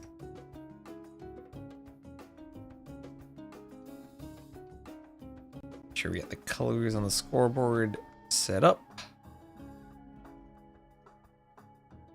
And here we are. Welcome to 4 seasons. Oh, we have a pond. We got a pond in the corner. Viper wanted ponds when I first made this map, so I added some ponds. And, well, there's enough randomness. You'll see if the players actually scout it. So it will be, again, Maxi and Nope in the red and the yellow against Pickled Cabbage and Sivarios in the blue and the green. I don't even know how to describe the map. We'll just get through the Dark Age pretty quickly. We'll have Maxi and Pickled Cabbage in the south, Maxi and Sivarios to the east, Nope and Pickled Cabbage to the north, and Nope and Sivarios to the west. So it is 4 simultaneous 1v1s where you're playing a 1v1 against each player on the other team. And then it's Michi-like that you have to cut through to get to help out your teammates. The wood should be 8 tiles thick, so you can cut through at a decent pace. I was considering going down to 6 tiles. Maybe that makes the map a bit more dynamic. You can cut through more quickly. But you can take opinions on that. 8 is already decreased from last time. I don't think 4 is probably too few, but 6 could be an interesting number too. Anyway, everyone up. Usually it's a fast castle map, although you can go scouts. I'm just looking at the mini-map trying to see if we get feudal age shenanigans, and I gotta slow down the speed up. Okay, Nope walling to the edge of the map. Doing a very compact circle wall. Probably could have just walled to there. But I guess doing whatever you can to be safe. Pickled Cabbage walling, no one taking the pond. No one taking the pond. Did they scout the pond? Oh, yes, okay. They have at least scouted the pond, or at least Pickled Cabbage has. Maxi's none the wiser. I'll be walling up stone walls so they could chop. Where do I drop castle? I think protect. I scout. Alright, so up to the castle age, we're going to have barracks here. It'll be Eagle Warriors for Sivarios. Eagle Warriors, double barracks eagles on both sides. You can get triple barracks eagles on both sides. That would be a great economy. And adding in some stone. Cool map. Hello again, Gabby. So, double barracks over there. And Xing over here for Maxi on the mill. Castle Age on the way for Sivarios. And more eagles could maybe start to pump from those barracks. There's a little castle forward for Maxi. And some more stone walls going up. Make it variable. It changes quite a lot. I mean, maybe there are even more variables we could add. People, I always get requests. People want even larger versions. So a 4v4 map called 16 seasons. Hey. Hi. As I'm saying, that would be absolute total landscaping as far as the boundaries would be concerned. So here we have a TC going up for Maxi. So double TCs along with a castle. Castle with Rathas should be great against Eagle Warriors. But upon seeing that, Sivarios might just decide with the Inca to go over here. So Inca Lithuanians against Bengalians Lithuanians. Lithuanians, of course, picked for the amazing start they have with the plus 100 food per TC, so it's 200 food. And then also the latest is a great unique unit for this map. Also can just go knights and stables on the map. Whatever they want to do, they can do it. And Castle taking on an Eagle as the Rathas keep running around. And yeah, you see the Ratha castle over here for Sivarios? I don't know what you do. Honestly, I'd say monk defense, but from range mode, these units actually slaughter monks. Maybe you just try to wall up here and then focus eagles on the other side, because here you do see that Nope, despite the attempts at walling, is actually still wide open due to the farms around the TC. These eagles, let's see, they do have 1 armor already, and they are Eagle Warriors. So the TC without fletching only does 1 damage to them, and they're in a great spot to raid. They have forging already, and ooh, what a quick wall. Can he quick wall the other side? Nope, no he cannot. And they're gonna get in on the villagers. Knight trying to come over. That's quite a few eagles already. Over here, we do have the mutual chopping through, but the Rathas will be running in on Sivarios, and they will pick the eagles pretty easily, and then the Rathas can just sit in ranged mode and slaughter that wood line. So I don't know what Sivarios does against Rathas over here. I think Sivarios just dies and has to trade against Nope down here and hope we can take a good fight against Nope. Nope trying to defend with some knights. Nope might need to wall this up. Gets the wall up. And with the knights can now start taking out the eagles. Okay. So Nope in a decent spot, I think. Picking up relics in the north, that'll be great as the Lithuanians. Focusing the relics. Trying to get extra attack on the knights. Hello HQ and hello Turs. How are y'all doing? Oh, it's so lovely to see everyone in the chat. So thank you all for stopping by. And yeah, Rotha's here. Cav Archer plus Knight with a ton of HP. Great against Eagles, and then can go Cav Archer mode against the Pikemen. So Savarius trying to go Pikes to defend for the moment. Okay, we'll go down to the Rothas though, especially with the castle behind them. And now Rothas can continue pressuring. In the bottom, double TCs, lots of stone there, so Maxi can do a defensive castle if he needs one. Another TC up on the side between the stone and the gazelles there. A bit of food income for Nope. Nope still cutting wood over here. Someone could tower this wood line and maybe deny the chop through from either side. Man-at-Arms on the way for Nope. Is that for fighting eagles? Feels strange when you have Lithuanians and you already have a relic. Maybe it's for fighting the pikemen? Okay. I would think with a relic at least, you can go full Castle Age upgrades on the knights and maybe fight the pikemen more easily. And then you want those upgrades anyway if you're going to go longsword, so it's not like you're adding extra techs. It'd just be cheaper compared to Man-at-Arms plus longswords to upgrade the knights with the attack bonuses. So another TC going up here from Maxi. As the Rothas come running around on the outside. And knights come forward for pickled cabbage. And ballistics on the way for Maxi.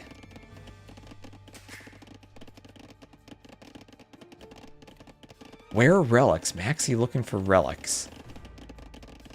When the pawn's down there, the pawn takes space for one of the relics, so one of the relics gets pushed up there. Match, it's not a live match, it's a wreck. But these players are somewhere from 13 to 1600 on the teams. Pretty sure. Vil with Loom fighting a tiger, so he will win. More Rothas coming over, massacring Sivarius' Vils over on this side. Eagles giving chase. Pickled Cabbage getting a really nice boom. Still undisturbed, and now getting some knights in, getting a night flood in on Maxi. Oh no, Maxi not fully walled. This castle not defending the eco here. And while Maxi is microing the Rothas on the side, might be dying a bit on the other side. Why is there desert there? Oh, because of the palm desert trees. Okay. Not a mistake in the map. That's intended. That's intended. I'm so used to those desert tiles on triple tiled. I'm getting overly concerned now.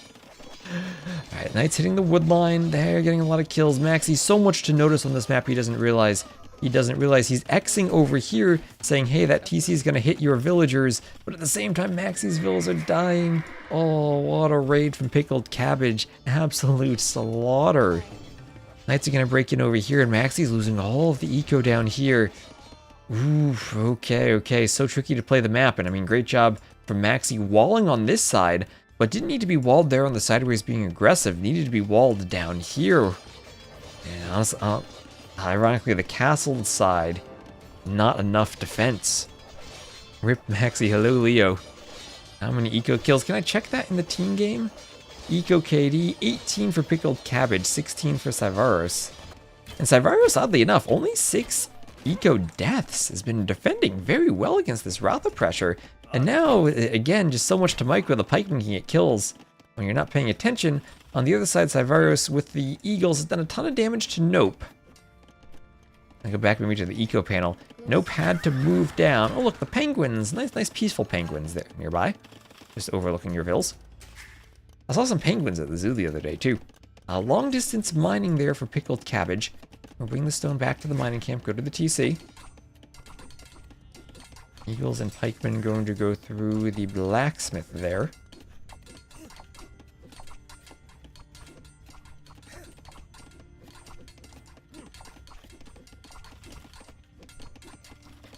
Longswords coming over though. Here come the longswords. And longswords are going to take a good fight while Sivarius isn't quite paying attention. Sivarius needing to do a defensive castle on the other side. Feels like Pickled Cabbage is just dominating this game. It's completely safe boom in the north. We'll go for a middle castle on the gold. Nothing there from Nope to deny that. Wheelbarrow on the way from Nope, trying to get faster vills. What even will that do? Maybe Kamyuk's here against the Rathas, but that's still a melee unit that'll fight them in ranged mode.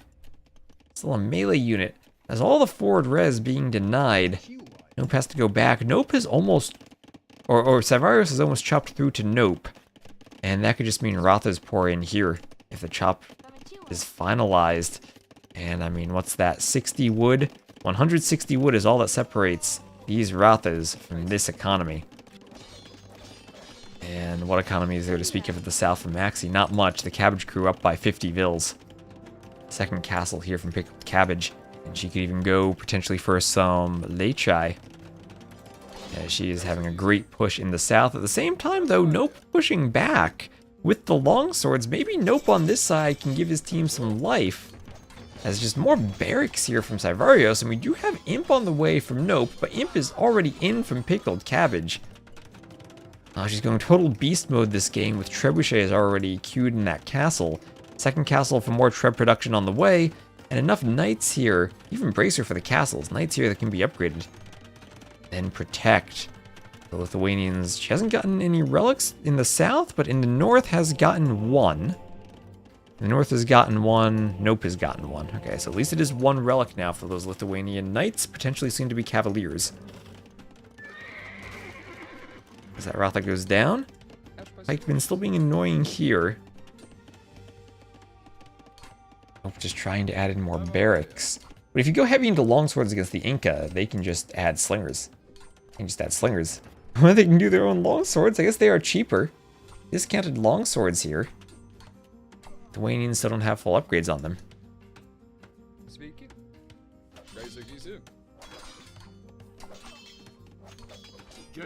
Longswords are going down.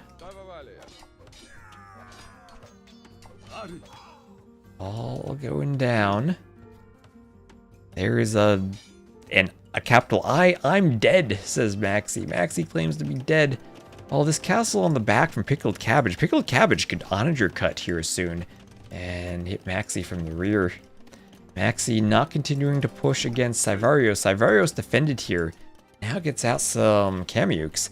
Man, I thought things looked really good after that Ratha push early on, but Savarios did enough damage to Nope, who wasn't fully walled with the Eagles. Yes. He kept playing Sherwood with Vietnamese all over again because of the wolf and the TC spotting bonus to climb to 1600. You played him there twice and then you banned the map. Okay. You use a Sherwood Forest player. Vietnamese and the wolf to lame. Okay, okay. So now he's gonna go 5 monastery monks. Because why not? If you're going out, might as well go out with some Wooloo glory. As the knights and the Lechai start moving forward. Treb's taking out the lumber camp. And they're going for the monks. Is Savarios devoted? I mean, is Pickled Cabbage devoted? No, she's not. So a couple conversions will come in from the Bengali monks. But more knights on the way. Knights that are soon to become cavaliers. And oh, we do have a chop through, and an Inca castle drop. Let's go. Savarios castle dropping by the penguins. The penguins just gonna get in on the pathfinding, block the Vils a bit. Force the Vils back. Gonna be a defensive castle from Nope. This team's hanging on because this is their tournament life on the finals on the line. This game, they need to force that game 5. But oh no, here come the Kamyuks. Here come the Kamyuks. Penguins. Absolutely disrupting the pathfinding, and Kamyuk's going to finish the job on these Vils. And BB, hello BB. Good morning to you. Hope you're having a lovely day. And Savarios selling some resources. Pikeman. Longswords coming in. Kamyuk's going to poke down the Vils. Poking down the Vils. And no, the castle is denied. The castle is denied. Love tuning in to see Kamyuks and penguins. A great combination as they're pushing forward. Meanwhile, in the south, here comes some Lechai and Cavaliers here from Pickled Cabbage taking out the TC. Oh, and Emu's still around. We might get to Emu's set tomorrow morning. But I think we still have a ways to go if Emu made it to the finals. I think his team did. I actually didn't check. I'm assuming they did. Maybe I'm wrong. And castle going down. Treb's taking it out.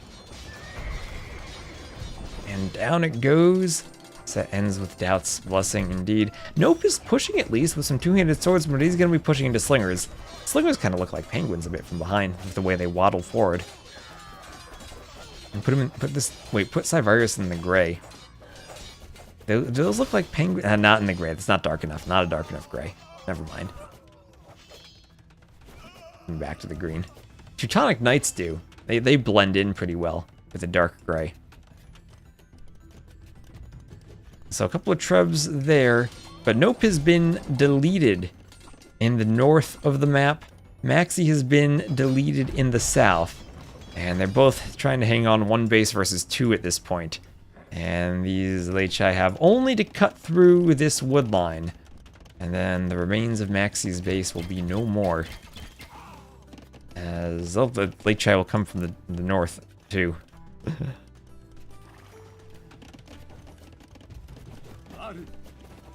Less than 4. Less than 4 could be 3.962 as a number. Alright, ooh, all the upgrades coming in. Look at that. Stone shaft mining, crop rotation, plate parting, ballistics, armor. And there's a yup from Nope probably agreeing that they are dead.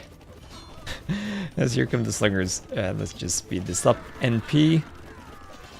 We tried. Wait 5 mins, please. I want to kill... Oh, he wants to kill her castle over the wood line. But the trebs are there already. The trebs are cutting. Maxi wants to go out with a bang at least. Some trebs on the... Oh, that treb. Pathing among the vills. There it goes. Going for the castle. Castle being trebbed down. There's the GG. And there you go. The Cabbage Crew. Congrats to them. Winning their finals of the Wayfarer League. And looking at the stats, it'll be 213 kills for Sivarios. Only 84 kills for Pickled Cabbage. I guess she killed so fast, Maxi didn't even have that much to be killed. Oh, but look at that economy. That is a strong economy. Cabbage feeding the armies. Denied from destroying the castle at the end. GG.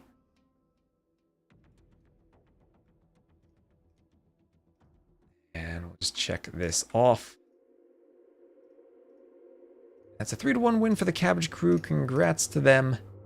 Winning on 4 seasons, and Sumatra would have been the final map. That was Lithuanians on both sides. And that was Lithuanian Inca against Bengalis there.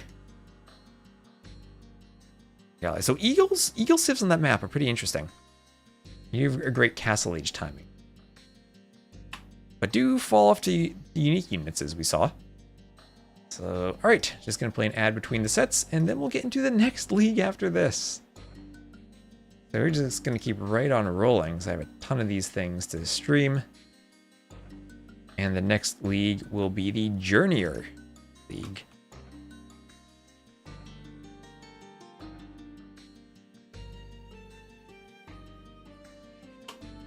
Journeyer League results.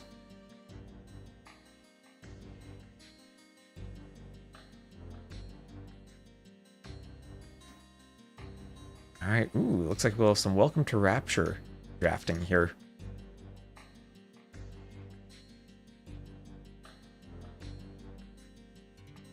How do I even spell it, Journeyer?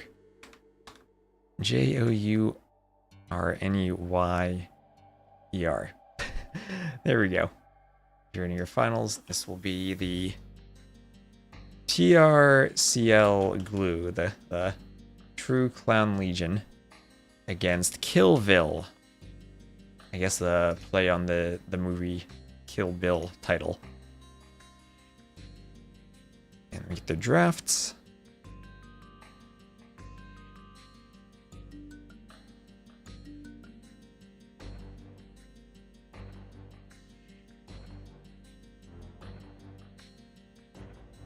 And there we go.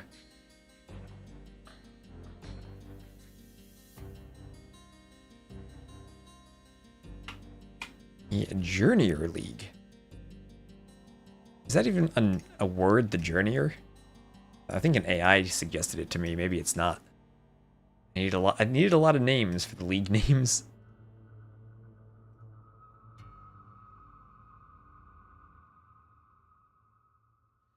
So again, thank you earlier, Viper, for the raid. I hope you all are enjoying our late night, or not late night yet, but soon to be late night casting of these games, because I'm going to go as many as I can get done tonight. And into the Journeyer League we shall go. And Islands will be the first map. All right, another map we haven't seen too much of. Islands. Everyone had been picking Sumatra as a water map. Let me just get some more water and then we'll be good to go.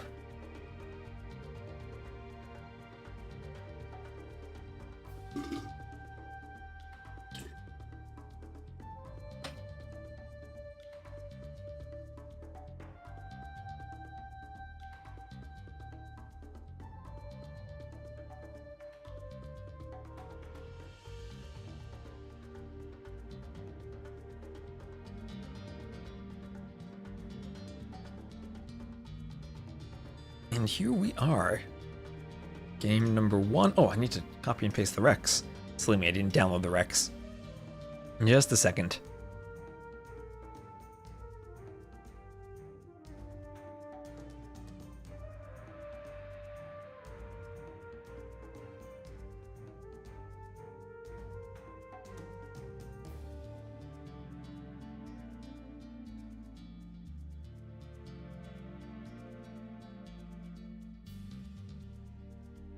Okay, now we're good to go. And game number 1 will be Islands.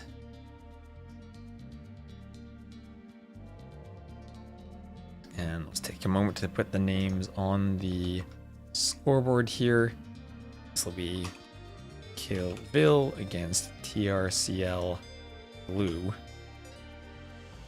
And let's go. Islands legendary map. Basically BB legendary viewer. So this will be Islands. Version 2 because berries were not spawning next to houses thanks to a bug. But I'll fix that. Islands, we didn't really see much played on this map during the event itself, but lots of potential for transports and landings. And even galley play. And I took a lot of time to make sure the neutral islands were always balanced. So that is rather nice for this map right now, I think. And we're going to have 3 islands in between everyone. 1 right in the middle, 1 to the side, and then between every pair of players. Should be a gold and stone and relic on each of the neutral islands. And then 1 relic on each of the player islands. So 7 total relics. And lots of opportunities for strategies. Hello, LC River. Good morning to you. West Legendary Streamer. Thank you, baby.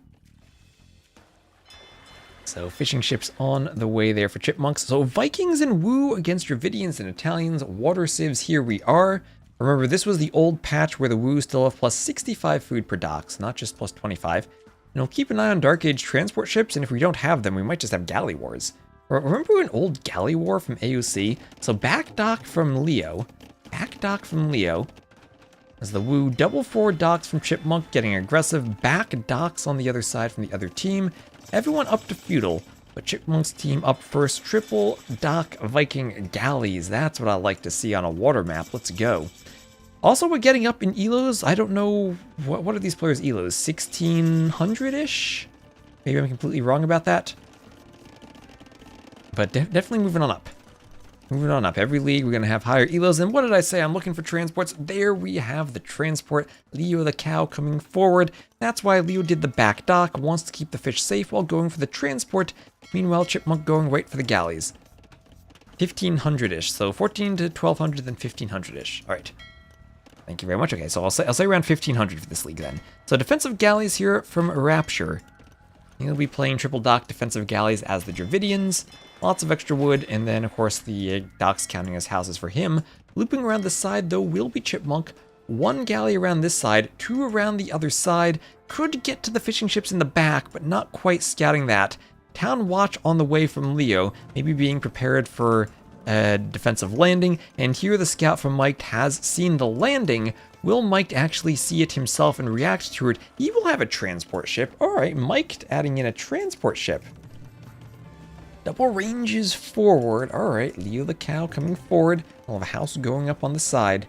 And Scout still running around, fletching on the way from Leo. And we'll have Castle Age on the way from Mike.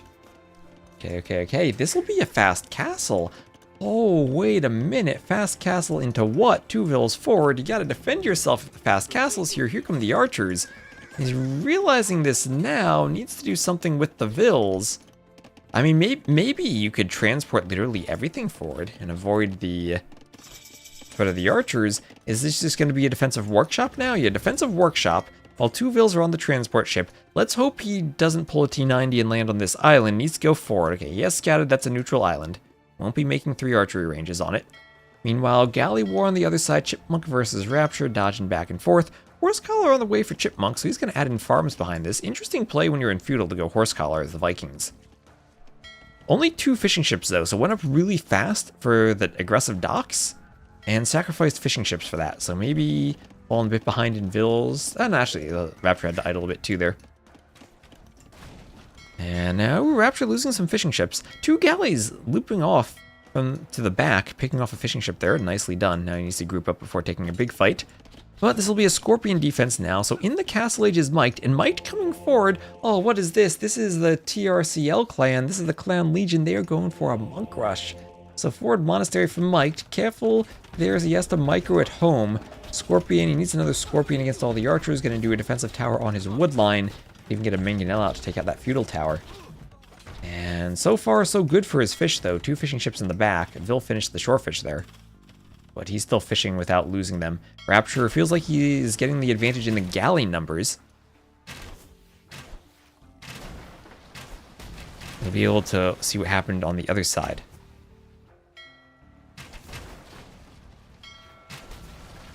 Laman, she's an AoE 4 streamer. I met her at the garrison. She's a lovely person. Alright, so...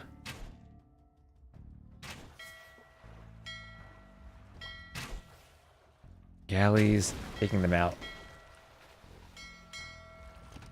There is someone in AOQ named Chipmunk, but I think there's a different Chipmunk.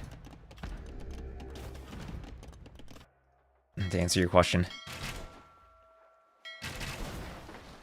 So, galleys going down here, Rapture microing. Making the clowns proud on the water. Hello, Noble, how you doing? Oh, that's you as well? Oh, that is you then. Okay. That is you. Oh, you get the Chipmunk in this game then. Okay, are you are in this one, okay. Hopefully they'll keep pace across all games. Tell that to the AoE 3 DLC.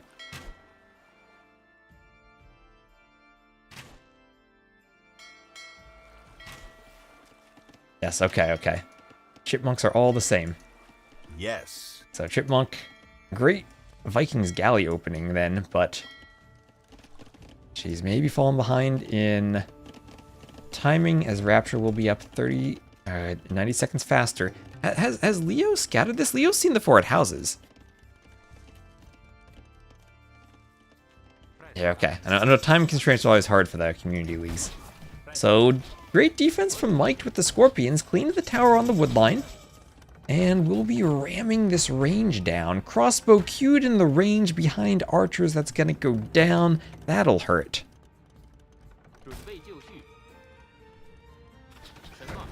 AoE3 is this. Oh gosh. Poor AoE3 on the swimming pool meme. Ooh, archers are all going down. Okay. So double stable in the back from Leo the cow. Monk still hoovering around. Transport is forward. And now it's time to clown a bit. Time to clown.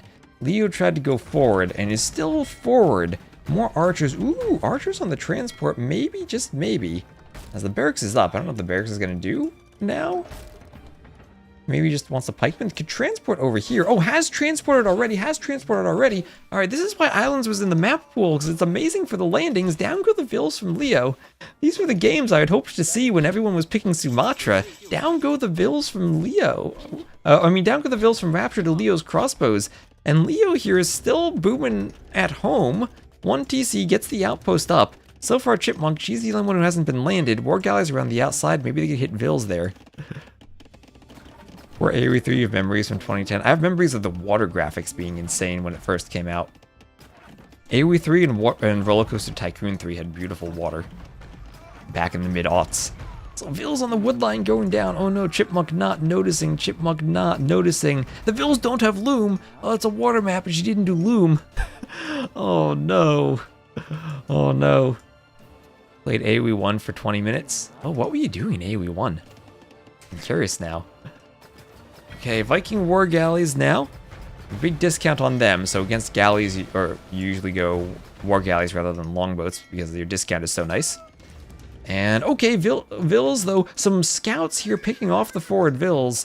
Double Monastery Monks, but that could be a danger against scouts if you have double stable scout defense against the Monk Rush. Monk going for the Scorpion, and maybe Mike is going to struggle to get units. Oh, that's what the barracks was for, I forgot. The Civ is the Woo. It's for the GN Swordsmen. The silly GN Swordsmen, they should do well against Scorpions with their Pierce Armor, I think. AoE 1 map editor in like 2003. Oh, AoE 1 map editor. So simple compared to AoE 2 with the triggers, but also very glorious. I made a ton of scenarios back then.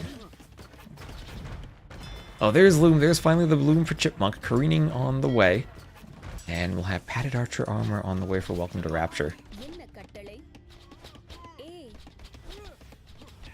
Alright. So Archer's picking the Vills.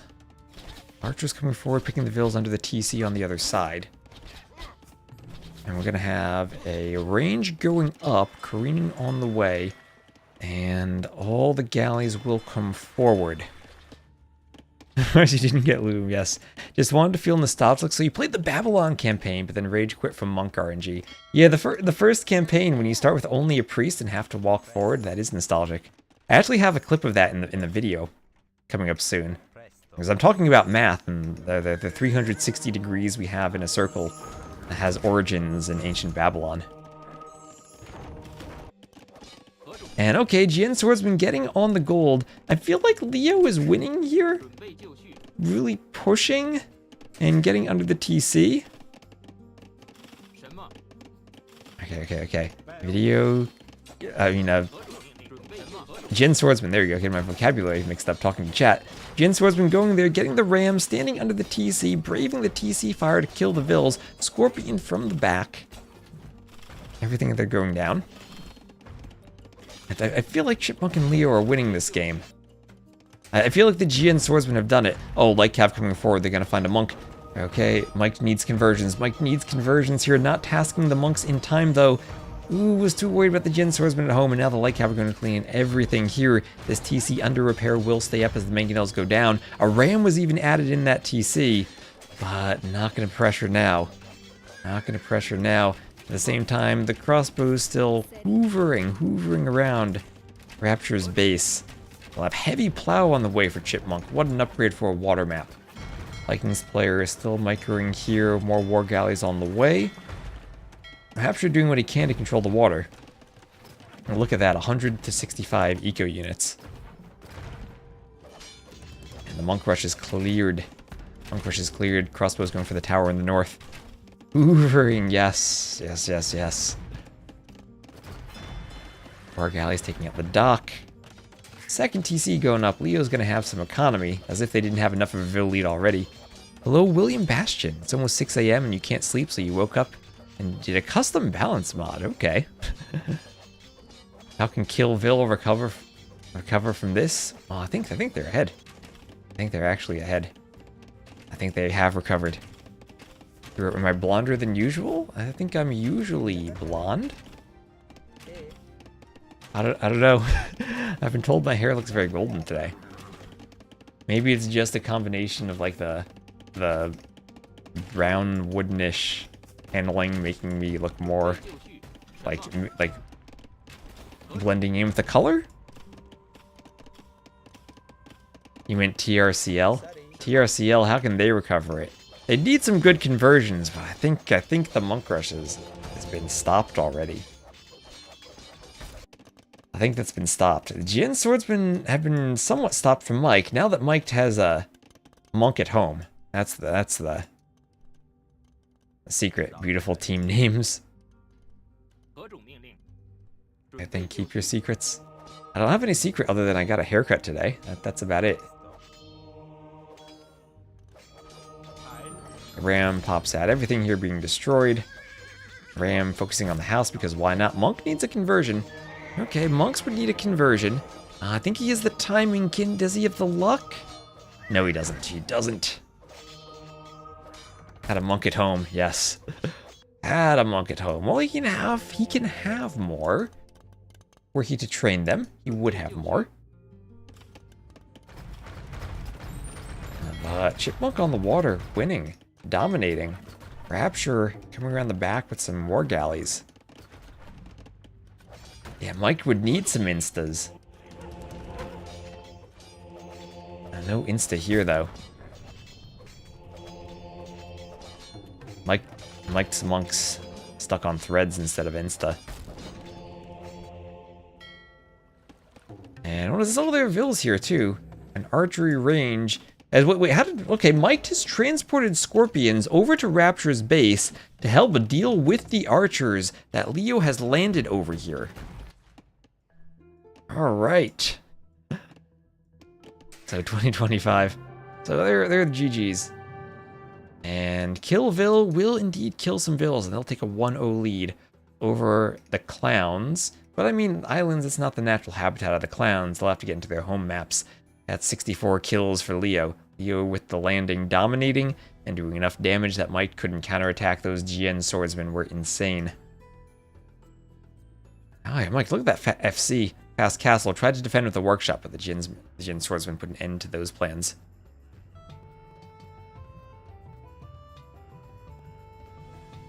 Okay.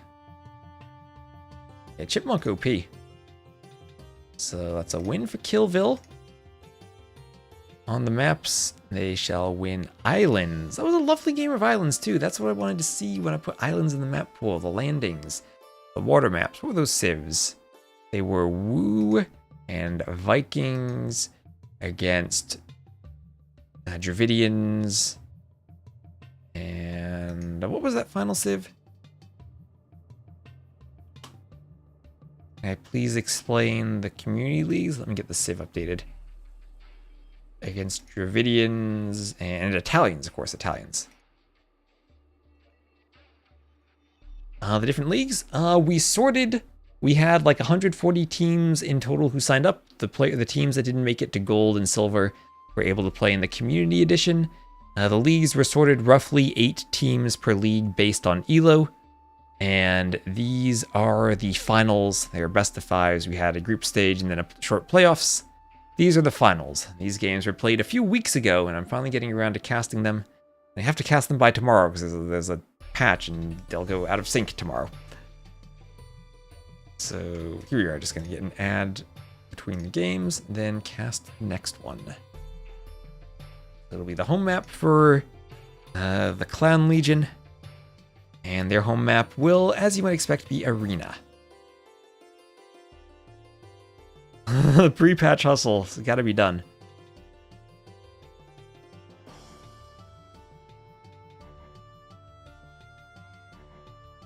Forced to try to cast as many of these as I can. There's a total of 11 community leagues, and this is, I think, number 5. So I'd like to get this one and then 2 more done tonight at least.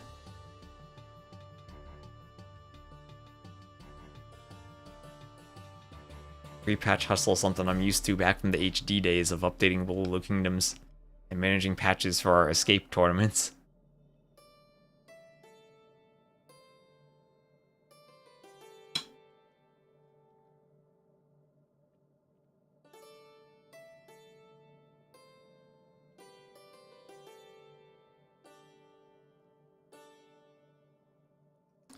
And here we are, ad breaks over. We'll click in on Arena. I miss Voobly. I miss Voobly too. When you're playing AoE1, maybe we should go to Voobly. Voobly maintenance was Wednesday nights, your time? Yeah, Voobly maintenance was at a time when they tried to minimize players online, knowing that the Pacific Ocean exists. DE, I think, does their time maintenance at peak hours, which is maybe convenient for the Australians. The inconvenience as many people as they possibly can. But yeah, that's the thing. Voobly had weekly maintenance, but no one ever complained about it, because they scheduled it at a time. Why is it still running? Why would anyone use DE over Voobly? Voobly over DE? I mean, if you don't have DE, you can play on Voobly. I mean, honestly, the user patch still does a lot of stuff very well. Pathfinding is still honestly better than Voobly's. I mean, better than DE's. So we'll have Leo and Chipmunk, Malayan Vietnamese to the south, against Rapture and Mike, Slavs and Byzantines to the northeast. Voobly is forever. Voobly, I mean, you can still... I mean, the lobby system is still far and away better than DE's. Like, I think it's not even close. I'll have to do a YouTube video about that at some point, because DE's lobby system is jank upon jank upon jank. And Voobly's, like, the user interface comes from, like, 2010. But aside from that, it is such a nice lobby system. A few UI updates, and it would just be amazing. I miss the days when you could all spectate one game. You didn't have to go back and forth to outside websites just to find the games you're spectating. In terms of running tournaments, if we still could use Voobly's lobby system, that would be great. There was a time, actually, that Microsoft was going to like buy Voobly and integrate it with DE, but that didn't happen. So, Scout Fight, we will have a win for the Clowns. However, 5 HP left from Leo. If Leo can somehow run that around, maybe could save it. Ooh, maybe could have just gotten to Chipmunk's base there. You run too much and you will get hit by it once more. And exclamation mark, spec chat off. Spec chat off probably should have been the default, as campaigned by many people. Oh, remember the times when you were streaming and you just have your in-game stream integration? Where people could just click on your stream and watch it? Imagine if DE had that. Imagine how many more viewers streams would have. Remember when DE came out and it actually had the mixer button on the main menu? As Leo's scout goes down. That button's still in the game files, the mixer button. The thoughts of what could be. So as expected, the clowns are going to clown. What is this, a tower rush on top of the monasteries? Well, that could work if the monks don't come out in time. Ville's already being sent forward. YOLO's from Mike. Chipmunk going Castle Age towers on the monasteries to stop the monk rush. One monk on the way out, a scout from Leo on the way. The Vills all forward, and the Vills will stop the towers. The towers stopped one monastery. The Vills are going to hold open the gate? No, they're not. They're going to go inside. All right, Mike might have been going a bit too deep here with those Vills and is now inside of Chipmunk's base. Although, to be said, monks are going to come on the other side and try to get conversions here. More scouts out to go for the monks. And Vills are going to fight the scouts. Okay, what the heck is this? This is crazy. Behind this, it'll be 2 additional TCs for Leo as the Malay. So Malay just going scouts. What is Rapture doing? Rapture's up to the Castle Age. Rapture hasn't been doing anything, no slinging at all. Rapture just booming a bit on the way up. And Rapture just with the slow up. Did the Slavs go straight to Imp? Okay, well, tower is denied. Vills on the inside killed. And it will now, if towers don't work, try a castle. Chipmunk gonna send 9 Vills forward for a castle. And it's a good thing for her that the monks have gone down to some scouts already. Otherwise, there'd be conversions there.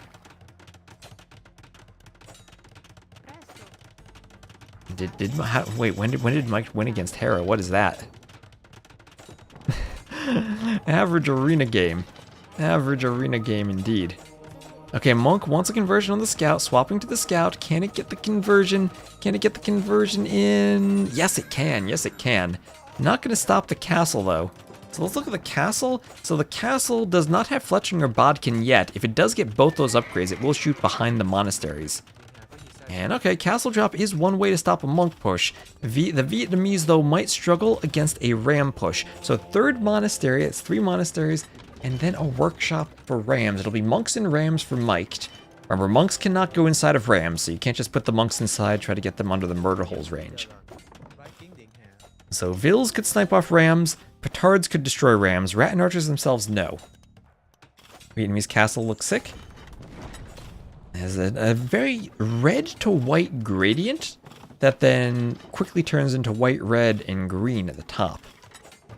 Lots of different colors going on in it. Something that probably wouldn't be possible in the original color palette. So anyway, 1, 2, 3, 4 TCs from Rapture, who did not want the back walls. I put back walls on the map, and I've seen them used many times throughout these sets from players who fall back. And 1 battering ram on the way, 2nd ram on the way.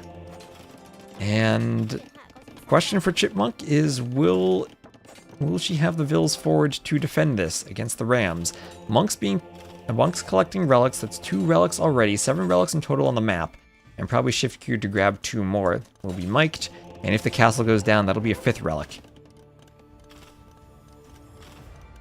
Looks artificial. Does it? Well, I wonder if it's based on anything. Looks very clean compared maybe to some of the other buildings. I feel like a couple of the castles, the sun on the right side is maybe a bit bright. And they're very stark difference between the 2 sides, more so than some of the original buildings. Or at least more noticeable. The dark to light gradient on this side is pretty apparent as it goes up to the top. Oh, so Scout there. Ooh, doesn't get hit on the Vill. Scout from Rapture goes down. Wheelbarrow on the way. Vill counts pretty similar. Only 4 Vills ahead for Killville. And Killville will be going Gates. Gates on the way. Rattan Archers on the way. And how many Rams do you need? I think at least 4 is the requirement. 6 plus is probably where you're feeling safe. And there'll be a 5th Ram queued. As more monks are on the way. Can this monk get a conversion? Can this monk get a conversion for... Oh, healing on the monk. Yes, some healing in the back, I think, kept that monk alive. That monk's too far to heal. Maybe that's just a conversion that actually succeeded. Sanctity is on the way. Sanctity is on the way. And Byzantine monks, well, they do heal fast. No extra range Teutons, though. Inca Castle, Malay Castles, I say, are F tier. Okay, 1 Ram going forward at the start. And monk wants another conversion there. Lightcalf picks a monk. And just is deleted. So I think this is a mistake to go with only 1 Ram. You want to go with all of them at once. Yeah, trickling Rams is even worse than trickling Tribs. And, oh, that'll be a forward. Okay, maybe do the castle on the side so the Rams can pathfind? Because if you don't have enough monks for this, then the Rattans just slaughter the Vills. And the monks are not there for miked. Okay, not too sure how I feel about this. Okay, that was a doubt castle. That was a doubt castle for miked. If miked had 1 Mangonel or like 2 Scorpions, that's different. That's different. Vill's hitting the scout there. Vill's hitting the scout. He's getting back. But behind this, Rapture has the best boom. And 40 Vills to 36 right now. And that's going to mean, since Leo is investing into the light cav, Rapture will be ahead in the boom. University Workshop on the way for the Slav, so he's getting ready to pressure against the Malay. Probably an infantry opening then. He just opened Halb Siege. And Mangonel coming out, hitting the Rattan Archers. That's 4 relics in the monastery now for Mike. That one in the middle is taken. So at least 4 relics will probably give Mike even a better eco against Chipmunk. Chipmunk, who had been going for the castle and the Rattans, may be a bit more expensive here. But expensive very much if you're going to lose 4 Rams in a workshop like that. Scorpion on the way. And then the question for Rapture is, do you help or do you just push? And fletching on the way there for Chipmunk. Didn't even have fletching yet. 79 Vills, that is a good boom for Rapture. And he's booming with pretty good confidence that the Malay player doesn't suddenly have a bunch of relics. Castle hammering 3 times before being redacted is not a doubt castle. Yes, that's true. Doubt castles require commitment. That's true. No fletching is killing the Rattans. Oh, removing some of their potency. Imp on the way from Rapture. And this is now Rapture's game to carry. The Monk Rush Castle drop, and this is what I always say about team games, is sometimes if you're in a very aggressive position, forcing your opponent into a 1TC defense, you kind of turn it into a 1v1 between the booming players. And it's a 1v1 where it feels like, oh, especially if Coinage is going to lead to a slinging here from Leo, a 1v1 that it feels like Rapture is ahead. And maybe even time for Mike to think about running Vills into the back of Rapture's base just to make sure that he can stay alive. Or even lumber camping behind the walls. Coinage on the way. Remember, it's a 50% base tax. And so far in these sets, we haven't seen any slinging. We probably will in the higher elos. If Rapture can come forward with any type of pikeman, yeah, he's doing everything inside of his base because he's scared about the potential of hoovering a light cav. Comes forward with any type of pikeman, then he clears the light cav, puts the pikeman in the ram, and the ram push goes forward. Puts them in the rams. And now Scorpion's attacking the light cav not quite reacting immediately. And the pikemen are maybe a bit late. Monk wants a conversion. If the Scorpions can defend themselves, conversion will be on the full HP light cav. It does come in. The rams will get underneath the castle on the inside at least. Mike does the Byzantines probably not going to do cataphracts against the Rattan Archers. There is sling in one of the games in other sets. Okay. Okay. This is definitely like, I'm surprised like the super low elo teams didn't just YOLO some sling strat. Yeah, that could always be fun. Yeah, I always expect sometimes the low elos are the ones who prepare the most. So over here, we'll have a couple of barracks being added in from Leo. But against Drazina from the Slavs, that could be scary. And Rapture just needs to open at the right time. This is where, honestly, you could even consider just the champion line opening, the swordsman opening, knowing you're against the melee. The question is, are the melee going elephants? If they are, then it's a halb opening. Otherwise, if it's Karambit's champion opening. Low elo have honor. Hello up. Have honor. We got coinage this game? I think it might be Leo. Is there any sling going on? I don't see any sling. Is there sling? Is this Leo? Leo, did you just coinage for no reason? So forward castle, here come the pikes, here come the rams. No ram defense yet from Leo, so rams here from... Or no mangonel defense from Leo, so rams have a good chance of getting in from Rapture. Over here, the Rattans still pushing. The rams are there. They're just waiting for the opportune moment to push. 23 Rattans. I mean, that's enough Rattans. You could even maybe threaten rams with them. Halb, capped ram on the way here. Rapture going to push, doing more rams. And pikemen poking down the vills and the light cav. As the rams come forward, Vil goes down. Rams go for the outpost. And Halb is in, Halb is in. Imperial Age on the way. Smarter to double team the slinged or the slinger. That is always an it depends situation. And I don't know if there's any one good answer. Okay, elephant from Leo. So if it is elephants, then Halbs are absolutely the right answer. I just thought elephants might have been a bit too expensive. So Halb defense there from Leo, and Rapture is pushing. As I said, 1v1 on the other side, 120 Vils to 99, and the Slavs feel like they are boomed. The Trebs are popping, and that will mean the TCs will be dropping. As desperate repairs coming in from Leo. Not going to be in time, though. Rattan Archers on their way over. And maybe that could save things. Onager is probably going to need to come in here from Rapture then. But TC getting trebbed already. Elephant's pushing. Halb's coming back. Not going to lose more than he has to. Rapture might have to sacrifice one treb.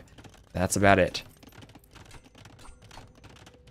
He's throwing the end.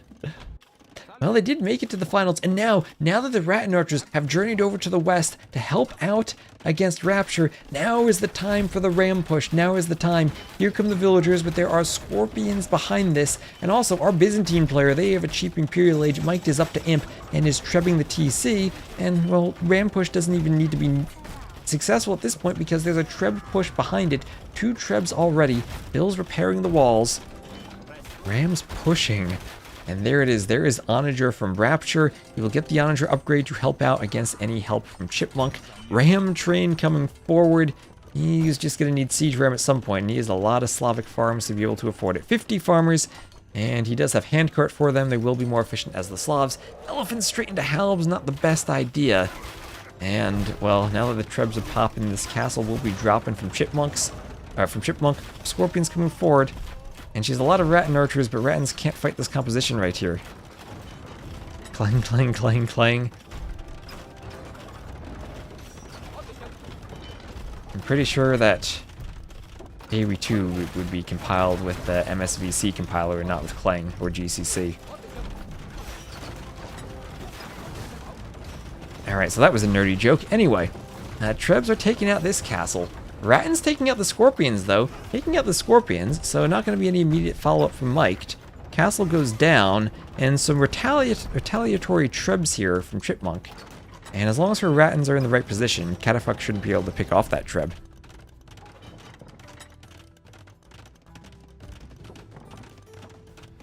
And at the same time, the ram push coming forward. Go Rapture, we have people cheering for the clowns.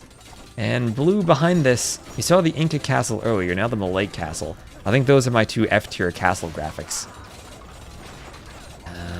Halbs need to pop out of the rams and fight the Vils, but now Leo is dead. Leo did not get a chance to lose that coinage, or to use that coinage she had researched, as the Slavs indeed are going burr. Show me your make files, hello zipper.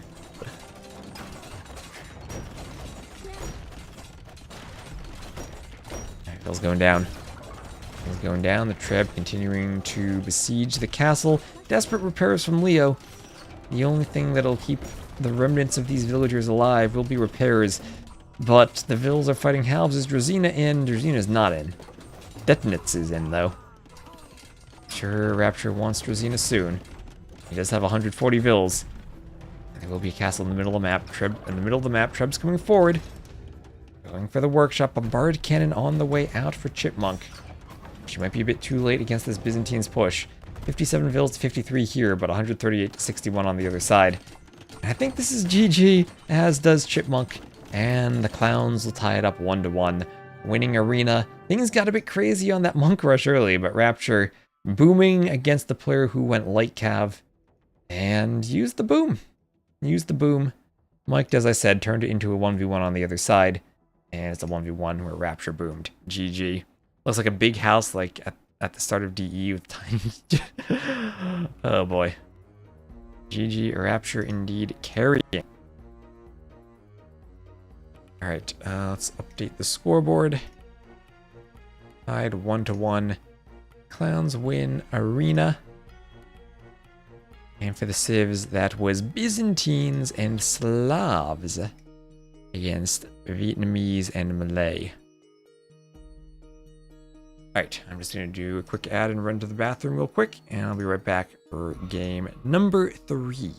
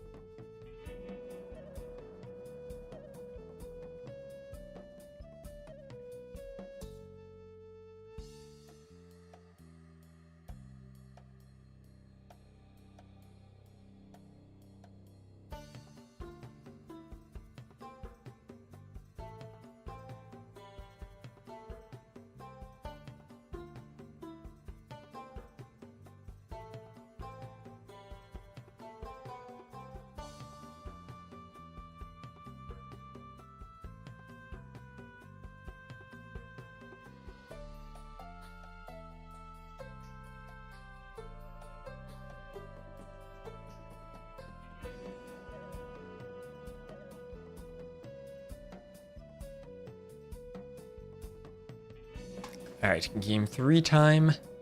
And what shall this be? I need to reopen Capture Age for it to tell me. And I see... Ooh, it's gonna be 4 seasons.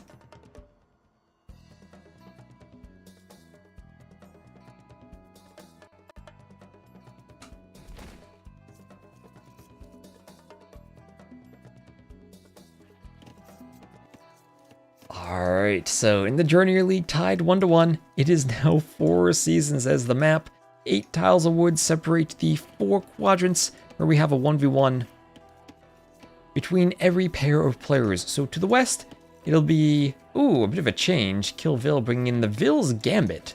The Vill's Gambit coming on for Leo against Miked. Rapture and Miked changing their colors from the previous games. Let's just reset them so we're consistent.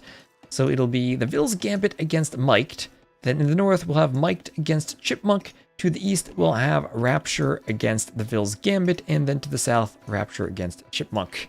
Whew. This map is so good. Hello, Jafar. You like this map? I do too. It was one of those brainstorming ideas when Orlu and I were talking with Viper. I was like, you know, what if we do like a 1v1 between all the pairs of players? And it just came to be. There was a map called, I think it was called 4 Quarters, where you had, it was a 1v1 map with a 4 TC start, where you had like food in the north, water in the south, gold in the east, and stone in the west. That didn't really work for a 2v2 because we need the resources for all players. So then I had the idea to turn it into something like this. And it is beautiful. Yeah, 4 TC start, that is something else. That was a brilliant 1v1 map, but definitely need tweaks for a 2v2. The other idea I had for this would be like Enemy Archipelago, where it's a 2v2 but you each have an island. And we could probably then see some crazy landings and maybe some more interaction between the teams with the water separating them and transports. So I don't know, maybe next time I do this event, I might maybe swap that out for a different version of the same idea. Don't know how great that would be. We'll have to do some community games on it and test it out. So again, we'll just speed up the Dark Age. Faster Feudals from Chipmunk and the Ville's Gambit. It is their home map. And, well, how familiar are Mike and Rapture with it? I don't know. Both have the TCs diagonal, red and yellows get next to each other. I mean, there is randomness on this map.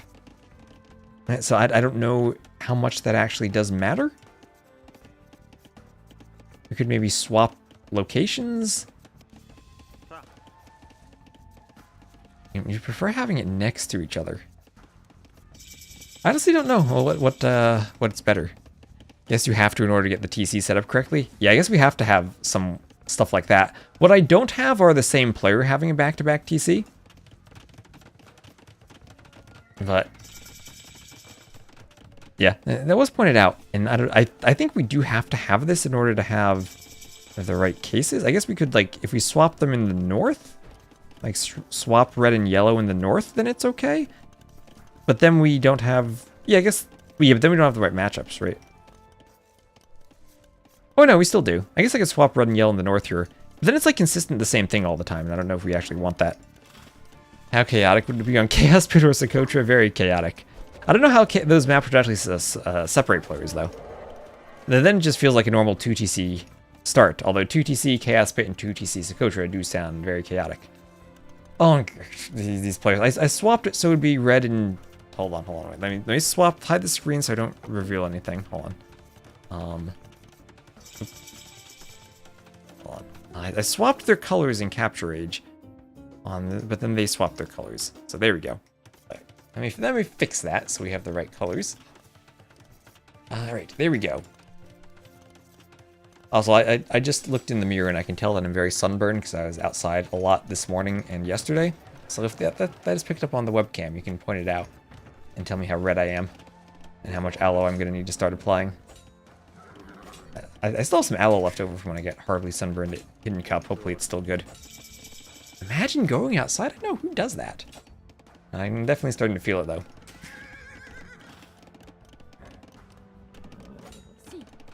I wore sunblock when I was outside yesterday, but I was outside for a while and maybe didn't reapply. Or maybe should have brought some with me on my trip. So, Knights. It'll be Knights from the Ville's Gambit over here against Rapture. Rapture, who is the Burgundians, and look, from the looks of it, going for a castle, but up much more slowly. Who does that? I know, it's a novel going outside. So Scout will be hitting a villager over here, and maybe taking out one from Rapture. Alright, so some aggression there. Aggressive Knights. Alright, so this team just going Knights. Usually I see FCs and unique units, but this team up faster into Knights.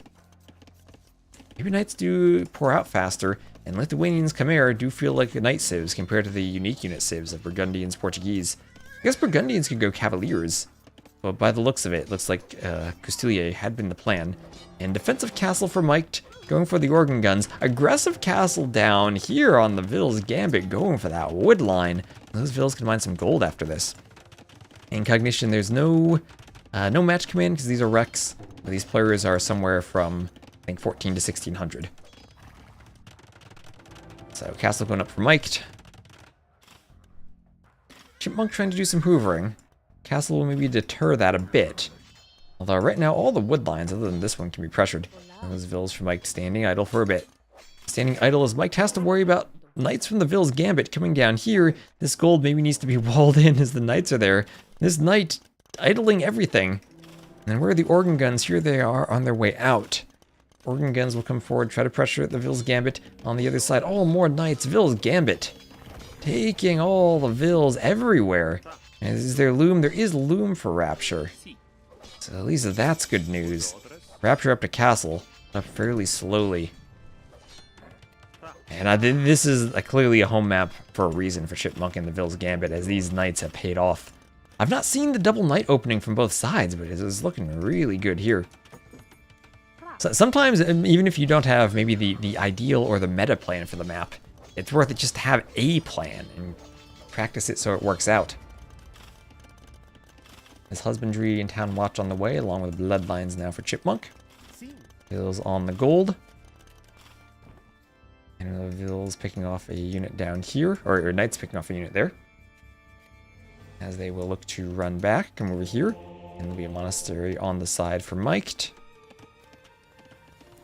Trained the uptimes hard, made it work with FC under 9 minutes in practice. Nice. And this team definitely caught off guard by how quick this Knight pushes come in. Trying to get some defenses up. Maybe if they can get castles and monks out, they can convert Knights.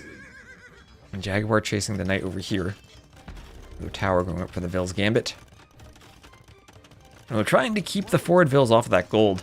What if Fletching and Bot can come in and that castle still wouldn't hit the tower? Fletching comes in for that tower and it really secures that gold.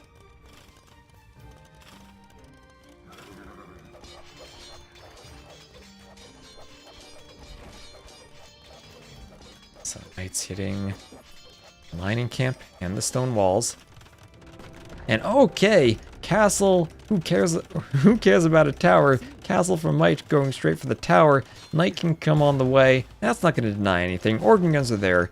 Vills will be safe. Maybe a couple will go down, but the castle will go up. And then what do? Petard the TC like it's sudden death? Take out all the defenses over here? That could be a play. Super hard to react to Knight raids on 2 TCs. That's true. That does secure the golds quite a bit. That it does.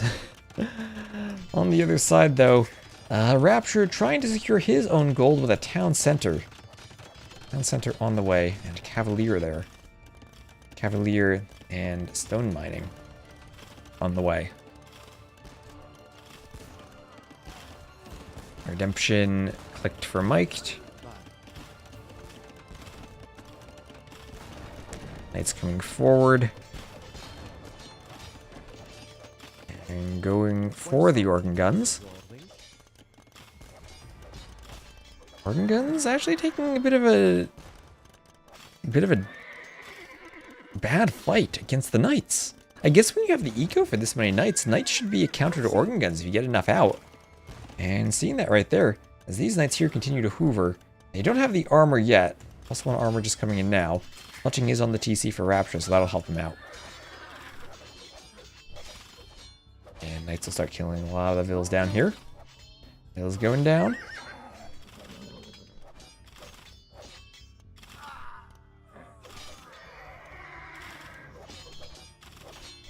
Arabia ×4. Well, the clowns probably don't like Arabia, right? And they're just getting massacred here. These Vills can do nothing, as Rapture is helpless, as his TC is fully garrisoned already. And his remaining Vills are stuck outside. Stuck outside being killed, like I was stuck outside being burned from the sun. And double castle Organ Guns here for Mike going for the TC. Mangonel coming forward. And starting to do some damage to it. But double stable Knight production here for the Vill's Gambit.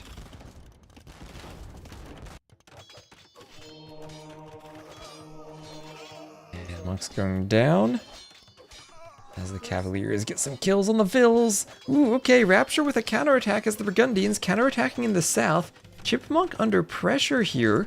Okay, Chipmunk up to Imp though. Can Rapture now do this? Can this castle from Mike work out? That's a lot of Knights. This has to be a clandestine castle then. Chipmunk coming to the middle and she should be able to tread down that castle. Okay. Over here though, Rapture. Killing Chipmunk's economy in the south. Alright, so Rapture losing in one quadrant, winning in the southern quadrant, and here is an aggressive castle. Oh, that castle is going to have enough HP on it. An aggressive push from Mike still. He wants that castle. Don't think he'll get the third one. and still doesn't have a way to fight the Knights, even though he is applying a lot of pressure to the Ville's Gambit.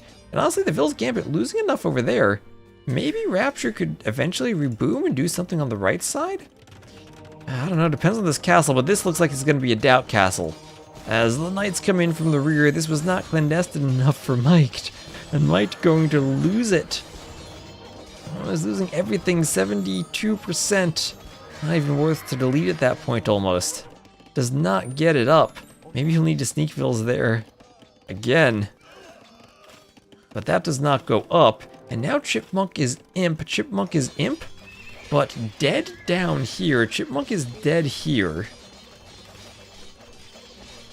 And Mike is dead in one spot and will die to Trebs in the north. As I don't think the organ guns are enough against the Knights. This is just a good civ composition against the organ guns. The Knights were a great call against the Portuguese. Oh, look at that, 174 Vills to 105. Ford Castle from Rapture. So Rapture will kill Chipmunk in the south, no problem. But Chipmunk dominating in the north. And she's ready to get a good push against Mike. And Mike, as any true clown knows, the only answer to any situation is monks. Oh, more penguins. Hello, penguins. Waddling around. Little penguins. Cavalier's going for the TC. Castle is up, taking out some Vills. That TC will go down. The Vills in this TC, they'll go for a lumber camp. And TC over here. Knights from the Ville's Gambit. They'll be taken out by the TC. Okay. You love that your side has penguins, the important thing. That is the important thing. Very snowy winter version. With the penguins. Oh, monks want to convert a Treb. Monks want to convert the Treb. They do convert the Treb. Can the monks convert the Knights? Not enough to keep the Treb alive. Now a few conversions coming in. Mike with the monks. Monks OP. Is Chipmunk devoted? Yes, she is. Monks are still OP though. Okay. Conversions coming in. That'll stop the push with conversions on a castle. I mean, if Chipmunk dies down here, maybe Rapture could cut and give Mike the spot to run. Mike's still not up. Ville's Gambit booming over here. Still attacking Rapture, but Rapture has enough eco in the south. He can add Cavaliers here. It's now Cavalier versus Knight. Could Rapture play over here and win? How did Knights get in over here? Wait, how did Blue Knights get over here? Oh, they cut. The Ballista Elephant cut. All right, the Ville's Gambit saying, okay, Rapture, it's not enough to beat you on one side. I got to beat you on two sides. And now the Knights coming forward. They are fighting Cavaliers. And Chipmunk has lost everything over here. She'll lose the monastery, lose all the Vills. But Rapture here spamming stables. Forward castle drop. Monk defense still. Trying to convert Knights. Mike saying, I can't afford to train my own military, so I'll convert yours. 4 seasons total war. And, okay, forward castle from the Ville's Gambit. Okay, Ville's Gambit pushing here. Maybe, wait, there are Cavaliers in the back. Maybe Rapture could do the same thing. Cut through here with the Vills and the lumber camps.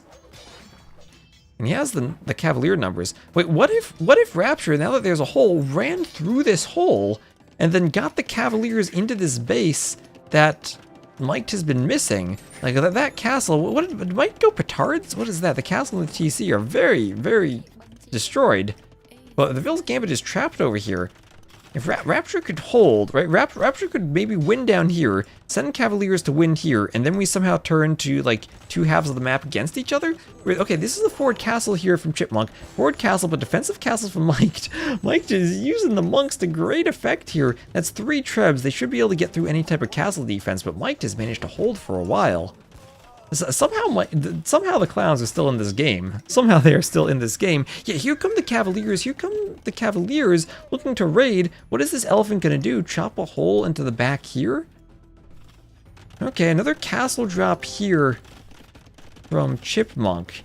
And this is not open. Oh, the Chimera is such a wonderful civ for this map for the cuts. Okay, for the cuts, and we saw the Knight opening plus cutting. Now under a TC, the Knights are gonna be fighting against some Cavaliers. As they're distracted raiding Vills, they'll take some more hits from the Cavaliers. 108 Vills for the Ville's Gambit, but some of those will go down as the Cavalier raids come in. Here are more rams, so maybe it was a ram push there from Mike. Mike going for the TC, as Cavaliers now hoover around the back of the Ville's Gambit's eco. And okay, so down here, another knight raiding. What are those cavaliers doing? They're just pathfinding. As Rapture's gonna get a TC up. So TC on this woodline could be dangerous if Vill's Gambit turns and fights. But remember, Vill's Gambit, no trebs yet.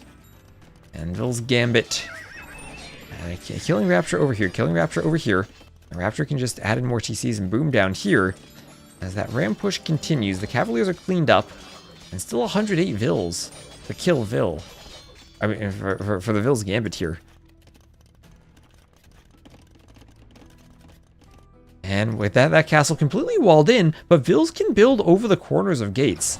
Oh my gosh, the Treb push continuing, but enough monks there for conversions.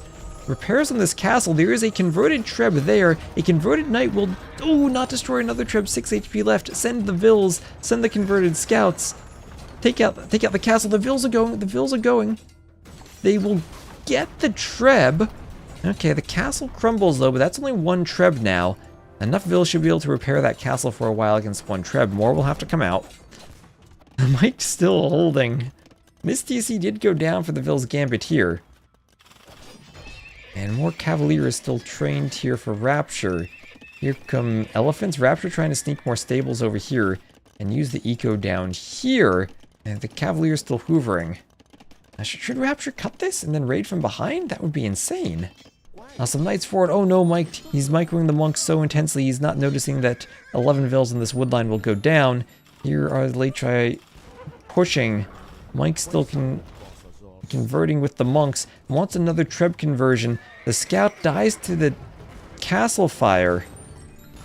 Those scouts are not in position. Oh, the monk's gonna convert another Treb.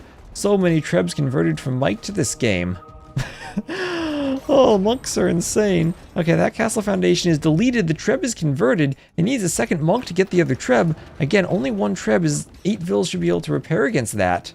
Oh, Chipmunk needs to defend her Trebs more. Here come more Lechai and scouts. But a couple of monks out. That monk wants a conversion. Don't think he'll get there in time, so it'll swap to a Latus. Chipmunk needed to delete some Trebs. Need maybe to stop trickle Trebbing and go with 4+ Trebs at a time. Monk there, picked off by some light cav. Okay, no conversions. And this here might finally be the push. And breaks Mike in the north. Rapture still struggling in the east, but has some Cavaliers out. Has some Cavaliers to defend. An Imp for the Vill's Gambit. That might end the game when Vill's Gambit gets Imp. Another ram push on this castle, but Mike never quite had enough to get it. And Belgarian Incanting, thank you for the follow. Went with 3 and still lost. Yeah, 3 isn't enough. 4, I think 4 is the magic number for Trebs. 3 definitely can be repaired. It's 7 Vills for the first Treb and 6 for subsequent Trebs. So that's 19 Vills for 3 Trebs you can repair against, but then 25 for 4 Trebs. It's hard to fit that many Vills around, and you're basically ruining your eco. So Mike E is on 13 Vills, and for a player on 13 Vills, he is held here with monks for a long time. Rapture trying desperately to get a castle, but here come more Ballista Ellies and more knights forward for the Vill's Gambit. And Rapture is slinging Mike, trying to get him back into the game. I just noticed that the pyramid 1, 2, 3, 2, 1 of numbers in Mike's name. Oh, the Cavalier sniping all the elephants. Knights going down. Castle on its way up. But denied. No more villas for Rapture. Nothing to finish the castle. And he wants a castle over here. That's a single vill castle, though. This team might be reduced to 1/4 now. It might be Imp upon seeing Vill's Gambit. Or it might be GG upon seeing Vill's Gambit hit Imp. I go fast forwarding a bit. Here's the Imp. Not a GG yet, but 204 Vills to 88. I think that is pretty GG. Cavalier's trying to hoover around, but they'll be cleaned up. As one more push, finally 3 Trebs will be enough. Not enough monks to convert them anymore. That goes down. Gambit buying some food. Food looked expensive there. And we'll find some more Vills from Mike. Mike does 1 military unit, 1 last monk over here. Rapture's still trying to push over here, but I think that's over as Rapture will be castle dropped on this wood line. Ouch. Vill's Gambit can even do Bracer for the castle. There is more eco upgrades for Chipmunk.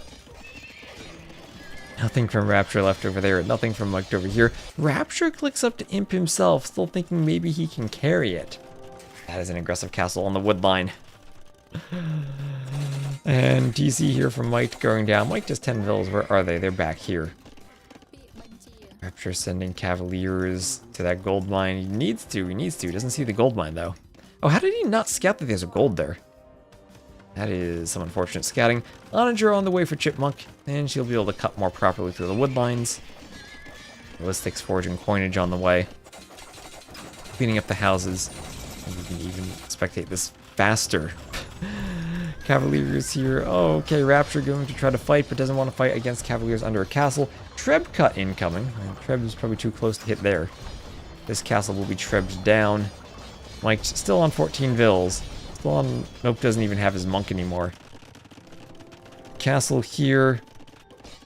Rapture loses the foundation. Reduced to 1/4. Paladin on the way. So Burgundian Paladins will be one last push from Rapture, but I think that's going to be it. I think that'll be it. 30 seconds away. Halbs are here to deal with the Paladins, and there's the GG. Held on for a while, but Killville goes up 2-1 over the Clown Legion. 222 kills for the Ville's Gambit. And I mean, the monk micro from Mike made that interesting. He had 31 conversions, and that certainly held off Chickmonk for a while. But at the end of the day, Rapture couldn't quite manage to carry, and the double knight opening proved very effective, especially with those civs. GG. Hamster map confirmed. I thought this would be like a Fast and Clown map, but they managed to turn it into a hamster map.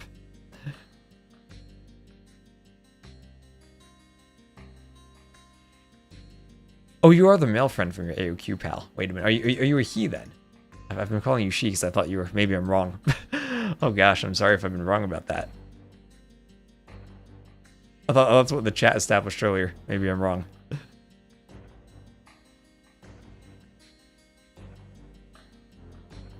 Alright, apologies then.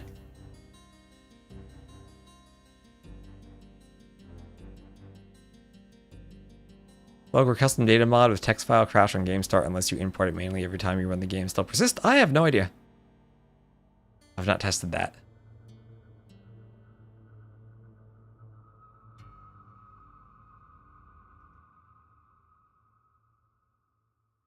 All right. Let's get this. All right, so let's kill Ville up 2-1. And Chipmunk's team did win 4 seasons. Or were you saying that you just played in the AOQ version?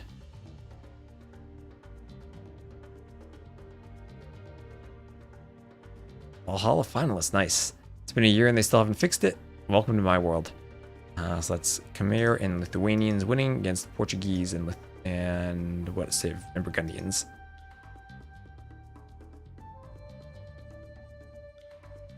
Use your words. Words are good, BB. Words are good.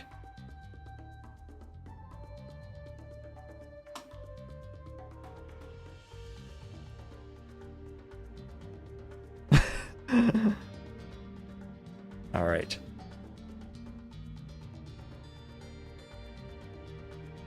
Aussie slang. Confusing the people. Alright, next game will be on the Jungle Rumble.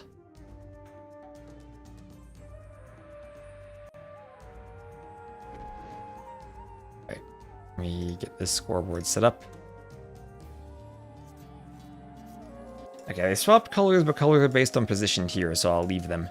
On the outside, we'll have Leo the cow playing as the green Khitans, and then in the middle, we will have Chipmunk. He will be playing as the blue Bengalis. Their team will be to the north, and to the south, we will have Mike on the inside, going potentially to show off more Monk Micro as the Burmese.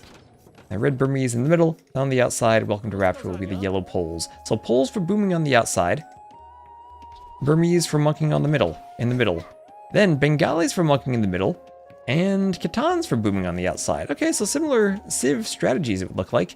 And we have to look at the middle Civs. No heresy for the Bengalis.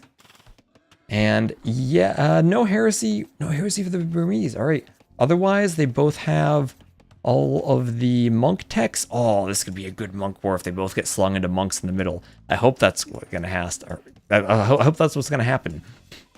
What's more fun to cast, Arabia or Jungle Rumble? I'm gonna have to go with Jungle Rumble. Will we see some slings? Will we see some shenanigans on the outside? We can see like some Schlachta privileged sneak stables, some Catan sneak steppies. Where are the Wallingvilles? Fighting here, Leo on the outside. We'll have a Vil here, the same side from Rapture. So Rapture and Leo both in a Vil fight over here. Looks like Rapture down a bit in Scout HP. Loom for both Vils. Loom for both Vils. Going for the Scout first. Rapture a bit down on HP. Ooh, I think Leo's winning this fight for the moment. Yeah, Rapture might need to send a second Vil at some point. Manual Heresy is the way? What is Manual Heresy?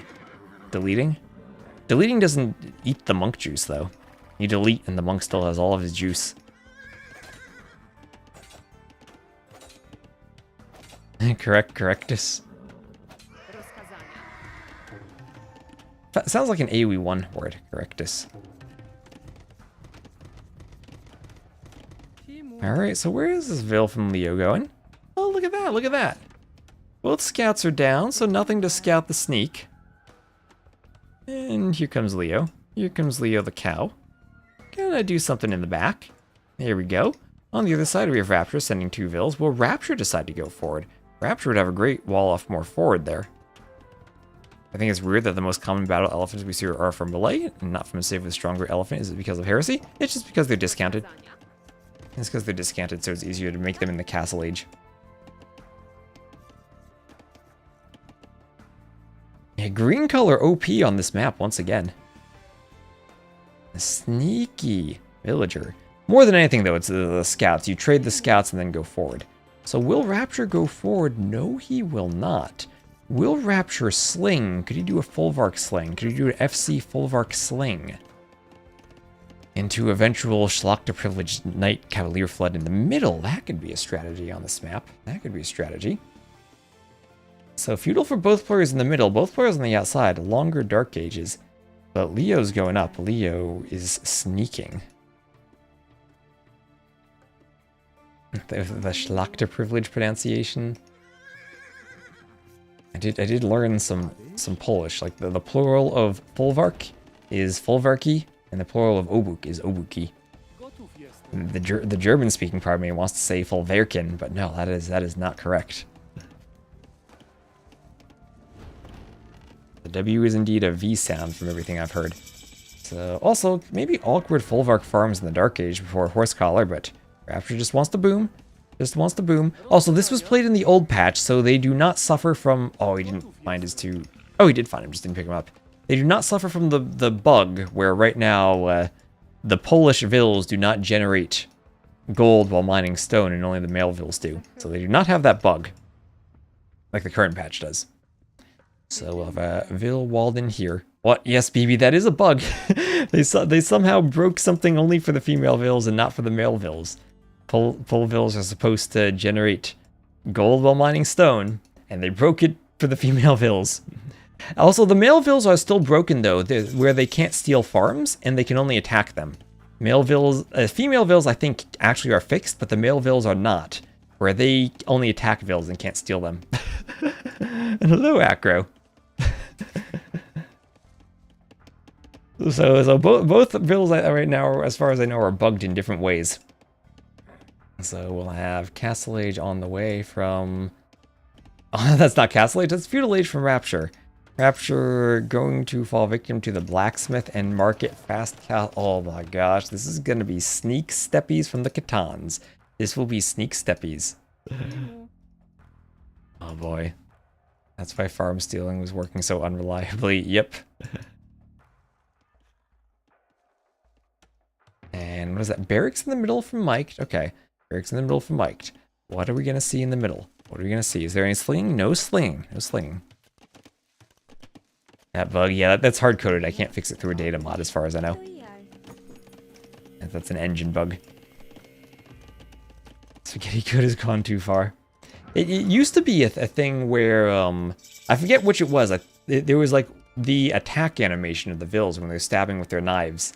If you had two Vils starting at exactly the same time, I think it was the point in the animation, which I guess was tried to be synced up with the animation from when the knife stabbed, was 1.5 for the female vills, but 1.05 for the male vills. I don't know if that was a typo or anything, so but if you had them attack at the exact same time, the male vill would always win because the attack happened just a fraction of a second earlier. That was fixed too at some point in DE. That was fixed. That was fixed. And, alright, Chipmunk. He will win the scout fight in the middle. I'm gonna crash out. Justice for the female vills. That was fixed, though. That was fixed. Now their attack animations are even. So, monks. Okay, monks for Chipmunk. And double monastery monks for Mike. Mike will just have a couple of spears added in.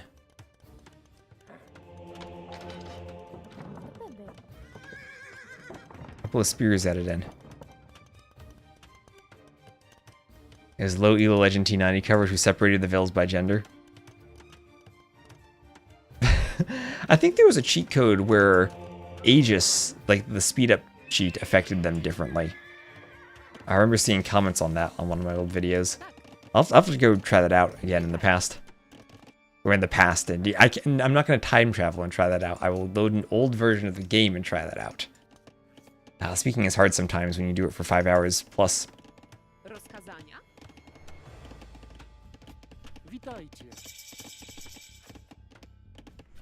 With a big new unit icon in the bottom left corner.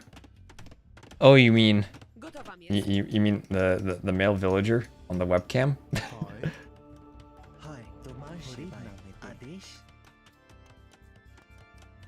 I don't know. The male vills are so buffed it discourages people from doing cosplays.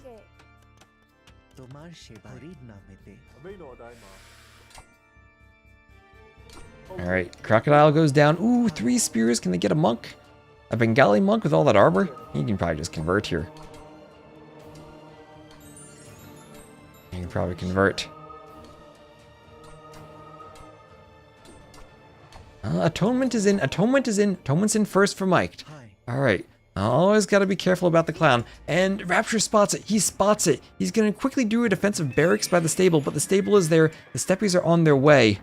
And 3 steppies out. Can they attack over the wall with 1 range and stop this? They can get 2 vills here. They can get 2 vills there.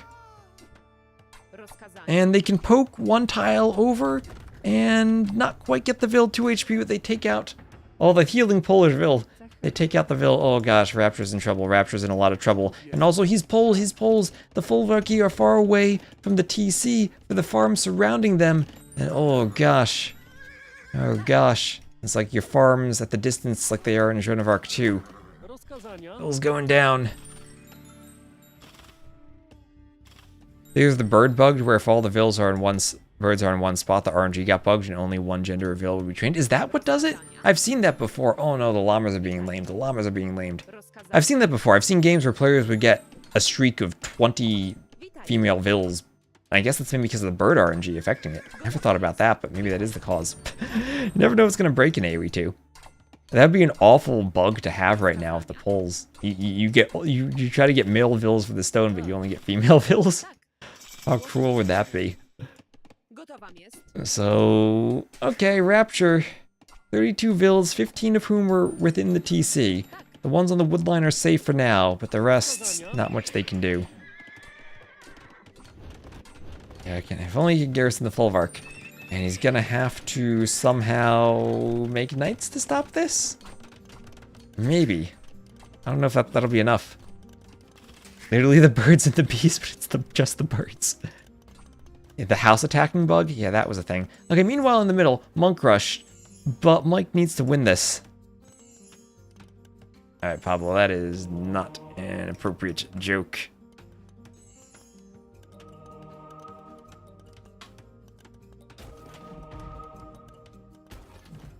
I gotta take that out of the chat. So, monk conversions here. Mike's trying to get a conversion on the workshop. He'll get delivered by Stork. That's why the Storks are in the game. You can put a lot of Storks on the map. Alright, so triple monastery here. And elephant ram on the way out for Chipmunk.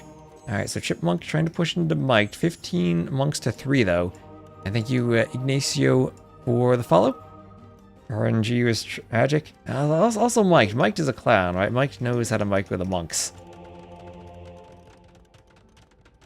And also a few spears out. I guess the spear is kind of proving useful. If you're ever wasting a conversion on a spear, that's just better conversions for the monks. At the same time, though, usually I'd say winning the middle is more important than winning the outside because of all the gold. But, oh gosh, the Khitans even have camels to counter the knights. I think Rapture is very dead here. I think Rapture is very, very dead. I feel like Burmese is better in this matchup. I do too. I agree. I feel like the cheaper monk techs matters a lot more than the extra vills. The gold savings hits you very instantly. Neither have heresy. And then the Burmese here, since you're going monks, you're negating the armor bonus of the Bengali monks.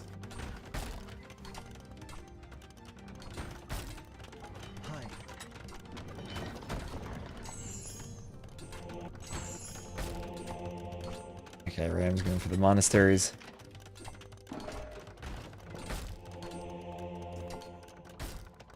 And, well, how many Lancers until you hit the TC? Yeah, still top score. That's right, that's right. Oh, the monasteries are being rammed down now. Oh my gosh, what is Mike doing? Mike isn't converting in time. Okay, Chipmunk might get a conversion. Oh, the monks are not bugged in this patch either. The monks are not bugged. So they can get some conversions. Scorpion's there. Raptor's going to call the GG, though. His teammate's winning in the middle, but he's dying too hard on the outside. That's a 3-1 win. 3-1 win for Killville, so congrats to Killville. That's a 17-10 KD then in favor of Leo. Steppy's on the outside, too strong. Rapture all came down to this Vil fight. Rapture lost the Vil fight, lost the scout, and didn't see the Vil come forward. So rip Chipmunk, but rip even more Rapture. He's completely dead on the outside. Clown's sad. Yeah, how many conversions do we have here? 16 convert. Yeah, Mike's definitely with the conversion advantage in the middle. Eco lead for Chipmunk. Alright. So there we go. And that will be then a win for Killville. And the Clowns lose the Jungle Rumble. Now it is Bengalis and Khitans against Poles and Burmese. So Khitans OP once again. So that's the end of the Traveler set. And we're going to move on. Or not the Traveler. Was that the Journeyer? Wayfarer? What did we even name these things? Traveler was the first one I casted today. That was Wayfarer. So that was the Wayfarer. You're really looking forward to it. Well, glad you enjoyed. Glad you enjoyed. GG's. Alright. So on to the next set. After Journeyer, Navigator. Thank you, Cognition, for the follow. This will be Navigator next.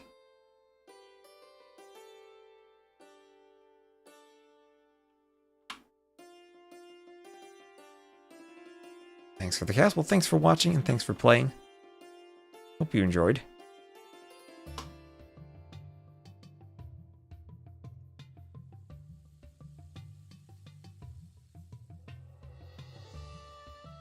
Voice for radio.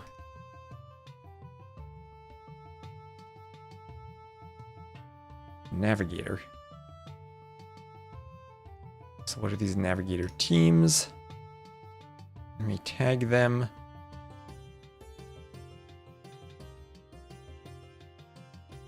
Oh, Chipmunk, thank you very much for the sub. I'll help count towards Partner Plus. Thank you.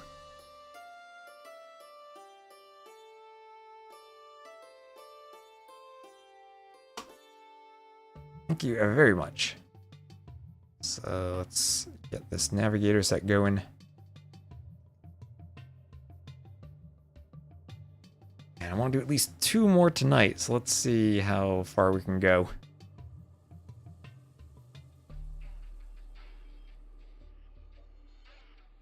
I don't know which team is which.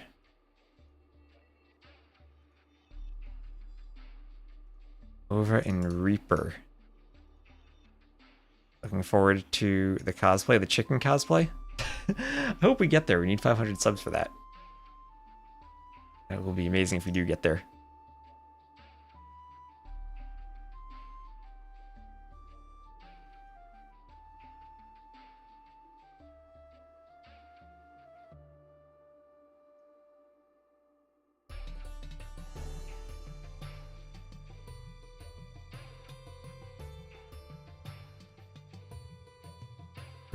You were betting all your money on Killville? Oh, that's good because they did win. But, okay, I need to update the names, and I need to figure out which team corresponds to which draft. Our base has already gone to bed. Blue here. I need to take out...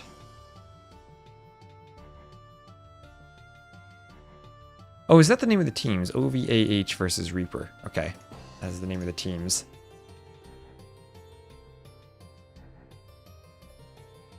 Thought that was the name of the players for a second. That's in Kelt's top 3 picks. What is that? Our base has gone to bed. Our base is not here to deliver us from evil.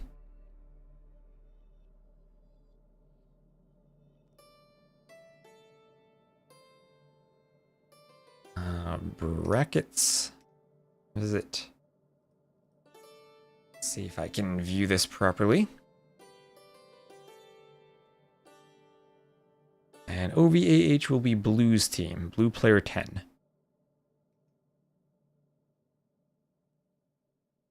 And this will be... Oh, they're called the Cumin Douches. For Reaper and Darth. Let me actually get their names there. There we go. What a name. Deliver us. Banger of a song. I hope someone sings the tune in their head right now. Hopefully that person will be you, BB. I've never heard of it, but send it to me and then I can practice singing for my villager role. Oh, at least Leviathan, thank you for watching. Okay, so we have OVAH. What does that stand for? I don't know, but they will be against the Cumin Douches. What ELO are these players? Let me try to look that up real quick. Is that in the... Does our base have that in a spreadsheet? Will be in the sign-up sheet, maybe.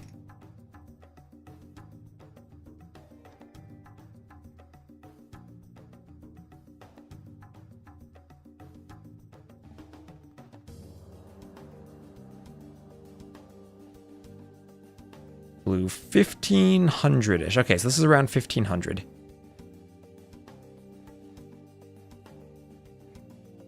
Yeah, and Reaper and Darth are both around 1500 too. Okay, so this is around 1500 or so, which I guess is pretty similar to the last one. Send it to you on Discord to listen to later. All right, nice. Banger of a song. It's from the Prince of Egypt. All right. Oh, and by later you mean right now? All right, the Prince of Egypt. You're loving this stream? Oh, thank you. Any idea of making battle elephants more viable in 1v1 without affecting them much in team game?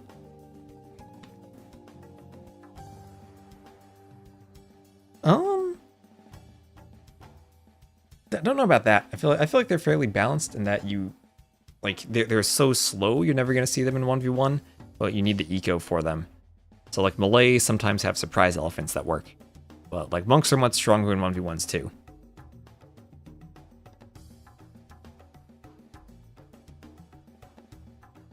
Scats League final. Scats League, we streamed that the other day. I'll be in another stream. So let's see if I can get through at least 2 more of these tonight.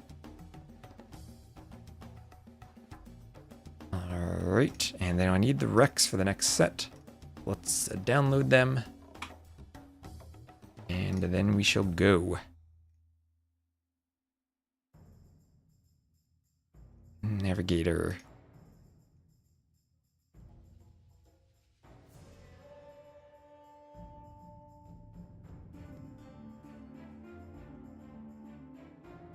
Download, paste into my other folder. Clear that. And let's go. I updated that in Capture Age, yes. Cumin douches. Banning Cumins. What could they possibly do that for? Alright, so looks like Jungle Rumble is game number 1. That does match the overlay. Let's go.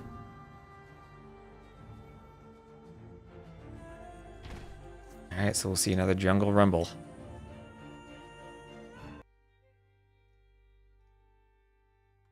Alright, here we are. And oop, let's play. Thank you everyone who's still tuning in. I'm actually, hold on. Let me get the team name on the screen. I'm gonna do that outside so I don't reveal anything. So Kumin douches against OVAH. Don't know what OVAH stands for. If anyone knows, please inform me. So it will once again be Jungle Rumble, back-to-back rumbles in the jungle. Now look at all those birds flying by. We will have Reaper and Darth to the north. They will be the Kumin douches. Then to the south, we shall have Pleco and Blue. We just casted, we casted a lot of them the other day in those Aussie games. So Pleco and Blue joining forces instead of opposing each other this time. Oh, what a matchup this is. What a matchup this is. They will be to the south, Portuguese and Slav against Burgundians and Celts. So Huang push in the middle, but that could maybe be stopped by Portuguese monks. And again, just fast forwarding through the Dark Age here because I have a ton of sets to get through tonight. And I have to get them all done before the patch at 17 GMT tomorrow. And really before 16 GMT tomorrow because I'm going to be casting Sudden Disaster then. I gotta keep these finished. And Bill's going for the farms and the deer. More farms going up here. Market going up here for Blue. Market Blacksmith.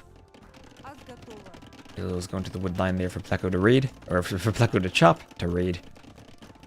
Are there sneaks? No sneaks this game. No sneaks. Everything normal. It's from an Aussie TV show. It's how to pronounce over. Okay, so it's from an Aussie TV show. Again, Aussies. I said the other day, I actually heard someone say Melbourne properly. IRL. So now I know it's pronounced Melbourne. So workshop coming forward here for Darth. Workshop and monastery, monk rush time, let's go. As the Celts, oh, this has to be just full yellow mangonels.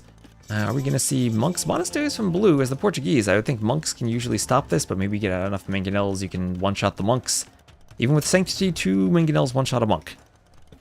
What about the city of Canberra? I didn't hear them say Canberra. Maybe I should have just revealed I was eavesdropping on their conversation and asked them to pronounce it for me. So Darth running his Celt bills all the way back. All of those bills doing. He wants some forward building more workshops. That can't be good there. More farms coming up here for Pleco around this TC. Around both these TCs. Our Slav player getting the farms out, booming. Third TC on the way. Both players walled up, stone walls for Reaper, only palisades for Pleco. Pleco did get 3 of the 4 relics for his walls. And now it is mangonel time, but it's also redemption time. Redemption and sanctity for the monks. And here Darth needs to double hit the monks. Ooh, 4 monks out though, 4 monks out. They gotta come back, they want some instas. And this micro is gonna be really tricky for Darth. Okay, let's go normal speed. And a stable behind this, gonna go scouts behind this, okay. Should go and say hi to your local drop bear. I'll have to add drop bears to a map somehow.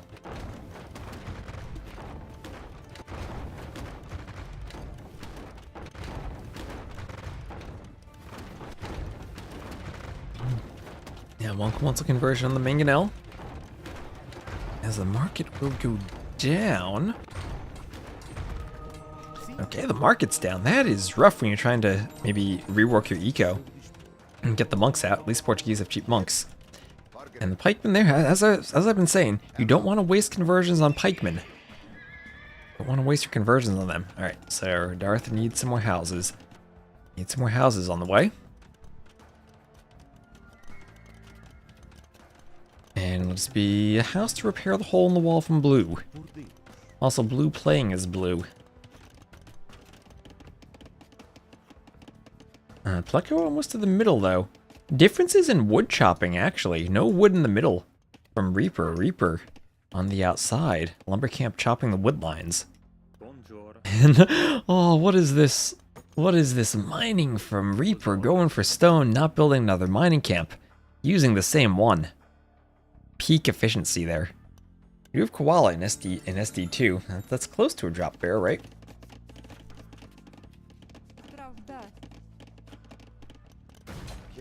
And okay, a couple conversions on mangonels, but 3 mangonels will just be killed there.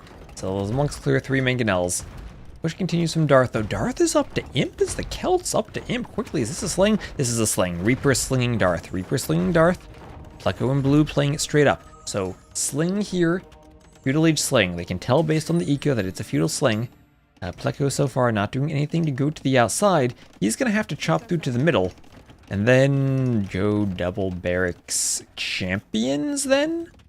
Drazina champions from the Slavs should be great against the Celts. I guess they'd have to go Woad Raiders against that.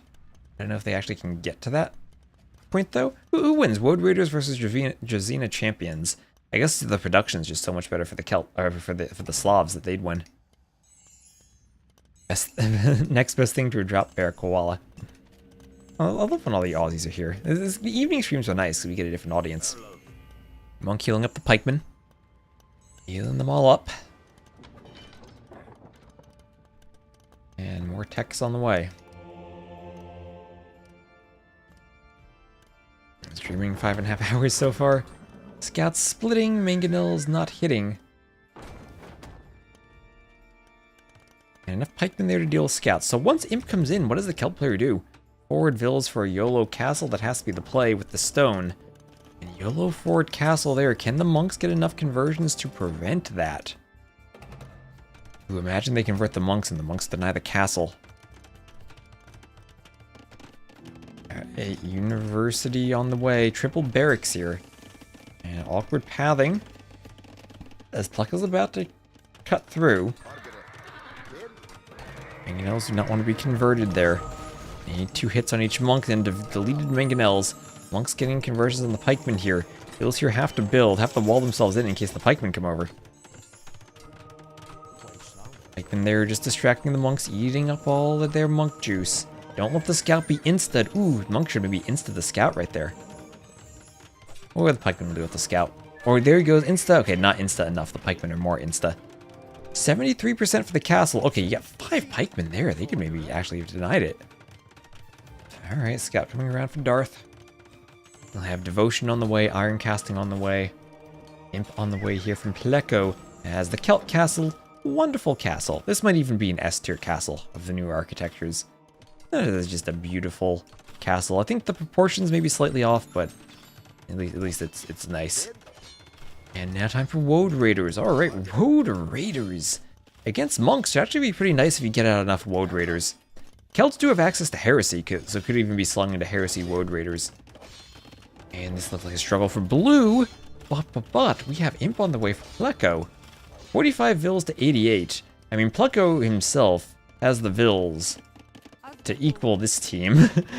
Just about. And so 99 vills compared to 88, so Pleco should have a wonderful economy. Maybe don't reveal the chop. Oh, is Darth aware? Darth is aware if he's paying attention to the minimap. And Pleco is through. 4 barracks. Pikemen just gonna go Drazina Halbs. Drazina Halbs can be the play. Some vills going to escape. And Blue could even run some vills to the outside. Get a TC there. Still have gold access with the TC. I don't know what happens when the Trebs are popping though. And it's going to go for that TC. Woad Raider's still fighting. Blast Furnace on the way. And I just worry that Pleco's Slavic Boom is too much. And Addictive Me, thank you very much for the raid. We are casting some old Rex that I'm behind on casting for the Cartographers community leagues. Tons of pikemen here from Pleco.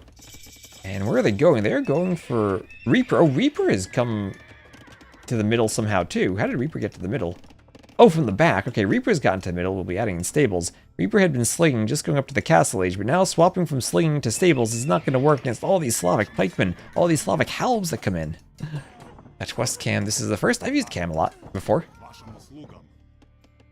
I usually use it for playing rather than casting. It's still feudal. The sling, I mean, the sling has gotten Darth to a point where Darth's going to be blue, but it's not going to overcome Pleco. Huge push, a low Addictive Me. And here's Reaper going for a castle. I think Reaper's just going to be way too far behind. Look at that Vil total, 149 to 102. And the Trebs, oh no, what are you doing, Blue? Don't run the monks into the castles. You want to convert the Trebs, not like this. You can't convert them when they're that close to a castle. Oh no. Disaster. They have to be supercharged on something for an insta there. I guess that would have to be a scout now. 1 monk standing in murder holes range. Maybe he could run for an insta on a Treb. Oh, he's going for it. He's charging. He's going for the insta. He gets the insta. Oh, I called it. I said exactly what he needed to do. He needed to charge and switch, and that's what he did. All the knights go down, but he'll get away with a treb. He'll get away with a treb. Oh, the perfect monk micro from blue is going to rush the vills to repair the treb, and he'll keep it safe. And go back to the TC and garrison against the pikemen. Oh, beautiful monk micro from blue. Oh, blue should be a clown with that micro. A castle age insta conversion on the treb. The monk was in the murder holes range charging on a pikeman. The castle was shooting at a knight, and then it got the insta. It got the insta, now it'll be repaired. Road raiders coming in. There's still a hole between the houses. The house will get enough HP on it to keep the woads out for the moment. That treb being repaired. A few woads in, the house goes down. But that's repaired. An organ gun out to deal with woad raiders now. And that's counter-trebbing as the halbs come over. Oh, what is this? We also have a castle from Pleco. Pleco is imp and he'll get some trebs out. And Pleco's just going to carry this. Pleco will carry this. Oh god, that's the play of the day right there. The monk insta charge from blue. I even called it. I said exactly what he needed to do and he did it. There you go. Imp on the way from Reaper, but Imp with 57 vills. I think I can just speed this wreck up now. I think we're getting to the end. Some more. Oh, the blue with lots of one-tile holes in the walls, but still repairing the treb. It'll take out the castle. Oh, perfect from blue. Blue moving forward. This team is such a huge lead. 184 vills to 112. I don't think there's much that Reaper can do now. Halb's just waiting for the vills to overchop. Halb's with forward. Ram push on the castle now. As pretty as those Celt castles are, they don't stand up to Halb and Ram from the Slavs. Castles everywhere going down. And the Rams will push in through the gate. And blue is up to Imp. Blue must be feeling pretty good. 58 vills to 36. And the Portuguese player now can just add Vitorias to make up for the vill difference. And the trebs going for the castle. Canning's wanting some hits. Crocodile moving forward. Castle goes down. And the market will go down too. Can't get any news from Reaper, but Onager out to deal with them. Reaper just trying to go gunpowder now. But we'll have a crossbow swap from the Portuguese. They can easily go for Arb. And should have something to do with that. So Arb, Siege Onager should be able to deal with hand cannons here. With a much better eco for the Arbs. The Kumandouche is trying to hold on. I don't think there's much they can... Oh, they take out the Onagers there. That was a nice hit from the cannons. There's no way they actually push this back, right? There's no way they actually push this back at this point. Chemistry on the way for the Arbs. I mean, Slavs don't like fighting gunpowder. That's true. Conversions on the cannons there. Maybe we're just waiting for an Onager shot. The triple Onager kill earlier was nice. Now the Arbs can or the crossbows even can just focus the cannons. Okay, Arbs taking some cannon shots there. Taking some cannon shots. 240 vills to 143. There's no way this isn't over, right, chat? Right, chat? Evening streams. I bring the breakfast Australians and British girls who should be sleeping. They'll bring out the T-West who should be sleeping too. Alright. Oh, where's the Arbalest upgrade from blue? Still looking for Arbs. Onager's going down to cannon shots. That's a lot of Burgundian cannons with extra attack. I'm maybe a bit worried that this team can hold now. You think it is over. You guys disappointed invader. Speak Aussie for us. Should also be sleeping, but you're here. That's what people tell me. They like to fall asleep to the stream. Because unlike T90, I don't wake them up. So many cannons taking out crossbows. Arbalest needs to be in. When Arb is in, then they can push this better. Micro split. There's Arb. Gonna try to take cannons. They need more Arbs to take a fight. Halb's pushing in down here. Onager on the way for Darth. Somehow they still have eco. 38 vills for Darth, 103 vills for Reaper. If Reaper can get 103 vills and get more and hold the cannons, maybe something could happen here. Maybe the Arbs need to get the cannons. Arbs should counter cannons. But with a good micro and not enough arbs, cannons are okay. There's a monk conversion. Monk's OP. Monk better than the arbs, I guess. Half napping, listening on the phone.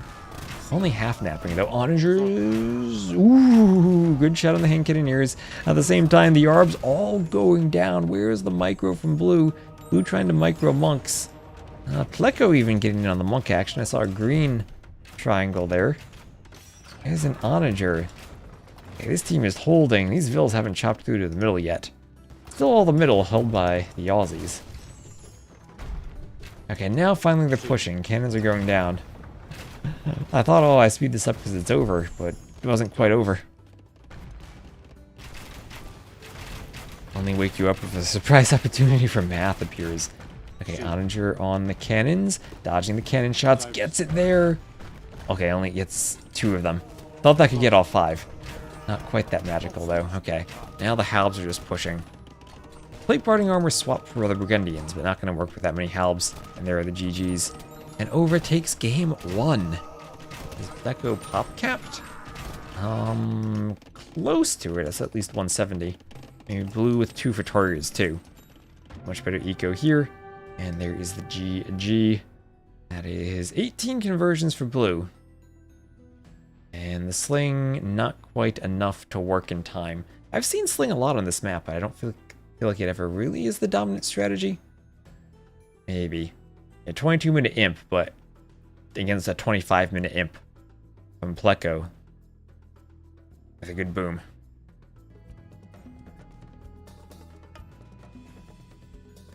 Yeah, listen to Disappointed Invader when it comes to the elos.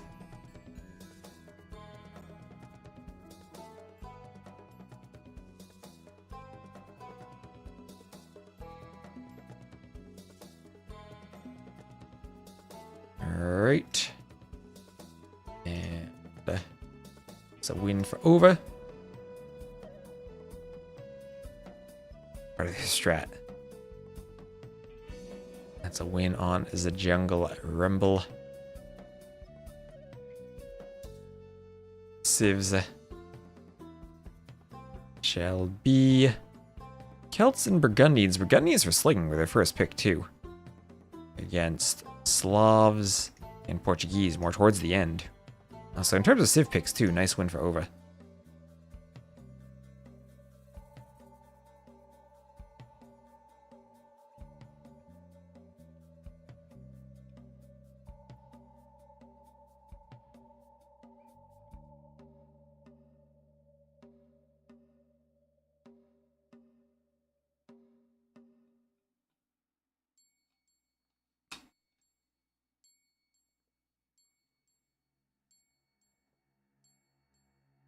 And looks like game 2 will be Stranded. I'll need to swap some colors around. Alright, they changed their colors. I'm going to put them back into their colors from the previous game.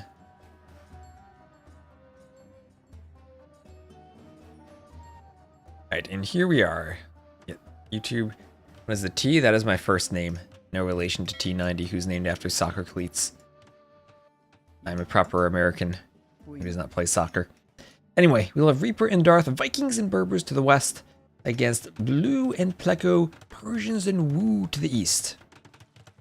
Yeah, they changed the colors a bit, so I'm just going to set them back, and we'll speed up the Dark Age. So, Darth and Reaper going to the middle for the gold on the TCs. Blue not going quite as far. Pleco going for a TC there. Didn't quite find the gold. You have 3 groups of 3 villas with a nice beach party at the start. Stranded on the island, everyone docking and fishing as we'd expect. Vikings, Berbers for good docks, faster moving ships. Berber, Cav Civ, Viking and Archer Civ, everyone up to Feudal. Actually, slower Feudal from Pleco, so Pleco as the Wu might FC Jin Swordsman. Wouldn't be surprised to see that. Blue as the Persians, a great Nomad Civ. Amazing start to the game there from Blue, and we'll be going for a stable for some scouts. We'll see no forward aggressive docks as I'm looking at the mini-map. Stranded. Stranded is a fun map, and I think it's been great for the 2v2s. And Castle Age on the way for Reaper. Alright, so Reaper's going FC. FC crossbows then from the Vikings, FC also from Darth. You start pretty far away, and your TC defends a lot, so you can't FC. Then FC Knights from the Berbers with a good fish boom. And one fire on the outside going for the fishing ships. Alright, lots of damage there from Darth. Faster moving warships there for the Berbers, get to the fish faster. Their fishing ships move faster too. 1.26 to 1.39. No, their fishing ships move. Okay, faster moving everything on the water for Berbers. And double range Viking crossbow. FC crossbows. What year is it? 2025. So everyone up to the castle age. I'll go normal speed now. Knights in these stables. Nothing really happening on the water other than that one fire galley. That is literally the only warship that has been made, and it has devastated Pleco's fish. Pleco did not respond with a fire galley of his own, and he will be down to 2 fishing ships. Wait, why does he have 2 different fishing ships? What? Capture age, what is this? What is that? Oh, we go down to 0. Anyway. Are these like antiquity mode fishing ships? What was that? And yeah, as I said, FC Jin Swordsman, no surprise there. Maybe the Berbers pump out enough knights and monks to deal with it. Usually when you see Jin Swordsman, you add monks along with it to go for the knights. And maybe in a team game though, just pure knights can deal with the monk numbers, and we don't see a monastery yet from Pleco.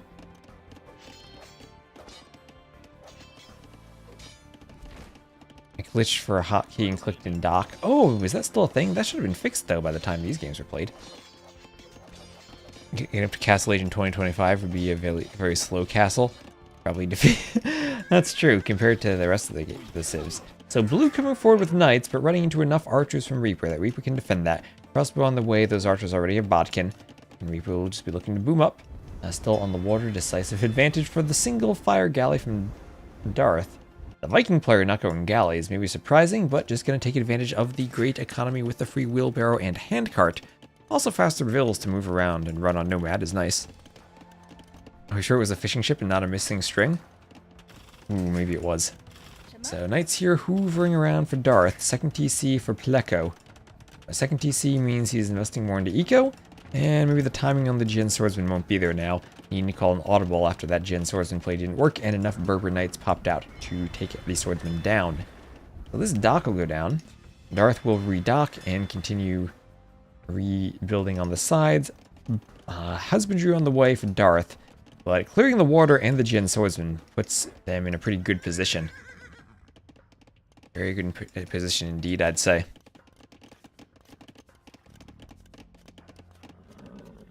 Knights hoovering around at the front.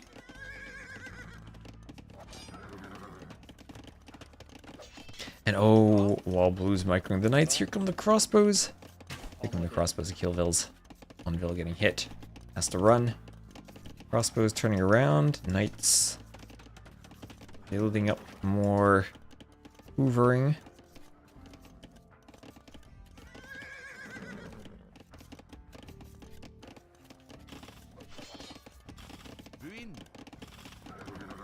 More knights running around.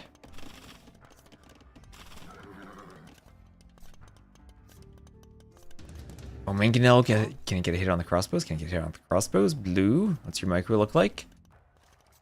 Not gonna go for it. Not gonna go for it. Alright, so that dock's still in danger of going down. Water buffaloes being stolen all over the place there from Darth. Some houses go up, and the TCs are both here for Pleco, with farms around the gold. It's coming forward for blues. The crossbows there from Reaper are chased down. These two knights just need to jump the Mangonel. Split micro. Oh, the micro takes down the Mangonel. And no ballistics yet, so the knights can run. Another Mangonel on the way. You don't want to become a victim of the same fate as more knights come in. Ooh, knights have come over. Knights are everywhere. Knights are absolutely everywhere. More Jin swordsmen running around, but knights are out. The knights are out to counter them. They need to take the hill, but they'll win that fight. And ooh, even the fishing ship's going to go down to the crossbows. That is a sturdy fishing ship. There's almost a Japanese fishing ship there. Crossbows take them out. They'll disrupt the rest of the fish. Only 2 fishing ships remaining for blue. Very inefficient by how far they're sailing anyway. Armies need to jump or to group up and fight these knights again. Still Mangonel in that workshop. Mangonel coming forward. Reaper paying attention, though. He's paying attention. This is an Ela level where people are going to pay attention. You're not going to take stray Mangonel shots. As I say to jinx him, well, no, he's not going to walk into it. He's paying attention. He's paying attention. And those knights are about to have forging on them. Only +1 armor, but forging 2. Second armor for blue. He'll be able to take better fights after that.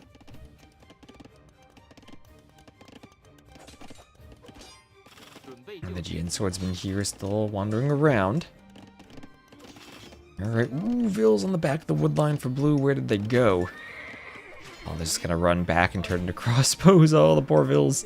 The poor blue villagers. Getting all of them picked off. It's awful for them.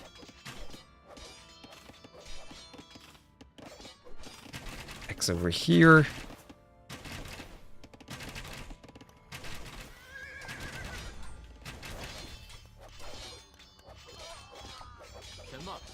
Let's go for the pikemen.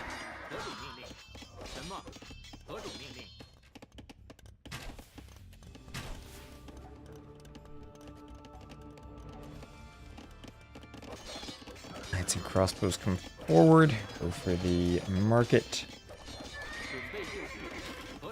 Pikeman pokes down knights. Hello, Zillos. Ooh. Well, I don't think the Wu are doing that great this game. Pleco feels like he's in a tough spot with 2 armies right outside his base. Not enough Jin swordsmen to fight crossbows and knights at the same time.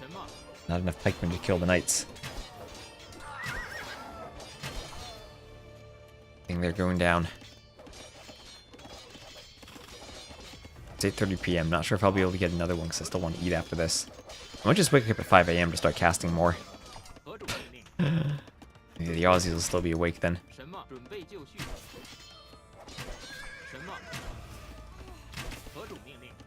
Crossbow's taking out some swordsmen.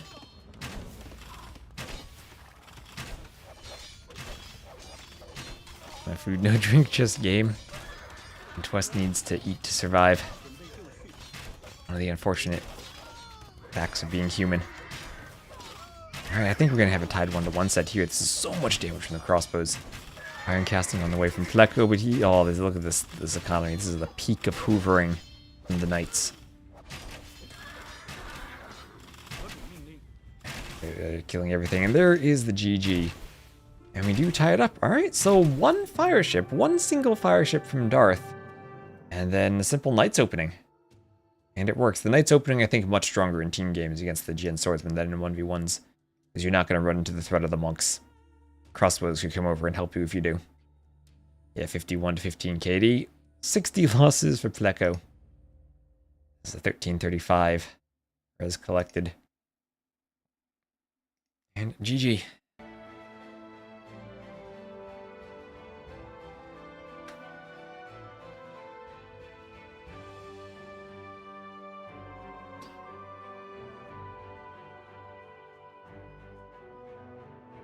Alright. So where are we? 6 hours into the stream. Lovely 6-hour stream.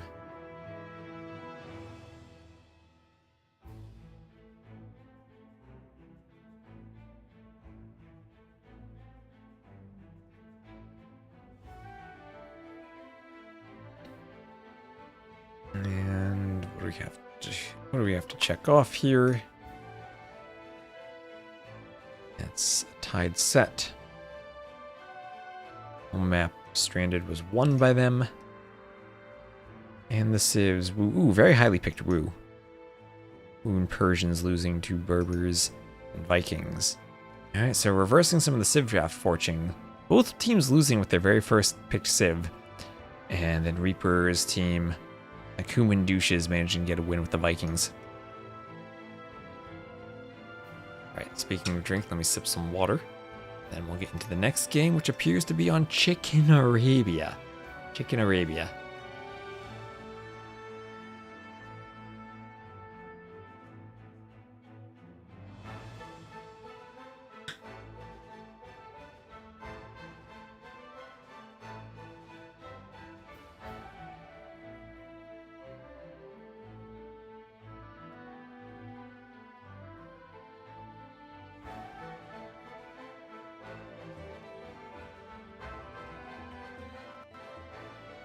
Hello, Kimbra.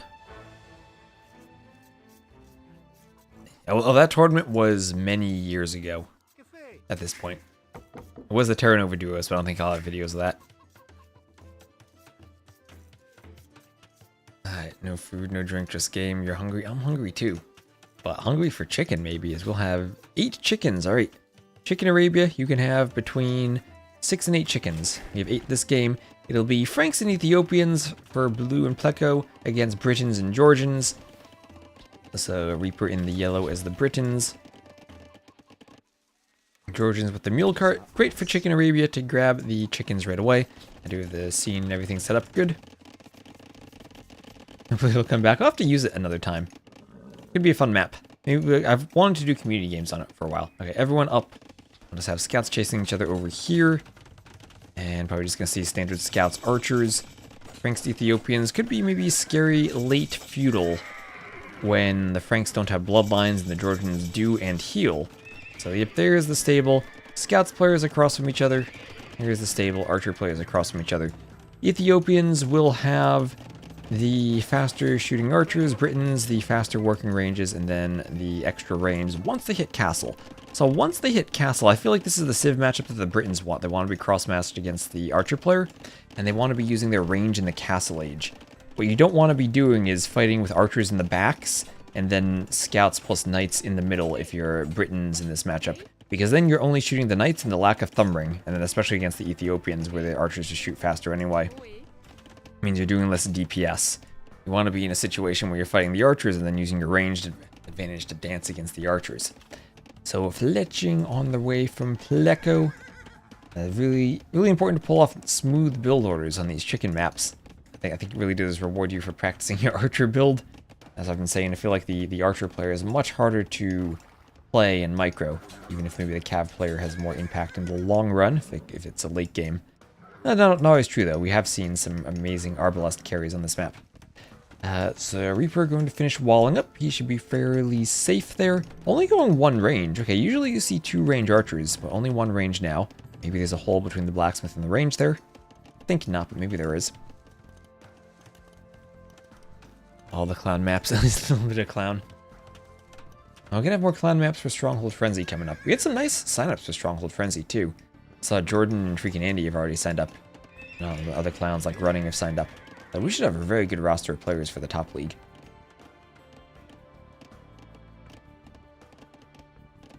I love the faster firing rate.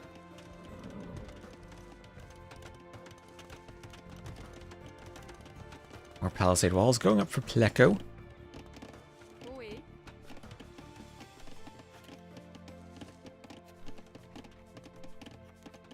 That is skill parting armor on the way for blue.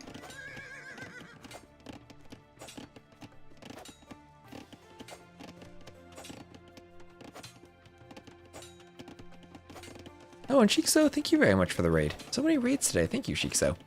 And the scouts are getting in. Scouts from Darth are getting in.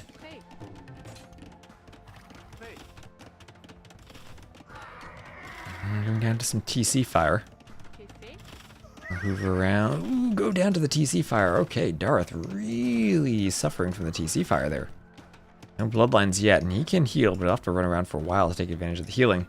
Blue forward on the hill, and blue is teamed up with Pleco. Where are the archers here from Reaper? Yeah, Reaper is staying 1 range archers. Has to be careful now. Only 10 archers fit in the range. Oh no. Reaper, only 10 archers fit in the range, and he ungarrisoned on both sides. Ooh, the pathing there was rough for him. But he's going to take this fight. He's no way he wins that fight. There are scouts and Ethiopian archers there. We have new hair. I just got a haircut today. Everyone commenting on my hair today.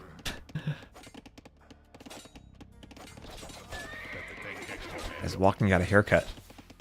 I got sunburned a bit while I was walking there too. You're like, thank you. I tried to keep it short, but I haven't had a haircut in a long time. I needed one.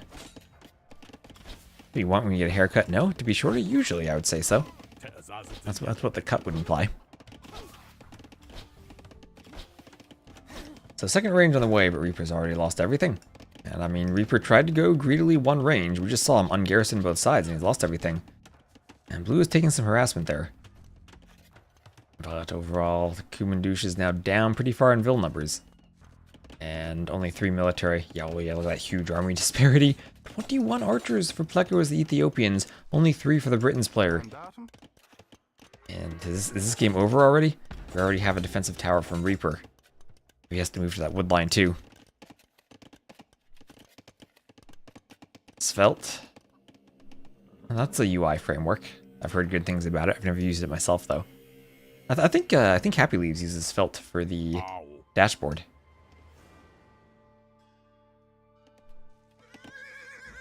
My handbook is actually just vanilla CSS and JavaScript. For a project of that size, I think it actually is, that's just a static website. I think it's very useful to have something very minimal. It's good for the load times. As long as you set it up properly. Okay, archers picking off a scout. Darth, not patrolling, doesn't realize he had a great opportunity to jump the group of archers when they were separated, but now that opportunity has passed. Archer and the archers will continue moving forward. Maybe they could kill the wolf.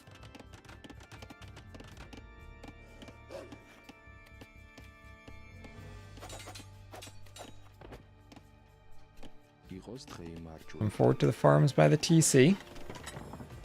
Get you ours. Scout villagers. There you go.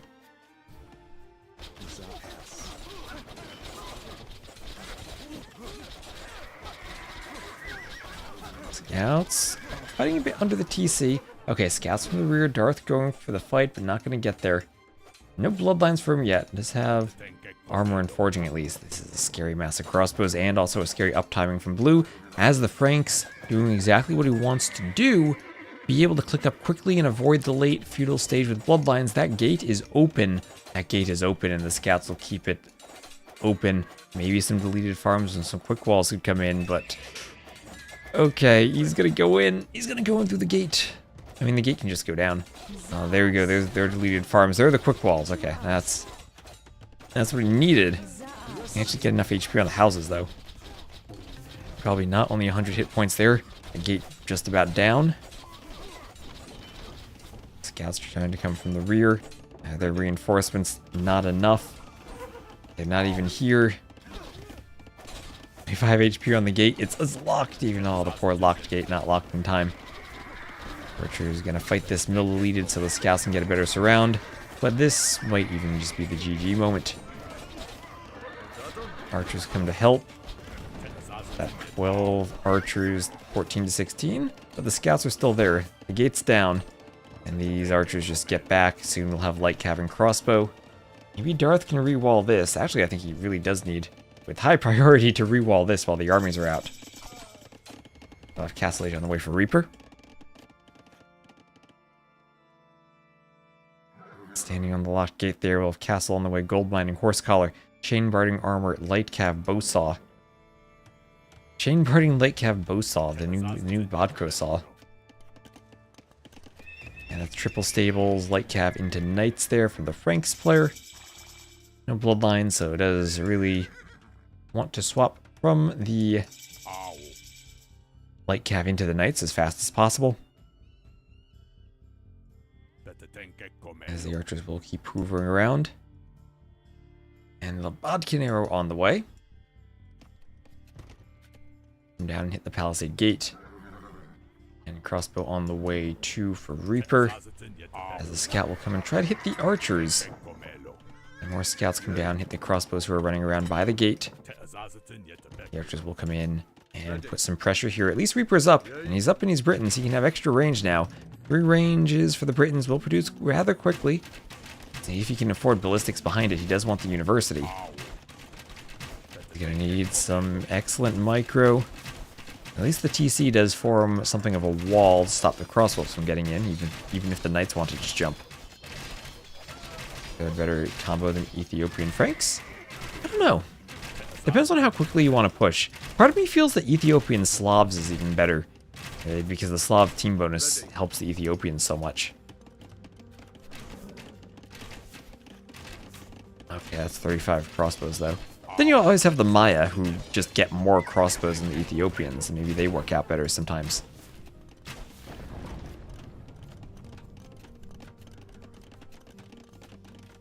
A lot of forward crossbows.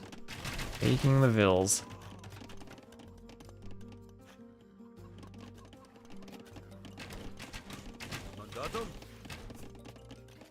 Hill goes down. Castle Age on the way for Darth.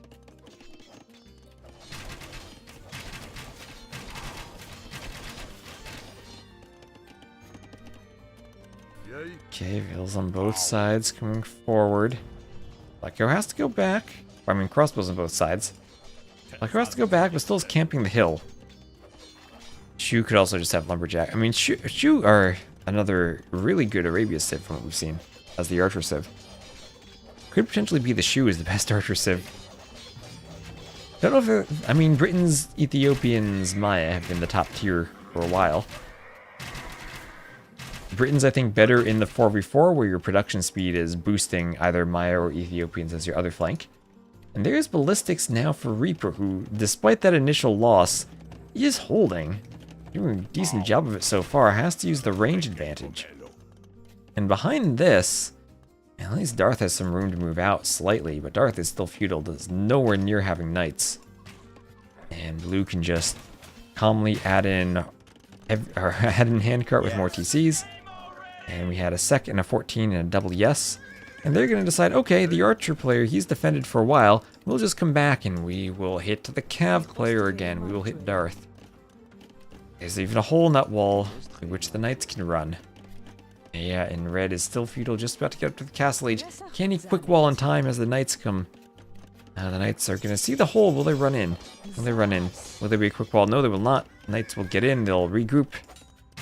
And, okay, these crossbows have Ballistics, and they have Imperial Age on the way. And Blacko, Imperial Age on the way. Yeah, this team's very dead. This team is very dead. Oh, the Knights hoovering. I think we can speed up the death of Darth.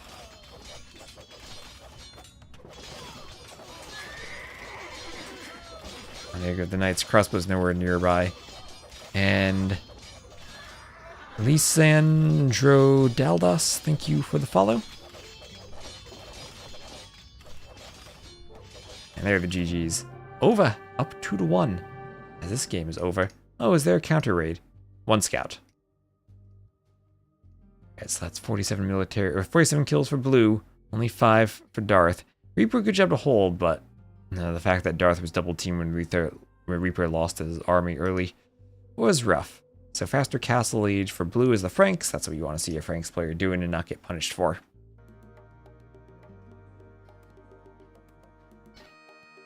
Alright, so what are we at then?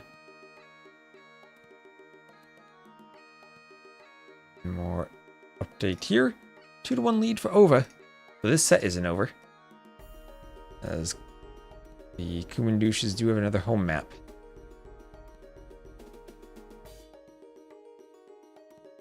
And that is Fortress. So we'll have Regicide Fortress and then Spiral as the remaining potential maps. And what was that? That was Britons, Georgians losing to Franks, Ethiopians.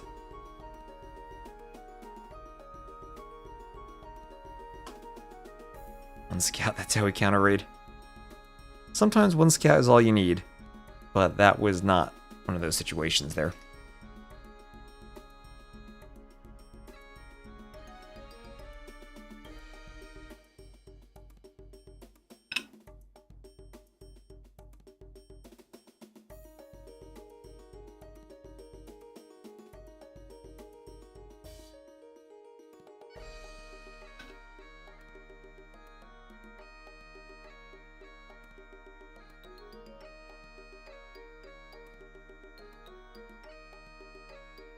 Alright, and the next game will be Fortress.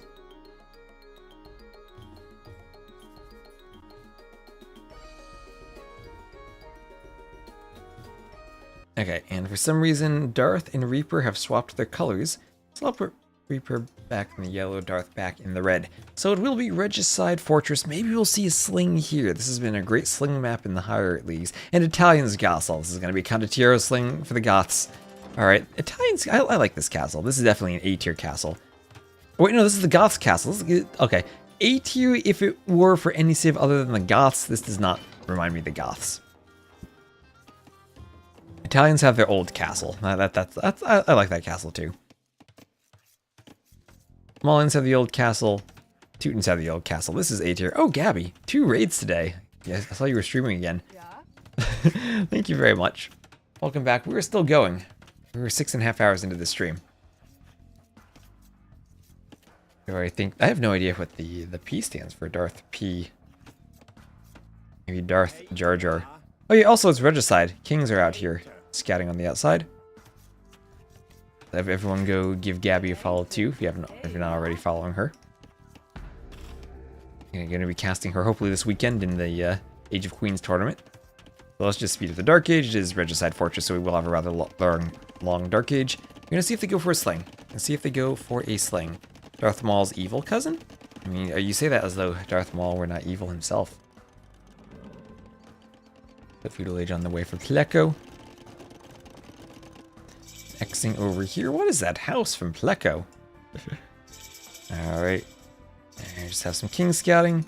And is this scouts? What is this from Pleco? You can do a spear if you want. Yeah, just 1 scout. Pleco had like a villa out there. That was weird. Everyone up to the castle age. Everyone putting their kings in towers to keep them safe.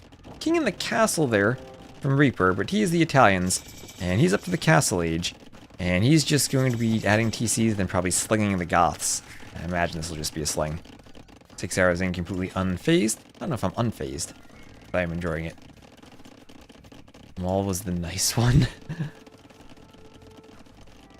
And douches all the time. Well, he's named the Kuman douche for the team. There we go. Genoese crossbowman here. Okay, maybe not just a pure sling. Maybe then Genoese crossbows. Where's the sling? I saw Italians Goths. I thought they're slinging the Goths for Condottieri 100%, but no. Actually, just a 2 TC boom here for the Goths player. What do we have? Relic control. Fighting for relics. Okay, I should go normal speed then. I thought I was just going to wait for a boom and a sling. But it's actually a 3rd TC now for blue. Has some Gebeto warriors coming out for Pleco. Gebeto warriors coming out. And 3rd TC now for Reaper. So it still could be a 3 TC boom into a sling, but they're prioritizing relics. The Kuman douches do feel like more of a clowny team. And they are prioritizing relics. Yeah, cheap Condottieri from the Goths, right? Because what is their discount? Costs minus 30% in Imp, and then they can also do Perfusion, so the barracks work super fast. So you get barracks work 20% faster, add to that conscription and Perfusion, and then the discount. And then they pump out Condottieri. They missed the final armor. Other than that, they're great. Here's 1 Huskarl. More Huskarls on the way. So this team putting the kings in the castle, the other team putting the kings in the towers, does leave them more vulnerable to snipes. Mangonel and Gebetto's coming forward, but nice wall off behind this here for Reaper as they'll go for a siege workshop. And we'll have no trouble walling that off at all. So TC on the outside for Darth. He's daring to boom now with a 3rd TC. And the Kuman douches are up pretty far in villagers. That's because we have 1 TC here from Pleco. What is Pleco doing on 1 TC? Oh, Pleco's trying to be aggressive on Regicide Fortress in the Castle Age. That is really hard to pull off with Gebettos and a Mangonel. He's fighting for relics and trying to go aggressive, but he's going to be behind. 2 petards.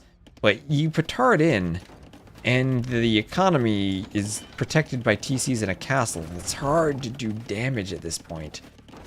So there is Town Watch on the way. So unless blue were going to run in, they were going to 2v1. I don't think this is going to work. There's Scale Mail Armor and Squires for Darth. Oh wait, they have petards here too. Oh, so their plan is double petard on both sides. Okay, so we'll have petards here from blue, but same thing. 1, 2, 3 TCs in a castle. Also towers everywhere. Hard to find damage. Maybe they could destroy the monastery and take 3 of the relics away. Yeah, so that wall can go down to petards, but they're just going to run into a castle if they run in. And where they can run. Here come 2 petards up here, maybe more successful. Monk, oh Monk, they've spotted the petards. He's going to try to convince the petard to explode for a different cause. Here he comes, waiting for a conversion. Hoping he can get it before the monk gets to the gate. And not going to get there. The Gebettos take out the monk. And the Gebettos will run in. They'll get a couple vills maybe on the gold. Earth will not be in time to garrison them if the Gebettos line something up. Ooh, they miss. They miss. Thanks to E projectiles. Blacksmith. Double blacksmith as part of a wall. More walls coming up here to prevent some hoovering from the Gebettos. There's a hole between the blacksmiths. Oh, the classic water trough we talked about earlier. Showing the hole between the walls. And then handcart on the way from blue. We'll have more upgrades over here. Fletching, forging, and wheelbarrow on the way. On the other side, still the mangonel defense with the guard tower repelling this push. I mean, with the watchtower. And the Gebettos just need to run through that hole, and they'll massacre Vils. Here comes some Huskarls, though. But not much melee armor. Gebettos will massacre the Huskarls. Yeah, Huskarls when... okay, maybe not. They need to be microed and they need open spaces to run. Okay, never mind. The Huskarls win that fight. And we now have Imperial Age on the way. From Reaper. Cheap Imperial Age. Where are the Condottieri from the Goths? Where's that Imperial Age in the sling? I mean, 82 Vils to 83, 64 Vils to 45. It will be Teutons versus Italians, a matchup that I think the Italians should be able to do well at as long as they get bombard cannons out. Condottieri should be useful, Genoese crossbowmen could be useful. The Teutons should do well against Goths, though. And Malians, I think, do well against Goths, too. Maybe Goths end up needing to go hand cannons in this matchup. That's the reason for making towers one tile from the walls. That's just how the map spawns. That way they don't block the walls. Players didn't build these, they came on the map. This is Fortress. I do that there. Originally, it was just so they don't block the gates. Now I have better ways for keeping them away from gates, too.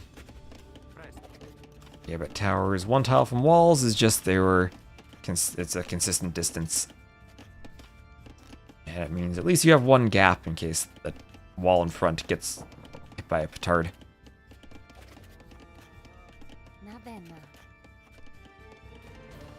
Funny they had so many. Yep, they had 4 towers per player on the map. You start with the castle, a barracks, 4 towers, 4 houses, 5 farms, and a TC.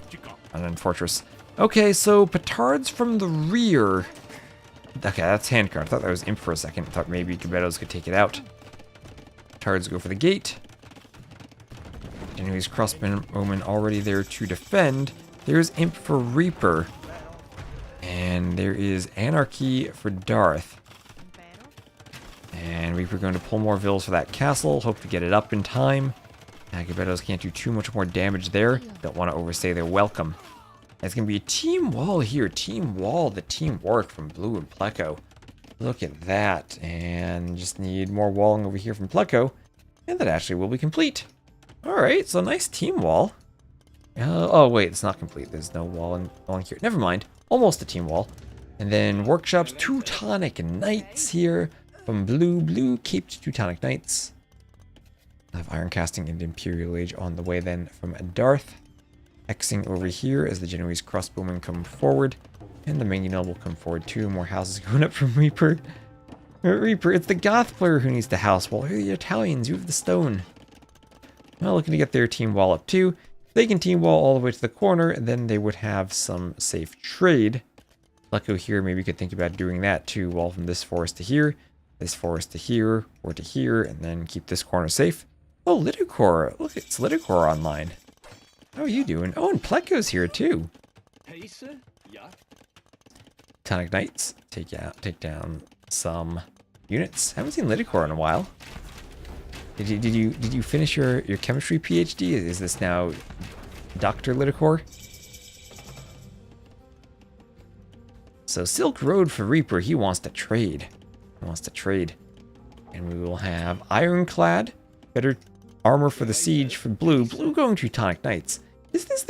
Can Blue do this? Can Blue go Teutonic Knights and win against the Goths? and carry the set for them? You're officially Dr. Lidocor now as of May. Nice.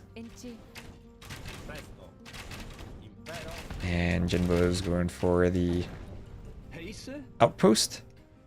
Guess where you are at now. I do not know. Where are you, Dr. Lidocor, at? What a potential faux pas. Never ask a PhD candidate when they will finish. You're in Ithaca? Ooh, nice. In Ithaca being in the place. There are 2 colleges in Ithaca.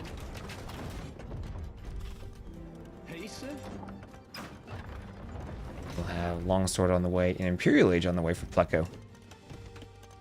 I heard that Waffle Frolic went out of business during the pandemic, which is a shame. That would have been my recommendation. The fancier one? Nice. Alright, so Elite Huskarls are there. I'm going to be fighting the Treb. Castle from the rear. Treb goes down. Teutonic Knights might die to the Genbos as they come over. Elite Huskarls on the way. Bombard Cannon shooting the castle.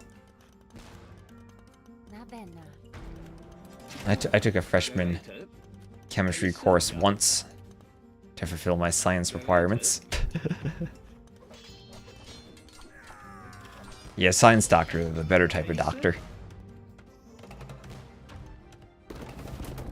Ooh, okay, that was a good attack round from blue.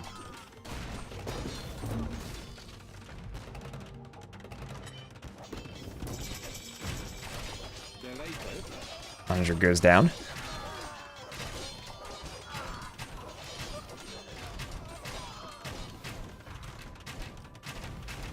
I think Lidicord knows what it is, Noble.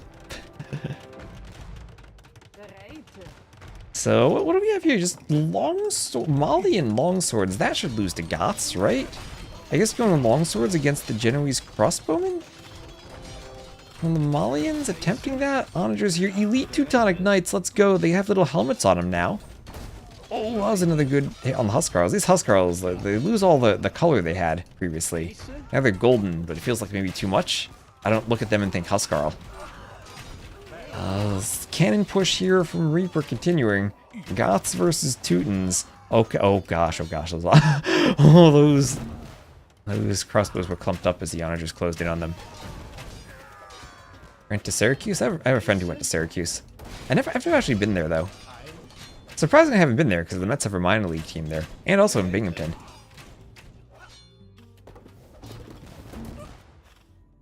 They still have the +5 range. If Malian swordsmen had +5 range, that would be insane.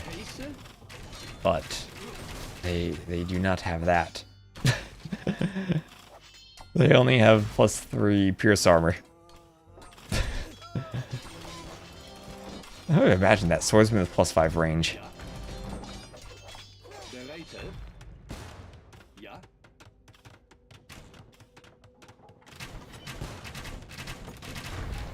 You may just rusty.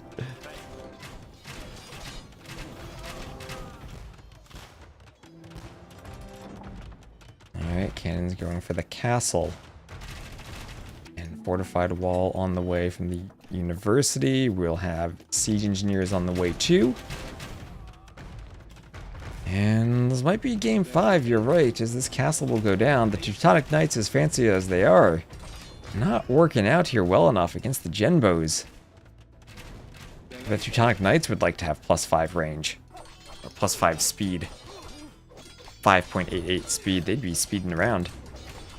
It'd be their own siege towers. Oh, Reaper's King Refuge is under attack. Okay, his King Refuge is under attack. Reaper, you need to realize this. Oh gosh, could Pleco pull off a snipe here?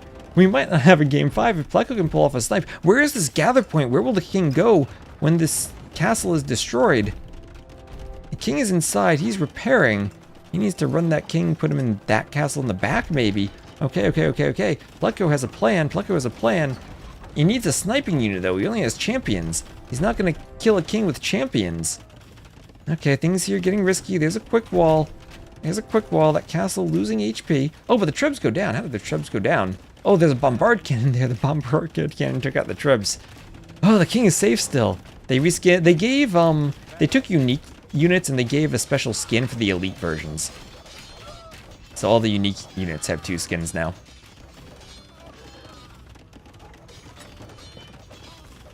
Yeah, condo. Where are the condottieri? Still no condottieri. Oh wait, there's one condo. One condo there. For the yachts. Okay, now we have a king on the move over here. Blue's king is running. Still an X. Okay, the king is moving. The king is getting to the castle. The king is in the castle. Okay, the king's in the back castles. The champions still come forward for Pleco. Castle here taking out some Teutonic Knights. Castle killing some champions there. The Italians player could very easily go hand cannoneers. With also they have a new tech called Pyrotechnica. They're like scorpions now. They do pass-through damage. So you can get scorpion hand cannons as the Italians. Does Reaper know about that? I don't know. I've never actually thought about that, even though I've played Italian since the patch. Rival captains from Blue's Cube teaming up. Hello, Tricky. Yes. Forward castle from Pleco. Pleco trying to push. But the Huskarls might push faster. Here's Caravan now. Darth. And the Kumandushes have trade set up. Paladins. Teuton Paladins from Blue. Alright, Paladins will run forward for the Huskarls. Huskarl's going to try to explode a TC, and they will be successful at it. And it goes. But the Huskarls will die in turn. You're also going to need Halbs to fight Teuton Paladins. Oh wait, does that castle have crenellations? No, it does not, and therefore, I mean, 7 bombard cannons would probably take it out anyway. But these ones, they're Italians, they don't even have siege engineers. Don't have much range, and they'll go straight for it. Scarls will just shrug off all those castle arrows. And that will go down. Where is the... I mean, the only chance here is if Pleco snipes off that king. But as much as there is green on the minimap, there's not enough trebs after those initial trebs died. Reaper's kind of getting pushed here. Kind of getting pushed. I think he still needs some hand cannoneers, some Pyrotechnica hand cannoneers. Oh, at the same time, though, there's a Huskarl raid. There's a Huskarl raid here, and the Huskarls might find 2 kings in 1 tower. Oh my gosh, Darth. Darth, it's right there for you. You have 8 Huskarls. That will go down. Oh, Darth, notice the tower, Darth. Notice it. Who allowed the Goths to base Regicide Fortress? It's hard to stop a player from booming. I did try to go Petards, but just not in time. Didn't quite work out for them. Okay, the tower's fine for now. Plate Parting Armor on the way for Reaper. He's trying to go Cav here. Trying to go Cav. I feel like just Hand Cannoneer switch would have been the play. Should have chemistry already, right? Yeah. Still no Pyrotechnica. No spy. Oh, that's canceled out on Capture Age. Okay, Pleco's pushing here. I mean, this team can't have much gold left after the Paladin swap. And with their gold mines being raided, there's trade in the back. Halb's now coming forward. This is not walled up in time. Not walled up at all. All those vills will die. Still a nice vill lead for the Kumandushes. Cannon's going for the castle. Is Huskarl shock infantry? No, it is not. No, it is not. If I can click on one, it is just normal infantry. And that's not a Huskarl, that is a Condottiero. They look the same. Oh, I should know they don't look the same after the unique text. Are there any Huskarls left? There we go. One of them. No, normal infantry. There you go. Not a Condottiero, just infantry. Now, some forward barracks here from Blue. Blue trying to go maybe Teuton champions. He's adding in more scale mail armor, maybe even Halbs. We have Pleco champions here. Malian champions. Now, so far, Reaper holding. And there we go. Finally, he's adding in a hand cannoneer. We'll have champion on the way now from Darth as the Goths. And some hand cannoneers and good healthy trade. What is that? 12 trade carts, 14 trade carts starting to add it in to keep their gold income flowing as the map will start to run out of gold soon. Look at that 1 tile gap in the wall. All the traffic will go through that. And there will be a big traffic jam there. The Goths player will have to delete the walls, which always feels bad as the Goths because you can't stonewall. And I guess Darth can't stonewall the trade there. He's still fighting Paladins. Somehow Blue and Pleco are still holding on. Somehow they're still holding on. But Huskarl's there by the tower again. By the tower again. Darth, go for the tower. It's right there. I don't know how he keeps getting in. I guess he just runs straight in. Well, that castle's almost destroyed. It's a lot of Paladins and walls that are repaired. Man-at-Arms, yeah, and Blue's going to try to go Teuton champions. Jeremy's crossbowmen still going for the champs down here. That trade cart is lost. Champion push up here. Malian champions miss Blast Furnace, Goths miss the armor. So, we're in a fight under a castle. A fortified wall with some palisades and holes in it. Comes in for Reaper. Masonry are on the way for Darth. Champion's still going down. Okay, we've both teams get close to King Snipe so far, but not quite gotten it. The Clandestine Tower. It's a tower in plain sight. It's hidden in plain sight. Pauline's too good. Well, we have another breakthrough here. Teutons are going to be spamming Paladins against Goth Halves. Goths are going to have a lot of Halves. Italian cannons going down. Goths have siege engineers, right? No, they don't. Okay, so no siege engineers cannons here. Downside with the Teutons, then, is no more Crenellations castles against the cannons. Murder holes on the way from Darth. Why not complete all the techs? And still having the trade early matters. And then Pleco, put your markets against the edge of the map. Pleco. This is so much more inefficient compared to markets that would be a couple tiles back. It's quadratic, Pleco. It's quadratic. Put them back.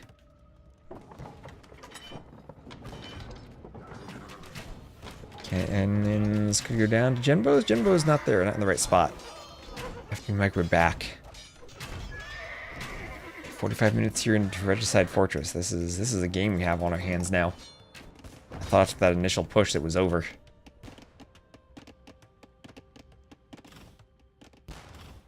Okay, Hal's coming forward. Hal's wanting to fight the Paladins. Paladins not daring it. Probably could have gotten the cannon if they wanted to.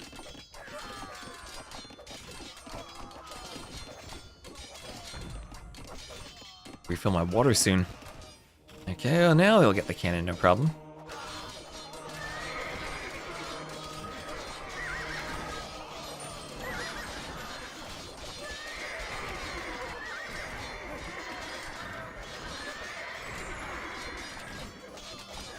Paladin's all going down. Okay, nice push there from Darth, but now 4 cannons, 5 cannons from Blue.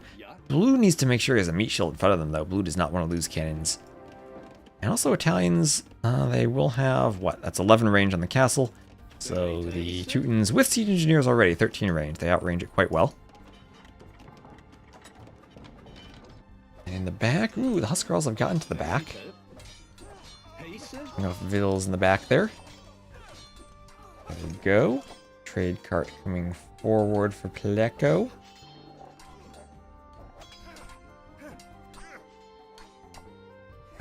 Ooh, Pyrotechnica. Yes, Pyrotechnica. I've not seen this in action before. Do they get any special projectiles, or do they still look normal? I have Treb going for the castle. And Blue's going to call the GG. Oh, I guess Blue's taking too much Huskar. Oh, Blue's cannons are out of position. Alright, those cannons would have been destroyed. And 2-2. Kuwindouche tie it up. We'll have first game 5 of the day. First game 5 of the day. 282 kills for Blue. 81k res for Darth. And GG. And Slamward, thank you very much for the follow. Lead Huskarls look so much like Legions or whatever they're called from AoE 1. The Legionary, the Broad Swordsman I think you're thinking of. The Broad Swordsman, the Castle Age version. Yeah. I know exactly what you mean. Let's see, can we find some? Yes. Yes. And thank you, Golf Balls, for the follow too. Normal projectile, but it's huge in bottlenecks, the effect, yeah. Yes. It's whacking you out. Yeah, they do look kind of like the Broad Swordsman. They don't have like the bronze shield though. I need one of these to turn around. More Huskarls somewhere? Where would we have more of them? Yeah, they still have the white shield, but like I definitely see what you're going for with the Broad Swordsman armor. That was a really cool looking unit in AoE 1. I really like that. The Legions I think are like the normal Huskarls then. They get more white in their armor. Yeah, that's something I'm not really a fan of in the armor. It doesn't look like a Huskarl right away. The shield's still the same, but it loses all the white that was important to it. That's what a couple of the unique units do. They lose some of their initial color. I think it makes it hard to identify them. Anyway, I'll have, what is this? We looked at the stats, right? Yeah, we looked at the stats. All right. There's a prerequisite for the Michael Bay unit. All right. So it's after 9 p.m. This will probably be the last game I cast today, and then we'll go back to wake up early in the morning to continue casting, I think. An early morning stream. Aussies will still be around then. So let's see, what do we have here? Ties it up 2-2. On the maps, it's a win on Regicide Fortress, and Spiral will be our final map. Spiral. That was Goths and Italians against Teutons and Malians. So They weren't planning on winning that map, but they certainly made it interesting.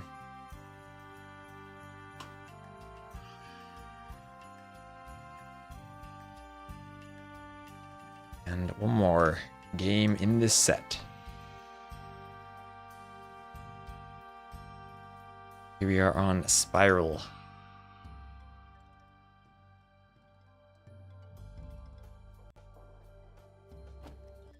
Alright, here we are. The map is Spiral. Enjoy all the trigonometry we have in it. And we will just make this blue versus red on the scoreboard. There we go. Our Archimedean Spiral.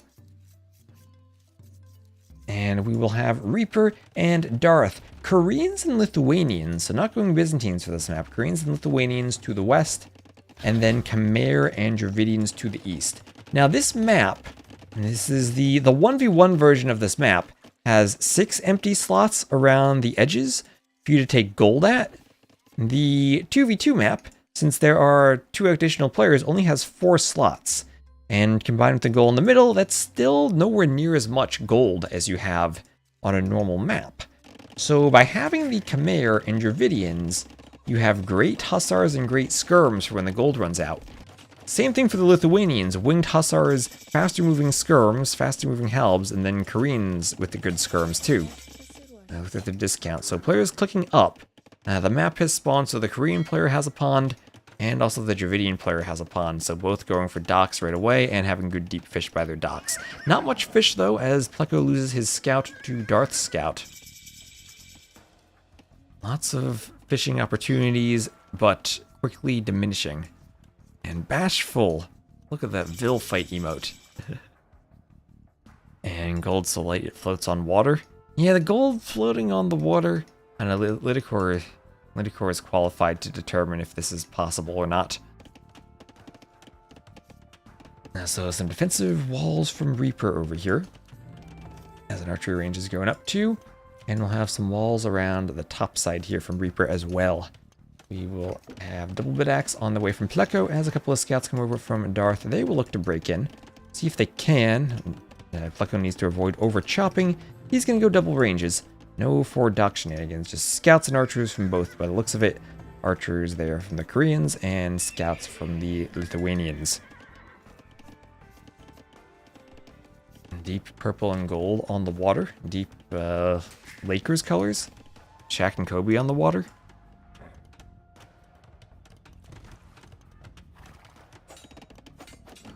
And Vil's going down? Not quite. Ooh, that was some pathing there.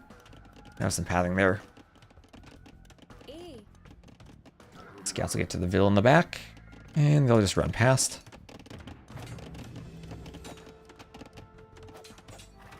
And Vil's going down over here. Reaper losing some Vils. His blue comes forward, will block, get a Vil, get another Vil. Could dare to run in through the TC. Ooh, okay, won't get the Vil, won't successfully block. And just passing. Won't successfully block on the other side. Scout here attacking the fishing ships.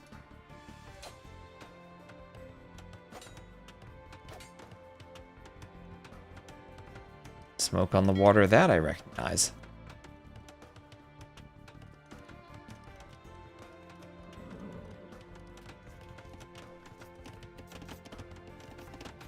Okay, more houses going up.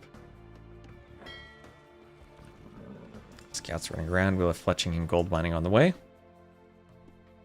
We're about 7 hours into this. I guess 7 hours, if I start at 5 AM, will be the time to cast the same number of sets tomorrow morning.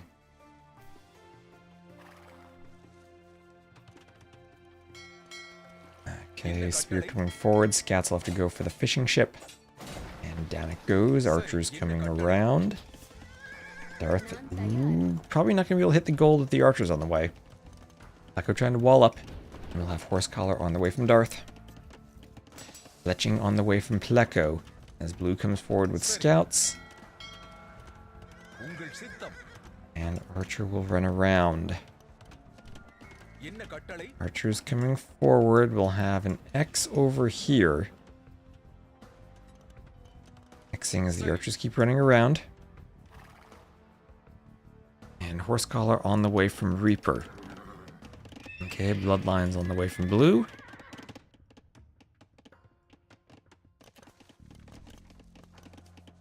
Piggy. Imagine picking 3 skirm civs and not going for the OP unit, not going for the skirms. They can go skirms without the barracks, correct? Correct, Salmon. They can go skirms without the barracks. Everyone has a skirm unit. So Archer's coming forward for Pleco. Okay, Pleco looking pretty good down here, actually. Going to force Darth off of those berries. Darth forward with scouts, but walled out for now.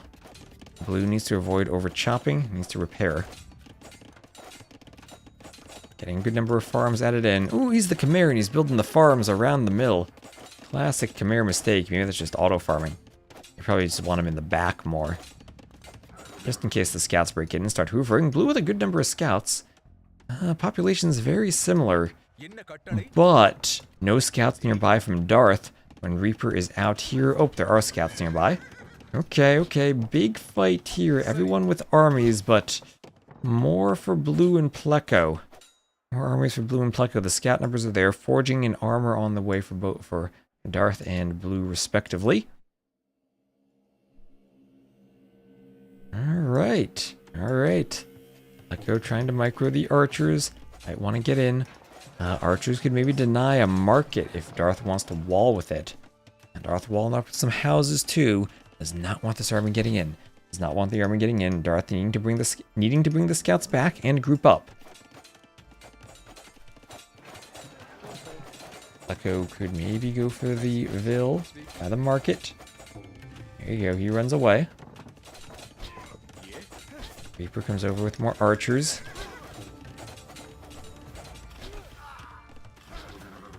Scouts and archers hoovering around. And okay, big fight here. Who will win this fight? More reinforcements on the way from Darth. Pleco microing the archers like a madman, but then so is Reaper. Both players microing. Maybe Darth has a couple more scouts by virtue of being closer. This is still a close fight. But more archers on the way from Reaper. And I think Reaper has the reinforcement advantage here. As yes, he does. All the scouts will go down for Blue. Pleco also going to lose everything. And that was a great fight for the Kumandushes. However, behind this, Ovo has been reinforcing. And that's not suddenly they take a fight and they win. The population counts are actually dead equal. 80 to 80, 19 to 18 military. Dead equal. And a score lead though for this team. Score lead for them. Definitely after taking the win. And a Dravidian player trying to add in more archers. Blue, more scouts. Okay, scouts coming forward for Darth. He's doing gold mining. He's going to run scouts straight into archers though. Well, if there was idle TC time, it's all balanced out now. Whew, okay. Things kind of reset after that fight. Fishing ships here being picked off from Reaper, but they've done a lot of fishing already. And Castle Age on the way for Pleco. He's our first one to click. First one to get first one to get upgrades for the archers now. And maybe for crossbow. You think that fight should have gone better? Yeah, the reinforcements kept being pumped out there. Spear going to fight the scouts. Spear goes down though. Blue's selling. We'll have bloodlines on the way for Darth. Castle Age on the way for everyone else. And oh, archers got in. How did they? Oh, there was a hole, an overchop. They got in. Oh no, Pleco's woodline. Oh, the poor Pleco woodline. Pulverized by Reaper's archers. Now Pleco needs to respond, but Reaper can just run away. Okay, all of a sudden it's an 8-ville lead for the Kumandushes, and our player who is first up to the Castle Age might lose some of the advantage of that timing, as Pleco will cry about the hole. And have to plug it with a house, and the way Pleco wall didn't secure the woods in the back. Maybe gone there and had more wood, but then that's a much harder wall to create. Can be tricky to wall on this map if you're very close to the side. Definitely. Oh, and here are archers from Reaper finding some scouts from Blue, but Blue will run away. And take a clue from the archers and learn to turn. Is that the berry relic? There's a berry relic? Oh yeah, there are relics inside the berries. I needed places to put them, so I just put them inside of there. There's a cow and a sheep in there too. And now Blue cannot pathfind outside the house to fight. I'll delete a wall, but just in time for more scouts to arrive. Oh yeah, none of the 4 players selling all their stone. And Pleco using it for a TC. 2025. This is like a time machine here.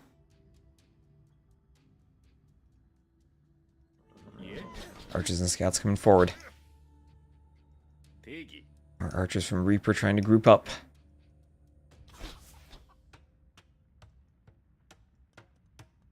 Light cav, bow saw, chain barding armor on the way. The house coming up. And Castle Age on the way there for Darth.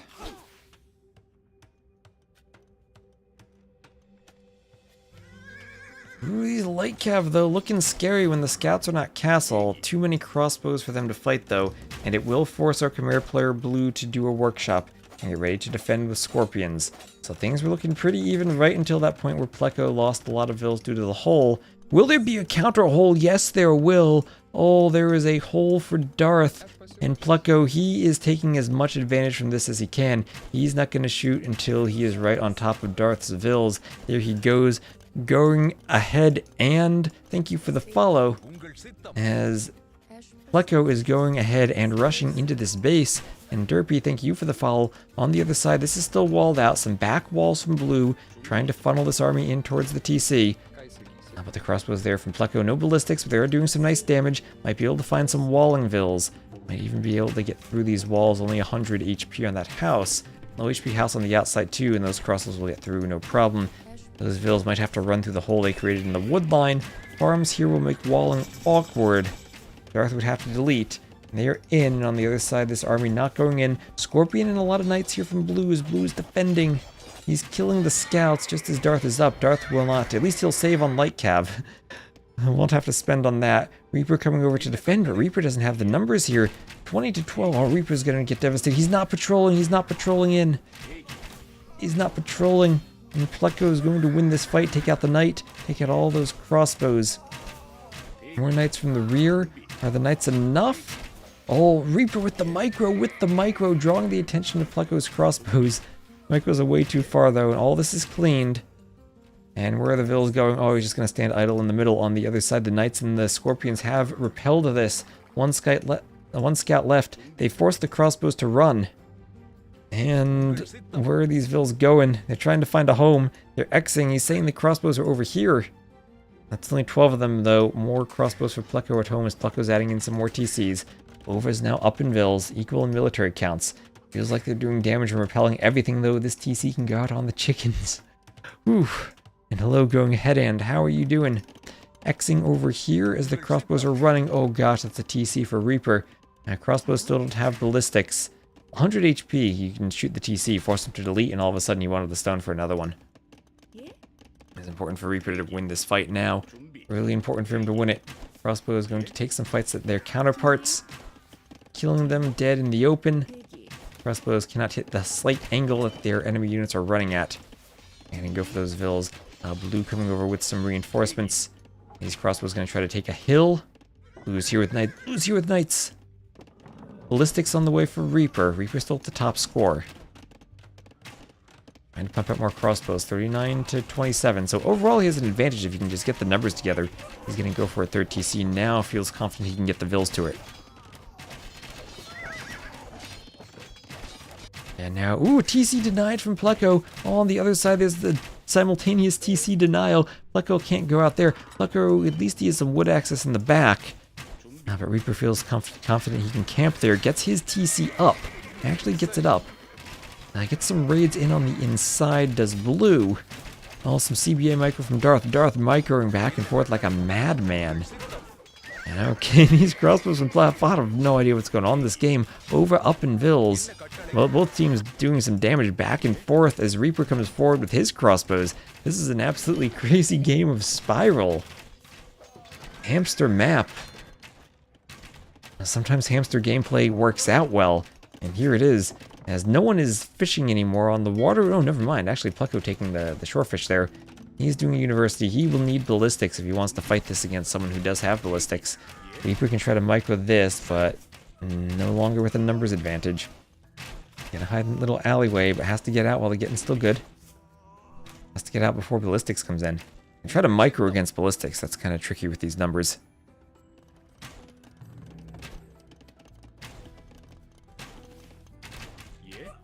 And crossbows will take the hill as more crossbows come forward. TC will go up. Oh, on the hill, Reaper with ballistics should win this. Oh no, Reaper. Just don't over micro. That's his worry if he over micros. Okay, this is still very close. He has the hill. No ballistics in yet for Pleco. Now Pleco's trying to micro this down, but Pleco somehow does it. Pleco does it. He will clear the crossbows enough to take the hill. And more importantly, he'll get the TC up without losing more vills. Oh, if we're trying to micro one crossbow. One knight comes forward. Okay, that could die. At the top, looks like Reaper has defended some scorpions out in the open. They will be caught out by knights. Oh, we have a castle right in the middle, though, for blue. Castle right in the middle. We'll be doing a mining camp on the gold. Okay, this is working for him. More knights coming forward. There's a relic there, too, he could take if he wants it. Wants a conversion on the knight. Crossbow will come forward, though. The crossbow's over here for Reaper.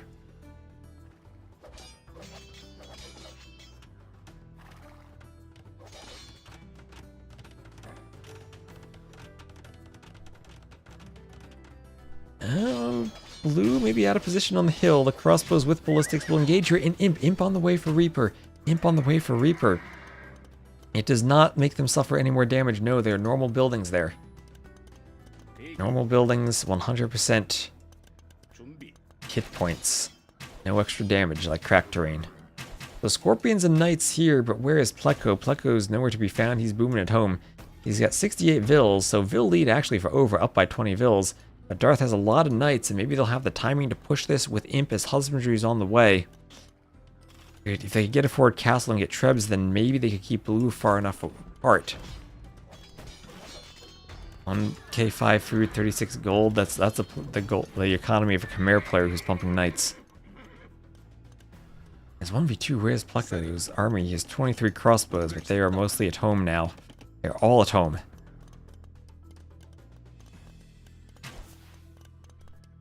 Also, oh yeah, no double bit axe. Pleco just doing ballistics now. Darth with a higher score than Pleco, but it feels like Darth is a bit more army bulk at this point. I guess just knights feeling a bit stronger than crossbows. I mean, Pleco's eco is much better than Darth's. This team can hold for a while. They still have a score lead, but I worry about the timing here from the Koreans. Timing from a good siege civ. Unfortunately, no demos for going against the knights. That could be fun. And they're going to send their units to double the archer player. Pleco's out on the hill. Pleco is out on the hill. I guess the downside for Darth is he's trickling in a couple knights at the front. Pleco will see this.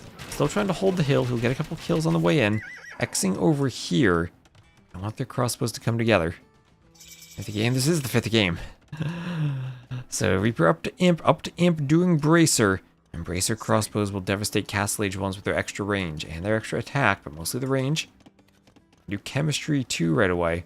Surely the meta is Dromans. Oh, on the other side, the ranges will be found. That's where Arb is. That could be a risk. But the knight's coming over from blue. Blue recognizing he needs to fight here.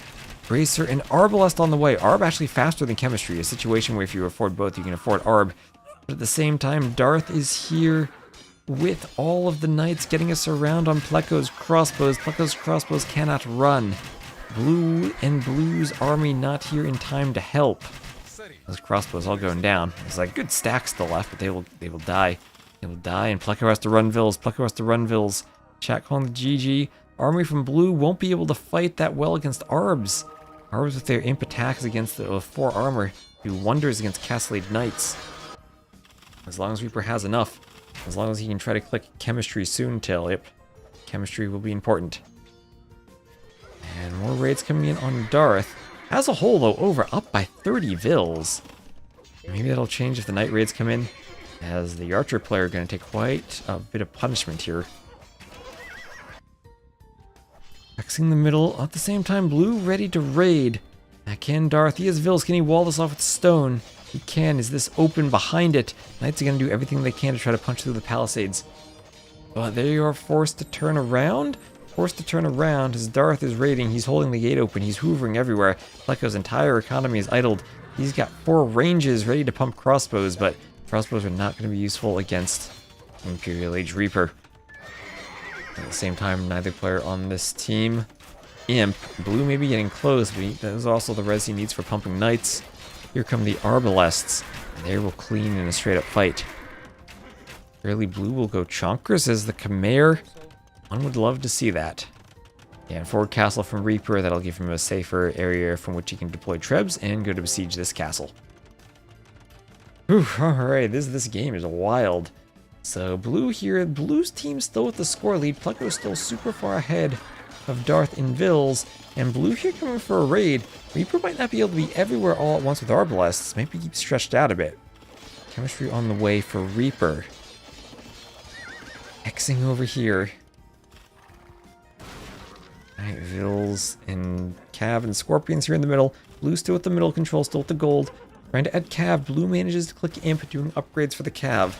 Can they hold this? Reaper has to bring the Arbs back. Back Arbs mean Arbs that are not pushing.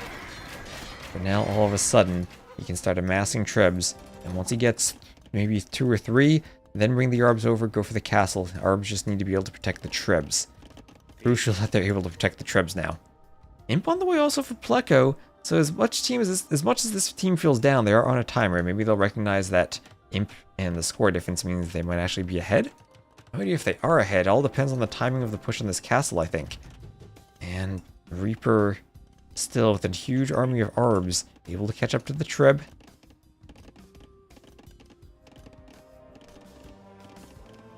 And 4 TCs with blue is the Khmer with a nice boom. And that's gotta be a scary number of Cav that'll come out in Imp. Still only in a minute or so of timing advantage before Imp, and then Hussar and Armor are gonna be prioritized for blue. Meanwhile, though, that'll be forever. Oh, he's doing Ballista Ellies. I'll have to do a castle in the rear for his unique techs. He wants more than just Ballista Ellies. In the south, light cav raid for blue. Might find a couple Vils from Darth. Trebs go for the castle. Vils running away from blue. Ballista Ellies, very good chonkers. Xing in the south as the light cav do indeed find the Vils. Okay, trying to keep the expansion contained for Darth. Darth will have to wall this up, sacrifice some Vils to wall it. Get that up. And we do have ballistas now. Ballista Elephants, his armor's on the way. A bit of a score lead for Reaper and Darth. And now Reaper wants a TC in the middle. 2-man saw on the way. Alright, we've passed the 7-hour mark of the stream. A couple of monks coming forward. They want heals on the ballistas. Pleco up to Imp. Pleco doing a castle. A castle in the south. Pleco placing the castle to defend the extra res. Knights coming in from Darth, and this is where Darth starts to become very, very not useful. As he's stuck in the castle age, won't have the Imp upgrades for his cav. He'd love to get the winged hussars at some point. And fight with knights against light cav for now. How many relics does he have as the Lithuanians? Oh, he does have 4 relics, so he might just be able to stay castle and spam Lithuanian knights. I didn't even notice that. He has 4 relics as the Lithuanians. These knights need iron casting, then they'll be +6. And 16 attack knights, that's actually better than cavaliers. And the Khmer player will just have cavaliers. Just the armor against archers will be what the struggle is.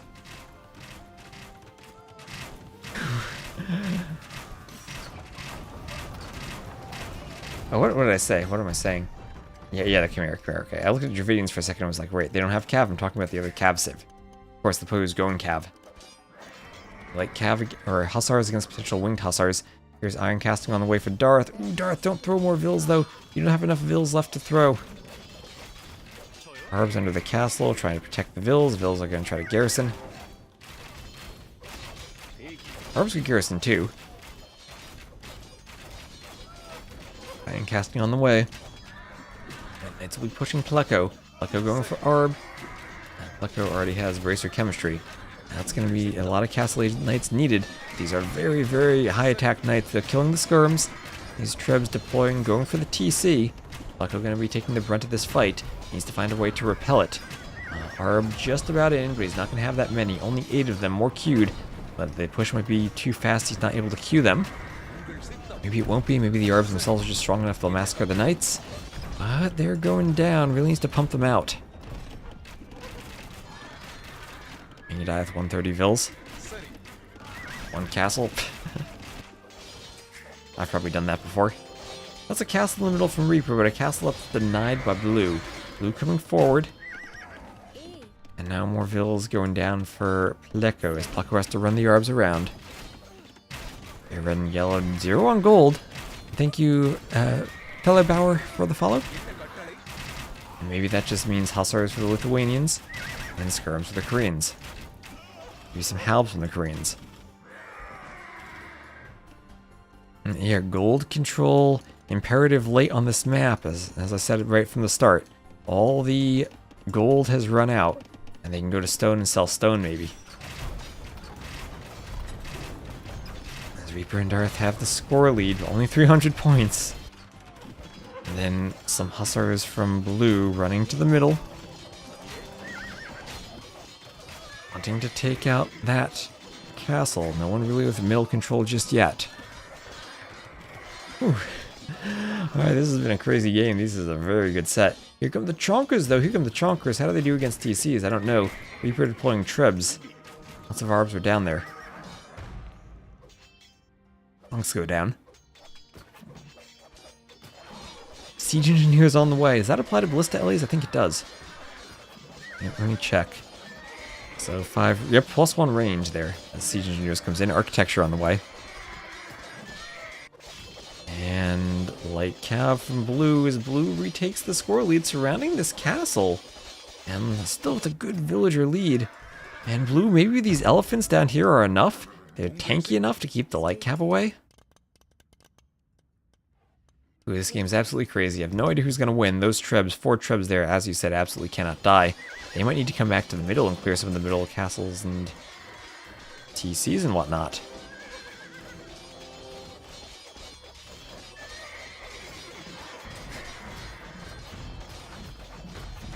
TC shooting at elephants as the castle goes up for Blue. The Skirm is giving chase, but Darth will turn and fight the Skirms with Light Cav.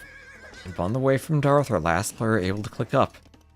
Looking up 84 vills, not a small number, he can add in more on the way up too.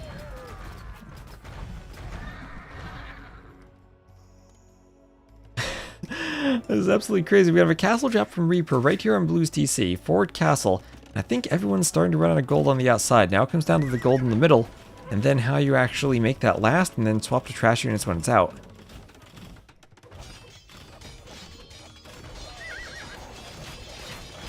Elephants coming forward. Hoarding's on the way. Blue trying to retake the middle. So first Blue castled it, then Reaper destroyed the castle and TC'd it. Now Blue's going to destroy the TC, but more Trebs on the way. They could destroy mining camps. They could go for that castle. At the same time, Light Cav are hoovering around Darth space. Hoovering around Darth space. Darth dropping a bit in population.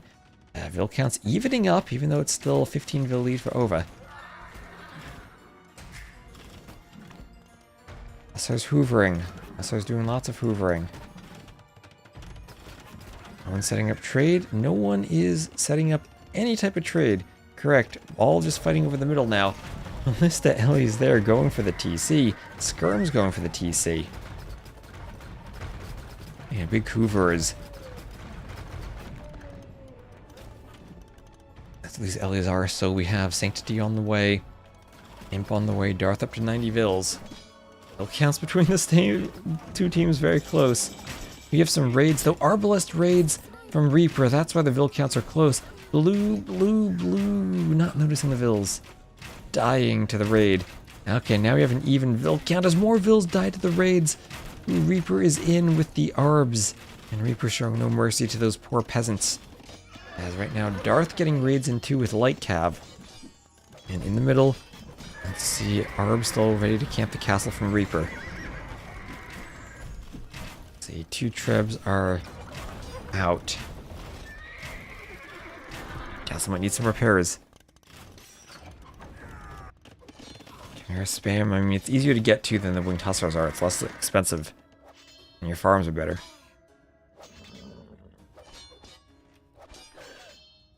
Alright, Hussars getting in. Treb's going for the castle. Monks now. Monks from Darth. And we have no devotion. No devotion from Blue. And Elephant Archer starting to get converted. They don't take bonus damage from Skirms, if I recall. This is a Treb shot on the castle. One castle goes down, but the other might as well. I have no idea who's winning this. Another castle to the south for Darth. Maybe the ballista Ellies are enough now for Blue. Blue's production will be curtailed as the castle goes down. This is an absolutely crazy game. This is kind of what I envisioned from Spiral. Everything looping around each other, spiraling around. As things are spiraling out of control, Chainmail and Pikeman there for Reaper.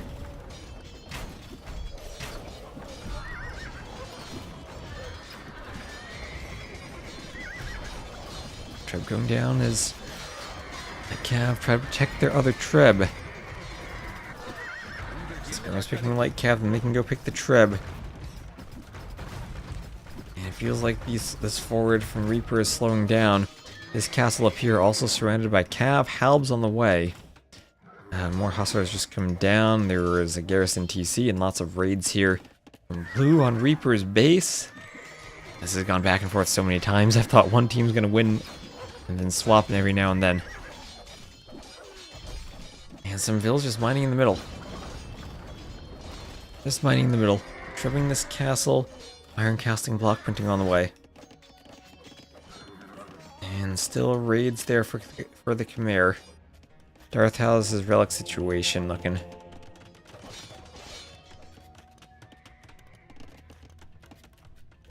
There you go, 4 relics is Lithuanian still. Conscription on the way. Like Cav needs to get Winged Hussar.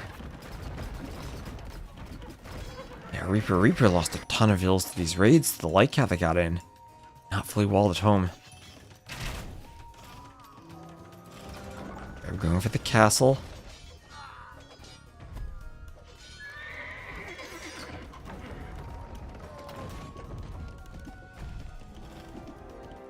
That castle is taking some Treb shots. Vills have to repair. 4 Vills won't be enough to repair against the Treb on level ground. Maybe on a hill it's okay. Some light Cav come over.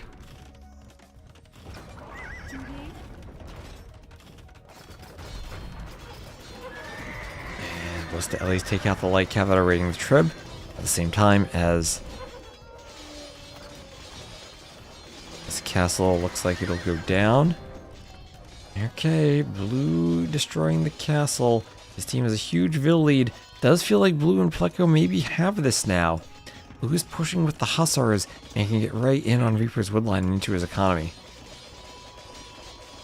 Ooh, Blast Furnace on the way for Blue. As here go the Vils going down. Hussars still running around in the back. I have a Knight in the north, more Vils in the gold in the south. Vils going for the Hussars, Vils going for the Hussars. Big Hussar raid in the back.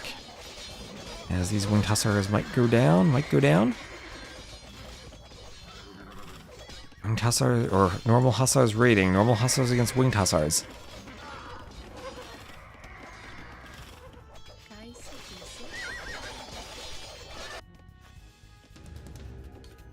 Siege Ram on the way for Blue. Siege Ram for Blue as the Hussar raids continue. Fletching on the way from Darth. And that's a big military. How is wood that much gold? No idea. Siege Ram fletching on the way. This push could continue. Markets being added for Pleco. One light up there from Darth, but Blue can add markets to the north fairly easily. Blue has the middle still. And the Khmer with enough Ballista Ellies. And then Hussar Skirm. It's got to be Hussar Skirm for both. But it's Arab Halb still for Reaper. Arab Halb's Xing here. Arabs can't really fight the Skirms. Enough Skirms, they can't take the fight. As Darth is trying to go Lithuanian Winged Hussar.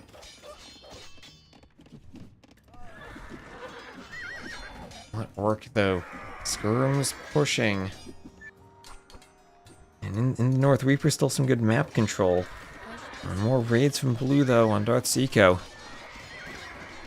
Taxman is having a lovely day with the resource trickles. Maybe Pleco's still here with Halbs, going to take out the Halbs that are up here. Pleco's still up there. In the south, Pleco pushing.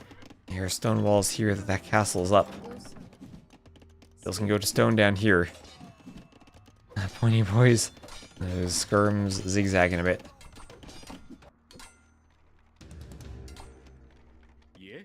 Oof, workshop being poked down. Hussars here raiding. Feels like the score increases for blue and Pleco as time goes by. And blue's still mining gold in the middle. 38 ballista elephants and counting.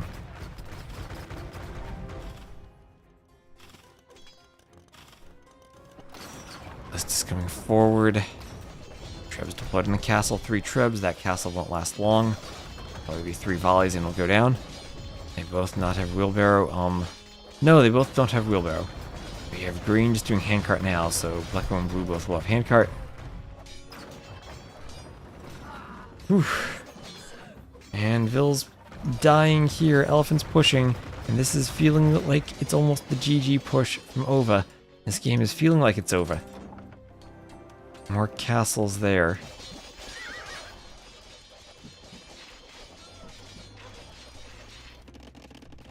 And here they come. Here comes the spam from Pleco. More skirms from everywhere. Need some forward production buildings. Elephants could push in through there, but maybe not a point. Trebs can try to take the hill and fight that. That castle from Darth if they can. And a blue clutched. Blue with a castle going up. I was afraid when Reaper started pushing back that maybe it was over. As Pleco slinging blue. Here come the elephants.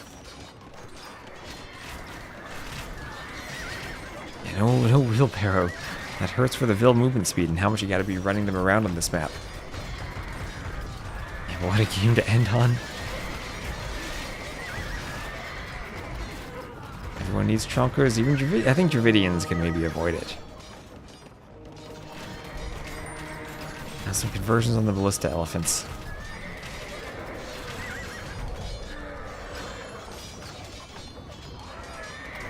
As here comes some hussars. And it feels like Darth is falling apart now. And no real good counter raids as a stone wall will come up for blue. This is looking more and more over. We'll be able to finally collect heavy rocket cart for Reaper. Mixing in the middle. Okay, I'm going to speed this up slightly because it does feel like blue is pulling ahead. I'm at that 5k ACCM score limit almost. As green and blue are pushing in. And also it'll be great if I fast forward and then find out it's actually turns around. But everything from Darth is being destroyed. They ignore armor before they die before they get a chance to ignore their armor. Or to ignore their opponent's armor. Okay, big fight in the middle, but crossbow's still fighting skirms. Chonkers are there. Winged Hussar is not numerous enough down here, I think, if the Hussars target properly. The troops coming forward. We'll just go for the castle. I mean, for the TC. Even for the monastery. Take that out, and the Lithuanian poses much less of a threat. But here come the ballista elephants.